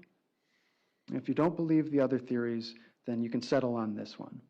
But the law doesn't permit compromise when the evidence does not support chronic criminal neglect. And so let's go to count 3. Repeated abuse and abuse causing death. That Josie failed to prevent abuse or caused abuse. Now, the major failures of this count are that, again, overdose is not ruled out. Injuries not proven to be fatal. And Derek, as the source of those injuries, not ruled out. And in terms of the failure to prevent any of that, they have to show a capability to intervene or a capability of doing something that would have prevented future harm. Now, let's talk about the bathroom incident. Derek goes into the bathroom with Alexavier and closes the door and locks it. She thinks he heard Alexavier, but she doesn't know exactly what happened. What is she supposed to do? Kick down the door? Physically overpower this person who has abused her repeatedly? Or call police at that moment? Calling police has never worked before. Calling the police would not protect her or Alex because Derek would get out. every single time, and the beatings would only increase. And again, remember that 911 call where she did report Derek hurting Alex and teaching him to lie? What happened after that? He got out, and he immediately battered her again. Calling the police would not have caused or prevented, or would not have prevented future harm. We know that restraining orders wouldn't stop him. Nothing would stop him. So, before I sit down, I want to share some final thoughts. Because when I sit down after this, the government's lawyer has the last word because the government has the burden of proof here. So I just want to say thank you for sitting through what has been a painful trial. We could not do this without you. But you are doing it, and you are doing it the right way. And this case is heartbreaking. A young child died under horrific circumstances. Alexavier should have had a future. He should have had an opportunity to become something other than his father. And sadly, that opportunity was taken from him. And if I were sitting where you're sitting right now, I would want to punish someone for what happened to Alexavier. I would want that. Anyone with a conscience would want that. But the person who deserves that punishment is not on trial today. And I ask you not to convict Josie for her abuser's crime. Because the law requires justice. And justice is not vengeance. Vengeance is easy. Vengeance says a terrible thing happened and somebody must pay for it, even if the proof is uncertain. Justice is much, much harder. Justice requires discipline. Justice requires understanding when there's no uncertainty, even when it's emotionally unsatisfying. Justice requires understanding that sometimes the evidence doesn't provide a neat, complete answer. But does it achieve justice to rely on an investigation that searched only for evidence of Josie's guilt? Does it achieve justice when the medical science does not support the government's murder theory or its allegations of count 3? And does it achieve justice when there remain multiple reasonable explanations that are consistent with Josie's innocence? It is up to you alone as jurors to determine that. Now, your duty is not to the defense, not to the prosecution, not to public opinion, emotion, or sympathy. Your duty is to the law and to your own conscience. And to be able to walk out of this courtroom without ever having to wonder whether you may have convicted an innocent person. And if you have that doubt, then you have your answer, not guilty on all counts. Thank you. Thank you. Do you want me to go, Your Honor, or do you want me to? Do we need a break for 5-10 minutes, or do you want to go ahead? Like everybody's ready to go ahead? Why don't you go ahead? Ladies and gentlemen, believe it or not, my favorite jury instruction is the burden of proof, because it says exactly what your job is. Your job is not to search for doubt. Your job is to search for the truth. What you just heard was the smoke show continue that Josie started, the defendant started with her testimony. Look at all these other things, but how much of what the defense argued focused on the 2 days involving Alexavier's death? Heck, how many times did you hear the name Alex or Alexavier during their comments? They brought up the 2011 and 2013 other acts as if that was the entirety of what the state relied on. The state's argument regarding those was less than 5 minutes, and the state's argument regarding those told you exactly what the law says and how to use it. They're the ones that brought up using it improperly.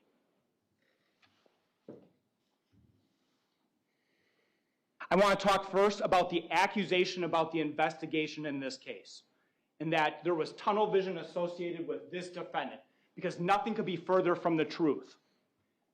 The defense gave the example of a puzzle that is missing pieces. There was a puzzle with missing pieces in this case, but it was the defendant that was taking those pieces away from the.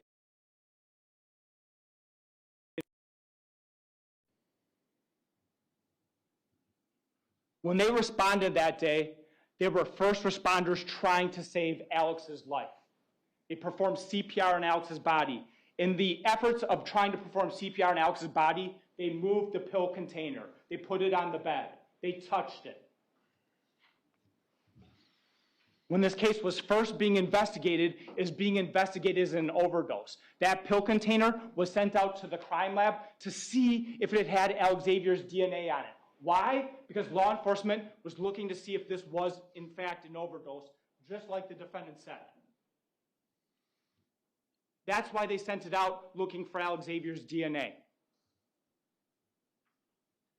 They were investigating it as an overdose. If you looked at the first search warrants in this case, which was brought up, the first search warrants were looking at child neglect resulting in death because they were looking at it as a potential overdose where drug exposure happened in the home. Is that pointing the finger at this defendant? No, that's keeping an open mind. You heard that the defendant willingly gave over her cell phone. You saw the video. Investigator Williams said, we're going to get a search warrant for your phone. She knew they were going to get a warrant for her phone. It was with that information that she turned it over. But the defense paints it like it was a voluntary, here's my phone, here's my passcode, look at whatever you want. That's not what she did. And don't let them portray it that way to you. Law enforcement did investigator search warrants for her accounts, Google, Facebook. But they also did them for Mr. Pedrin. They were also examining him as a potential suspect. You heard that they did search warrants for her and for Mr. Pedrin. But it was this defendant's words to investigators originally, and this is important. That morning, she said that Alexavier was asleep the entire time that Mr. Pedrin was home. Alexavier was asleep the entire time that Mr. Pedrin was home. Why is that important at that stage of the investigation? Because the autopsy is done on February 13th, and that's where they see all the internal injuries. Based on the internal injuries, they now know that this is a child abuse case, that it's a severe child abuse case. But what the defense doesn't want you to know is that the investigators are relying on her word during this portion of the investigation. Her word is that Alexavier was asleep during that time frame when Mr. Pedrin was home. And so what does that mean? That narrows the suspects. Mr. Pedrin couldn't have committed the child abuse according to her words. And so they have now lost probable cause to get a search warrant for his phone. But they don't tell you that.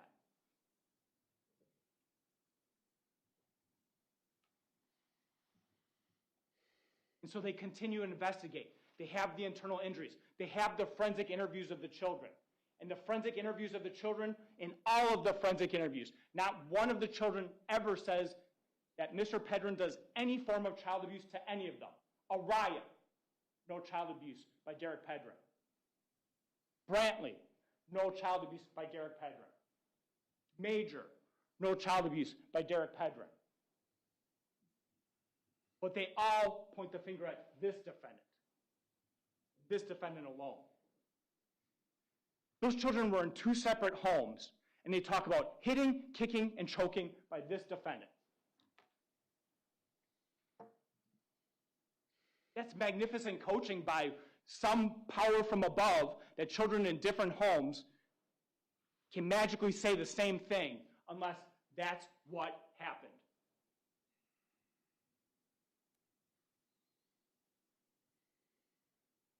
And so now, they are looking at this defendant for child abuse. Because this defendant's own children say she's a child abuser.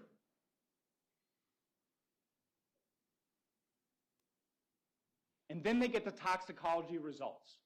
And they have a conversation with Mr. Pedrin. And I want you to think about what Mr. Pedrin says regarding the toxicology results. I buy Xanax. He's admitting that he illegally purchases Xanax. He's admitting that he illegally purchases Xanax for her. And who has the phone, the only phone with a text message that comes back to Xanax? This defendant.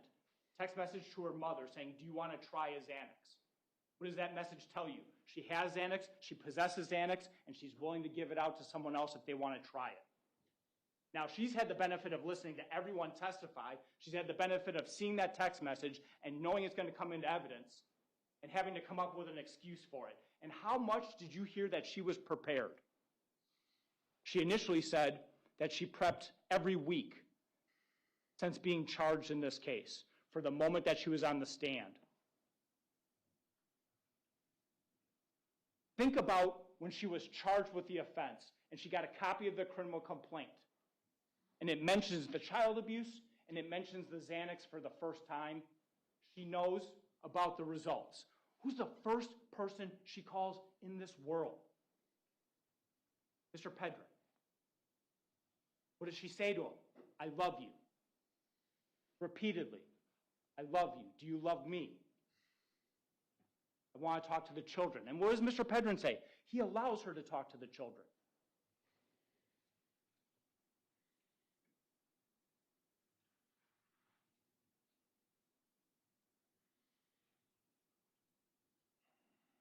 You heard arguments from the defense about the theory of the case.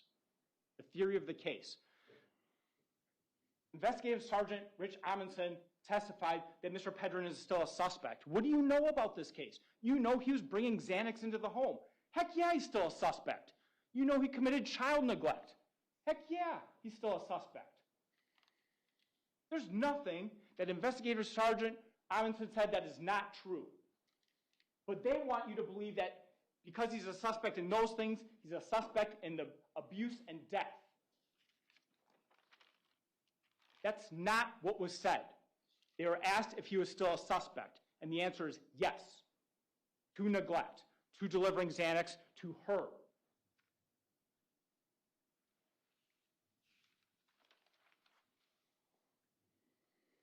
And you're asked about a working theory of the case. You heard the theory of the case, not from Investigator Williams, who is removed from the case after doing a few months' work on it, is obviously upset about being removed from the case, and hasn't done any work on it since, but you did hear a complete theory of the case from the investigator that's been on it ever since. Let's talk a little bit about the DNA evidence because the defense wants to make a big deal about that DNA evidence, right? You didn't test the bag that belongs to this defendant.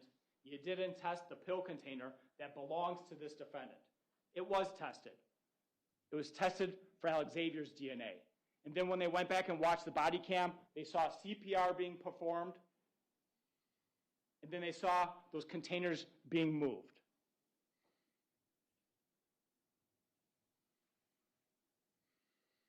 That's Alexavier's DNA being transferred to those containers. The bag is her bag.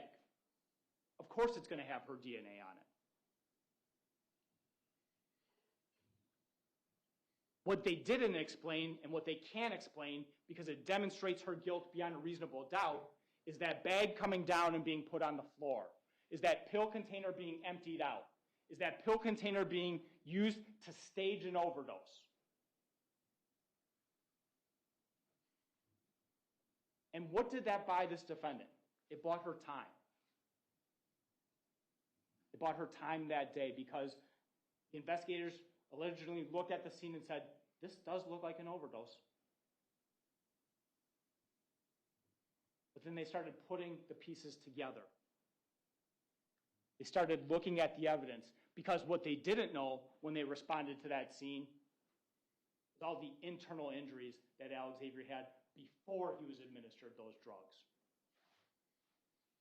When you know those injuries and you know how severely this child was abused, when you know that in the context of this bag and a child having to open that container, and when you know that the pills were dumped in that bag,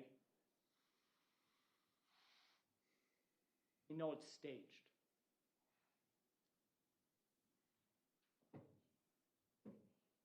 The defense also keeps throwing out overdose, overdose, overdose, as if that's what the medical examiners said in this case.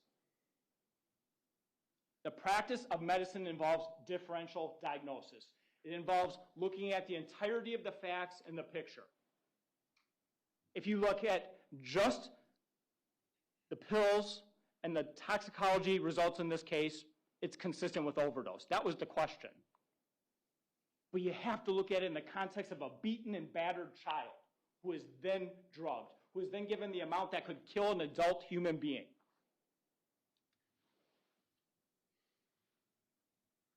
Who is given an amount that's going to result in that child being unconscious and dying within hours. That completely removes Mr. Pedrin. There's only one person in the world who had the ability to administer drugs to that child, this defendant.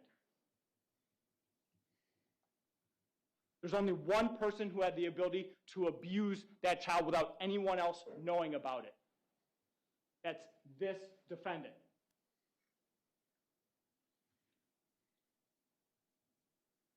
There were other children in the home. Mr. Pedrin was there. She said Mr. Pedrin couldn't have done it originally. It was only after being charged at trial that she says, this is what I heard in the bathroom. But you also know that didn't happen because you know how severe those injuries are and you know how symptomatic Alexavier would have been. A fractured rib, a lacerated liver, bleeding into his mesentery.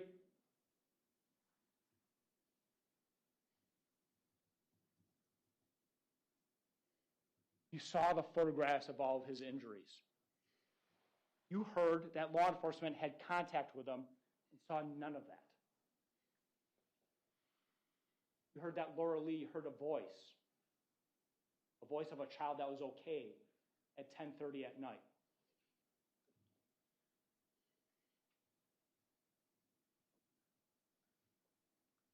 Dr. Quinton testified that both the injuries and the toxicology in his system were substantial factors to his death. So no, it's not correct that if you rule out toxicology as an overdose, and if you look at just the pill matters, that this isn't a homicide. That is not what Dr. Quinton said. And the other forensic pathologist, the one who didn't write a report, if we're going to criticize law enforcement for not writing a report during a meeting with somebody, what about their forensic pathologist who didn't write a report with all of his findings and conclusions?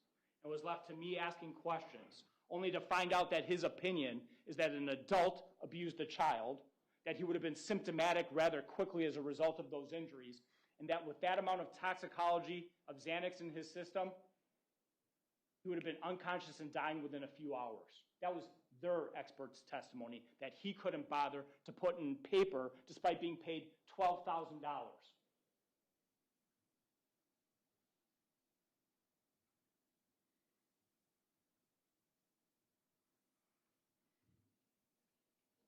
Why, the defense screams.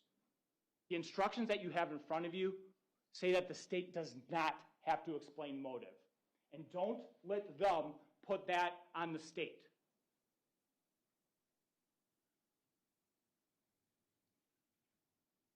That is not the state's responsibility. The state's responsibility is to prove facts and evidence. And the facts and the evidence are that this defendant brutally beat a child and then administered Xanax. There's only one person in the world that could stage that scene, to bring that bag down, to empty the pill container, to put it by the body, to buy more time. Those who have nothing to fear have nothing to hide. Who's the person who's been hiding things and concealing things since the very beginning of this case? Whose testimony wasn't even commented on by the defense? This defendant.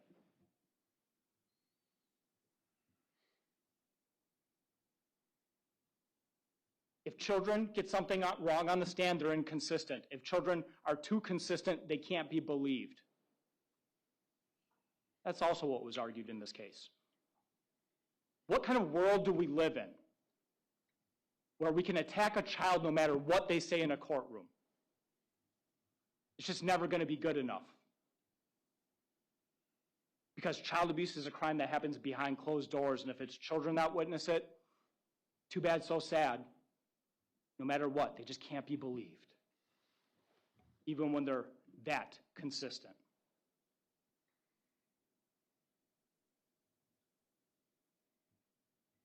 Those who have nothing to fear have nothing to hide. This defendant has hid a lot.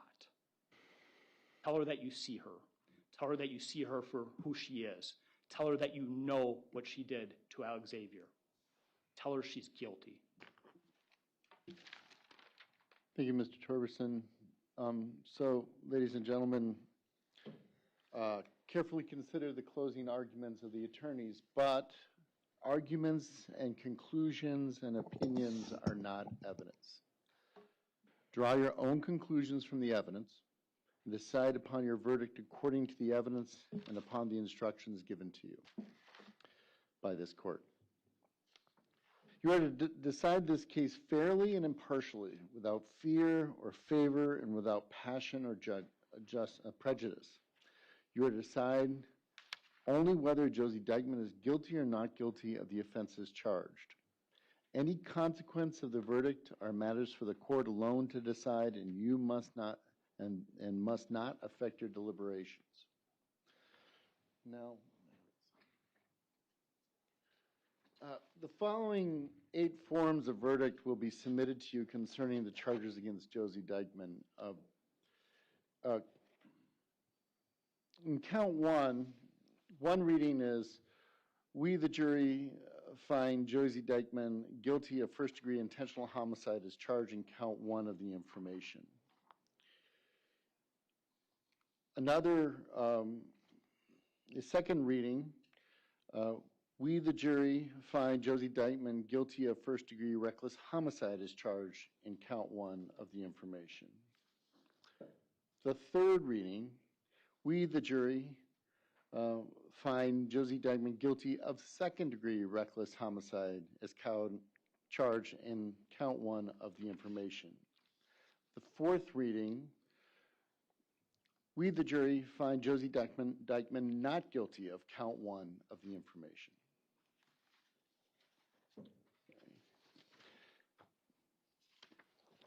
Another reading, or count 2, another reading, we, the jury, find Josie Dikeman guilty of chronic neglect of a child, consequence is death, as charged in count 2 of the information. Another reading is, we, the jury, find that Josie Dikeman not guilty of chronic neglect of a child, consequence is death, as charged in count 2 of the information. Count 3, one reading, we, the jury, find Josie Dikeman guilty of physical abuse of a child, repeated acts causing death, as charged in count 3 of the information. If you find Josie Dikeman guilty, you must answer the following questions. Did at least one violation cause the death of the child? Yes or no? To answer yes, you must all agree on the violation that caused death. If you answer no, you should consider the following question. Did at least one violation result in great bodily harm to Alexavier Pedrin? Yes or no? To answer yes, you all must agree on the violation that caused great bodily harm. The final reading, that's on the second page. We, the jury, find Josie Dikeman not guilty of physical abuse of a child, repeated acts causing death, as charged in count 3 of the information. I just point that out because it's on a separate page in the verdict you'll be given.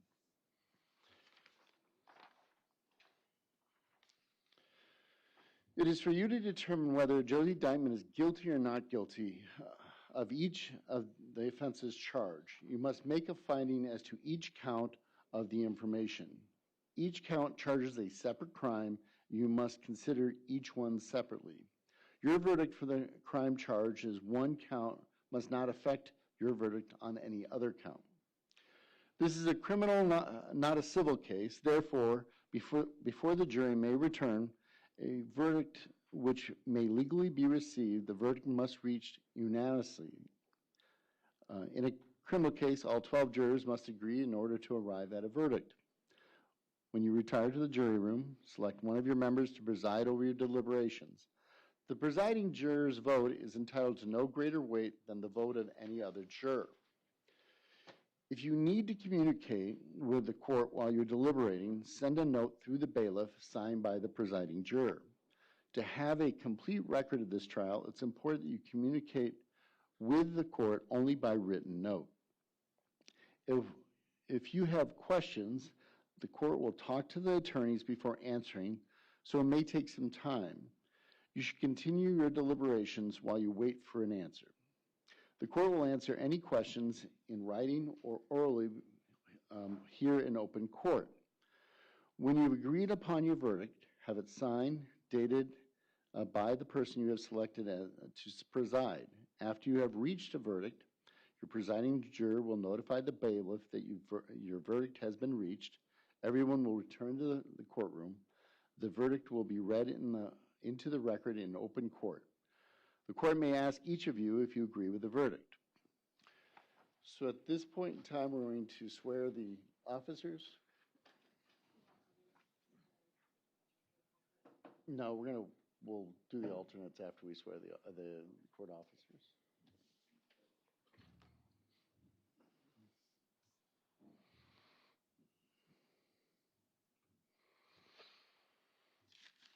Do you swear that you will, to the best of your ability, keep all jurors sworn on this trial together in some private and convenient place until they have reached their verdict or are discharged by the court, and that you will not, before they have rendered their verdict, communicate to any person the state of their deliberations or the verdict they have agreed upon?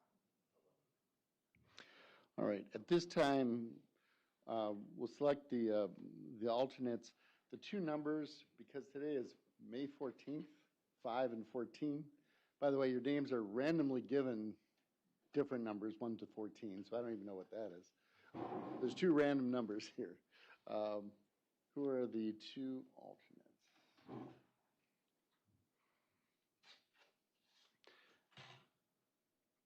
And rather than their names, if we could use initials. 5 and 14. Initials.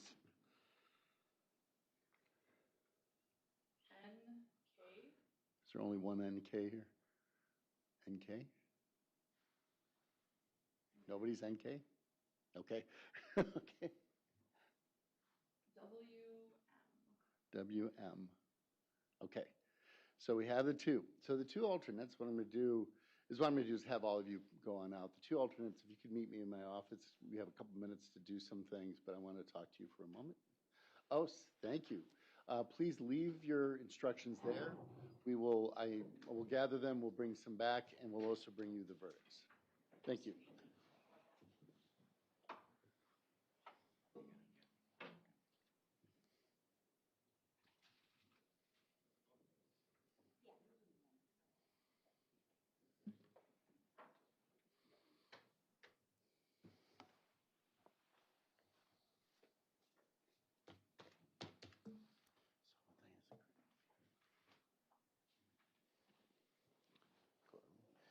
Okay, everybody may be seated. Some minor detail that just occurred to me is tomorrow we have a different bailiff coming for one of the bailiffs, so we'll have to swear that bailiff in. My question is, we should do that on the record when they get here. Parties can be there, obviously, for the swearing. I would do that at 8:30 tomorrow. Well, as soon as they came up with the jury. That's just we just have we have a different bailiff tomorrow afternoon. So somebody can come up to represent the parties. Not everybody has to be here necessarily, but just so you know. I'll ask them to show up at 8:30, and as soon as they're all here, we'll ask them to hold off, and then once the jurors or the bailiff is sworn, we can start. Does that sound like a way to deal with that, Mr. Torbenson? That just occurred to me that that's an issue tomorrow. Yeah, we can make that work. Judge. Okay. Then the other, first of all, was there any problem with how I did the final reading of the jury instructions, Mr. Torbenson? No. Mr. Zacher? Oh, yeah. My usual practice is not to send any exhibits back. If they ask about an exhibit, I'd probably end up calling you and asking what you feel about it going back. Give us numbers so we can reach you. I initially start with a call. If we need more of a hearing, we'll bring everybody in. The other thing is we're telling the jurors that they can go to about 5:30 tonight. We will break and have them come back tomorrow morning, as I think I said. I'm not sure I said this, but that's what our intention is, 5:30 to 6, whenever they want to break. Judge, is your intention at, if we get close to 5:30, to come at the record, on the record and dismiss them, or are you going to dismiss them without coming back? I will put it on the record. Okay. And so we do need somebody available. Okay. Between 5:30 and 6, if they feel like they need that break. If we find out otherwise, we'll let you know. But anything further from the state? No.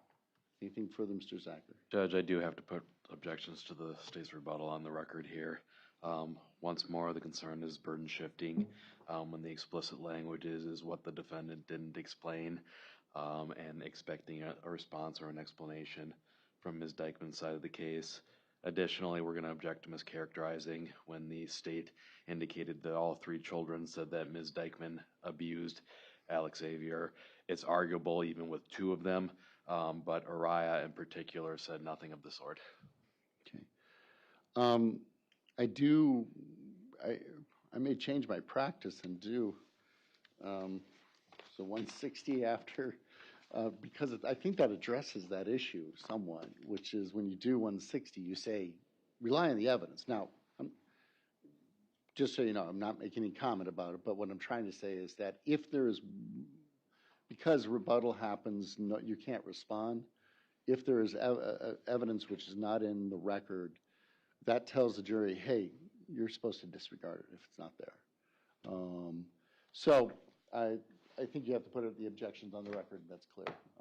But I'll note those objections. I'm not going to do anything at this point with the jury and deliberations. So. Thank you, Judge.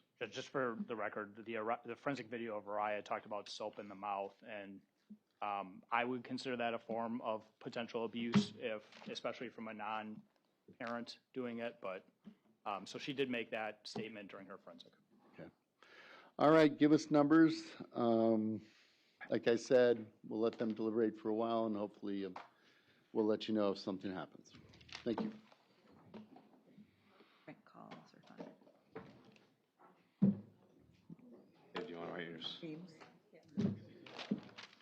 I'm always up in the middle of the night, so. All right, thank you, everyone. Oh, shoot, let me give this to them.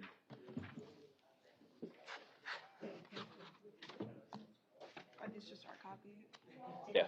Yeah. Do we stay here? Stay relatively close and keep it on. I will need you back at 5:30.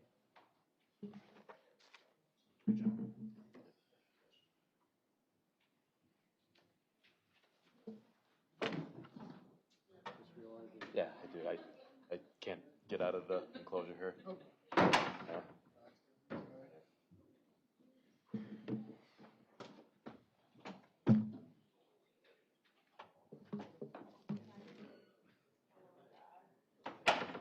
Well, it's not all gonna fit. That's why I'm Really, gonna yeah. do 2 trips.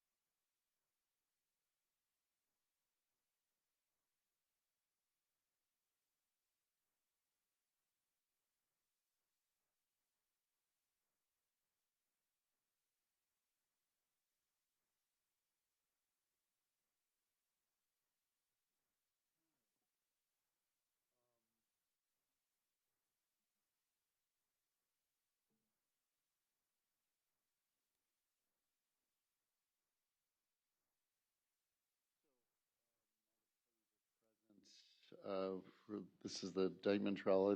The question, there's two questions, or really two requests.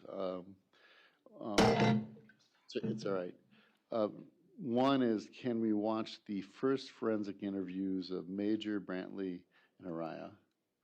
And the second one was, can we watch the welfare check body cam videos?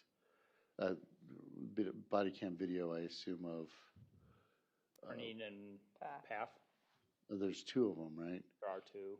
Yeah, we might have to get, were they, so first of all, on the issue of length, just so I understand, if I remember right, Major's first interview was, let me go back through my notes, was that 41 minutes? Sound about right? Accurate. And they're not asking for the second interview, it's just the first interview. And then for Brantley, the first interview, I did not write that down, but I think it was about 30 minutes. About 30 minutes, yeah. And then if I remember right, Arise is pretty short. It's about 27 minutes or something. So. 20. Right, okay. 20 minutes. And then the videos, the body cam videos, I don't know necessarily how long those were. They were relatively short. They're short Sergeant's- snippets. Yeah, Sergeant Kearney's was short snippets. The think- longer one when he was actually in the home, and then Sergeant Paff's, I think, was 10 to 15 minutes. My guess is they're talking about the video of Alexavier, of the views of Alexavier, actually. But I really don't know. They just said, I'll read it exactly. Welfare check body cam video. That's all they wrote. We could ask for specific areas. I think the forensic, I think they want to see the whole thing of the forensic interviews. I think the welfare check body cam video, there was a whole bunch of bits and pieces that were shown. We could ask specifically which ones. The other thing is timing. Do they want to do it tonight, or do they want to do it tomorrow morning at 8:30? First of all, what's the feeling about them seeing these? The only way they can see it is by coming in the courtroom and watching them again. What's the state's position on it? I have no objection to them seeing them. They're admitted evidence. Right.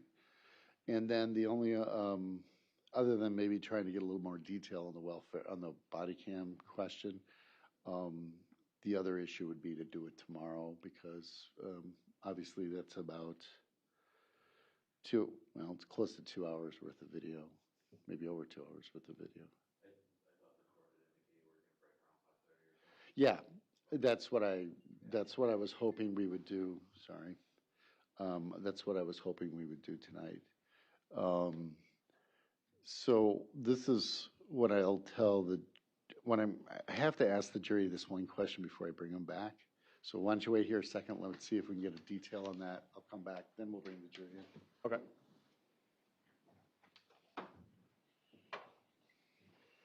I'm just.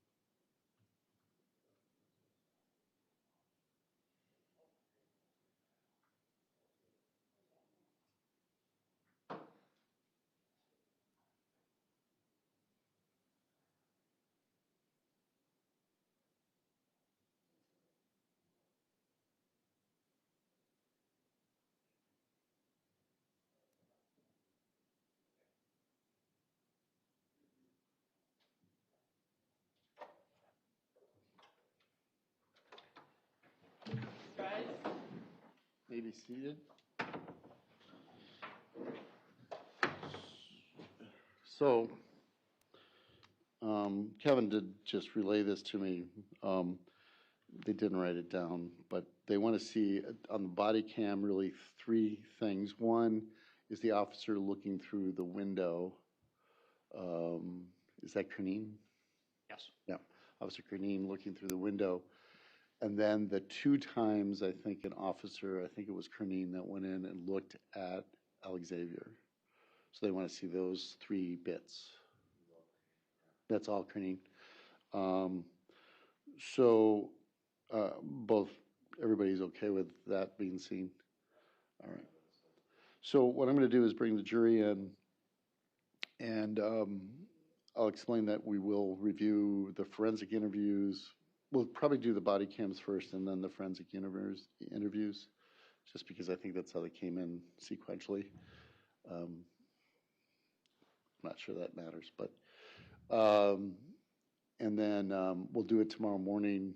I'll ask them to be here at 8:30, and as soon as we can, we'll start up.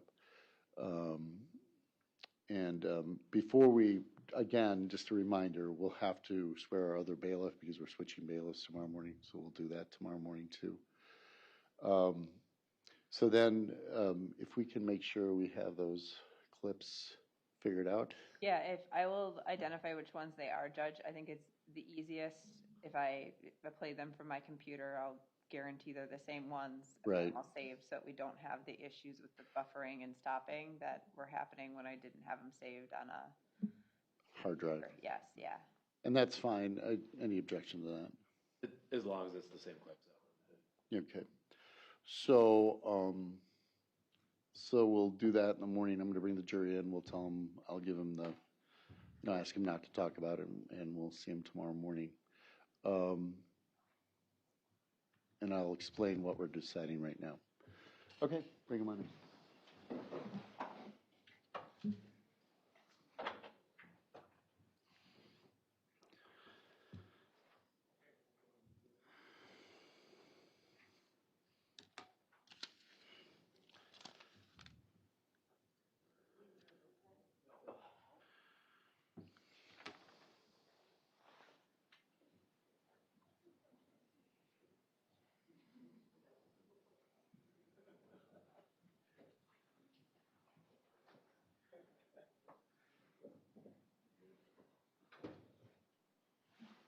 All right. All right, everybody may be seated. I'll just start with this. It's inevitable that everybody keeps on sitting in the same seat no matter what. It's human behavior. Anyway,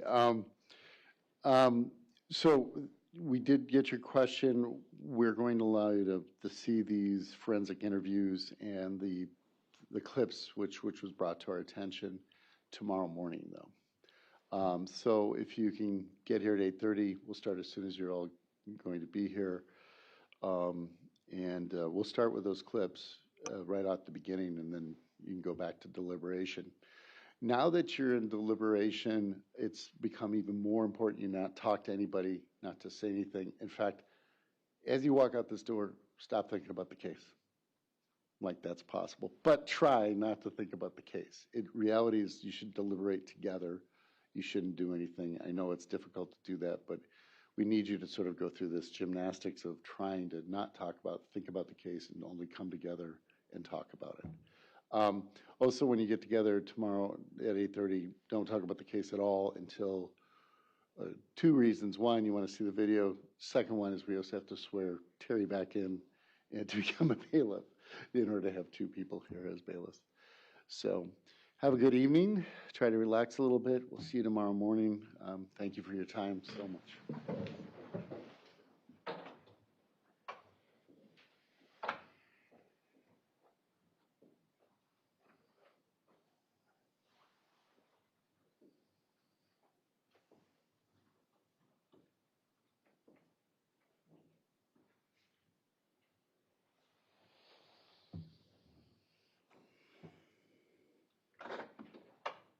All right, everybody may have a seat. State any problem with how I explain that to the jury? No. Defense? Yeah. Okay.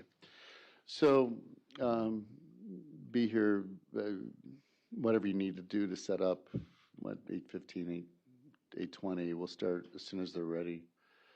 I mean, you could come at 8:30 if you think you have it all set up.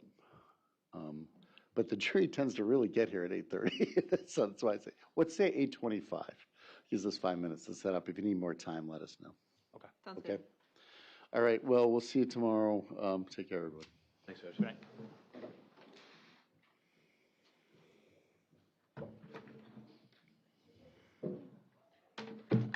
Um,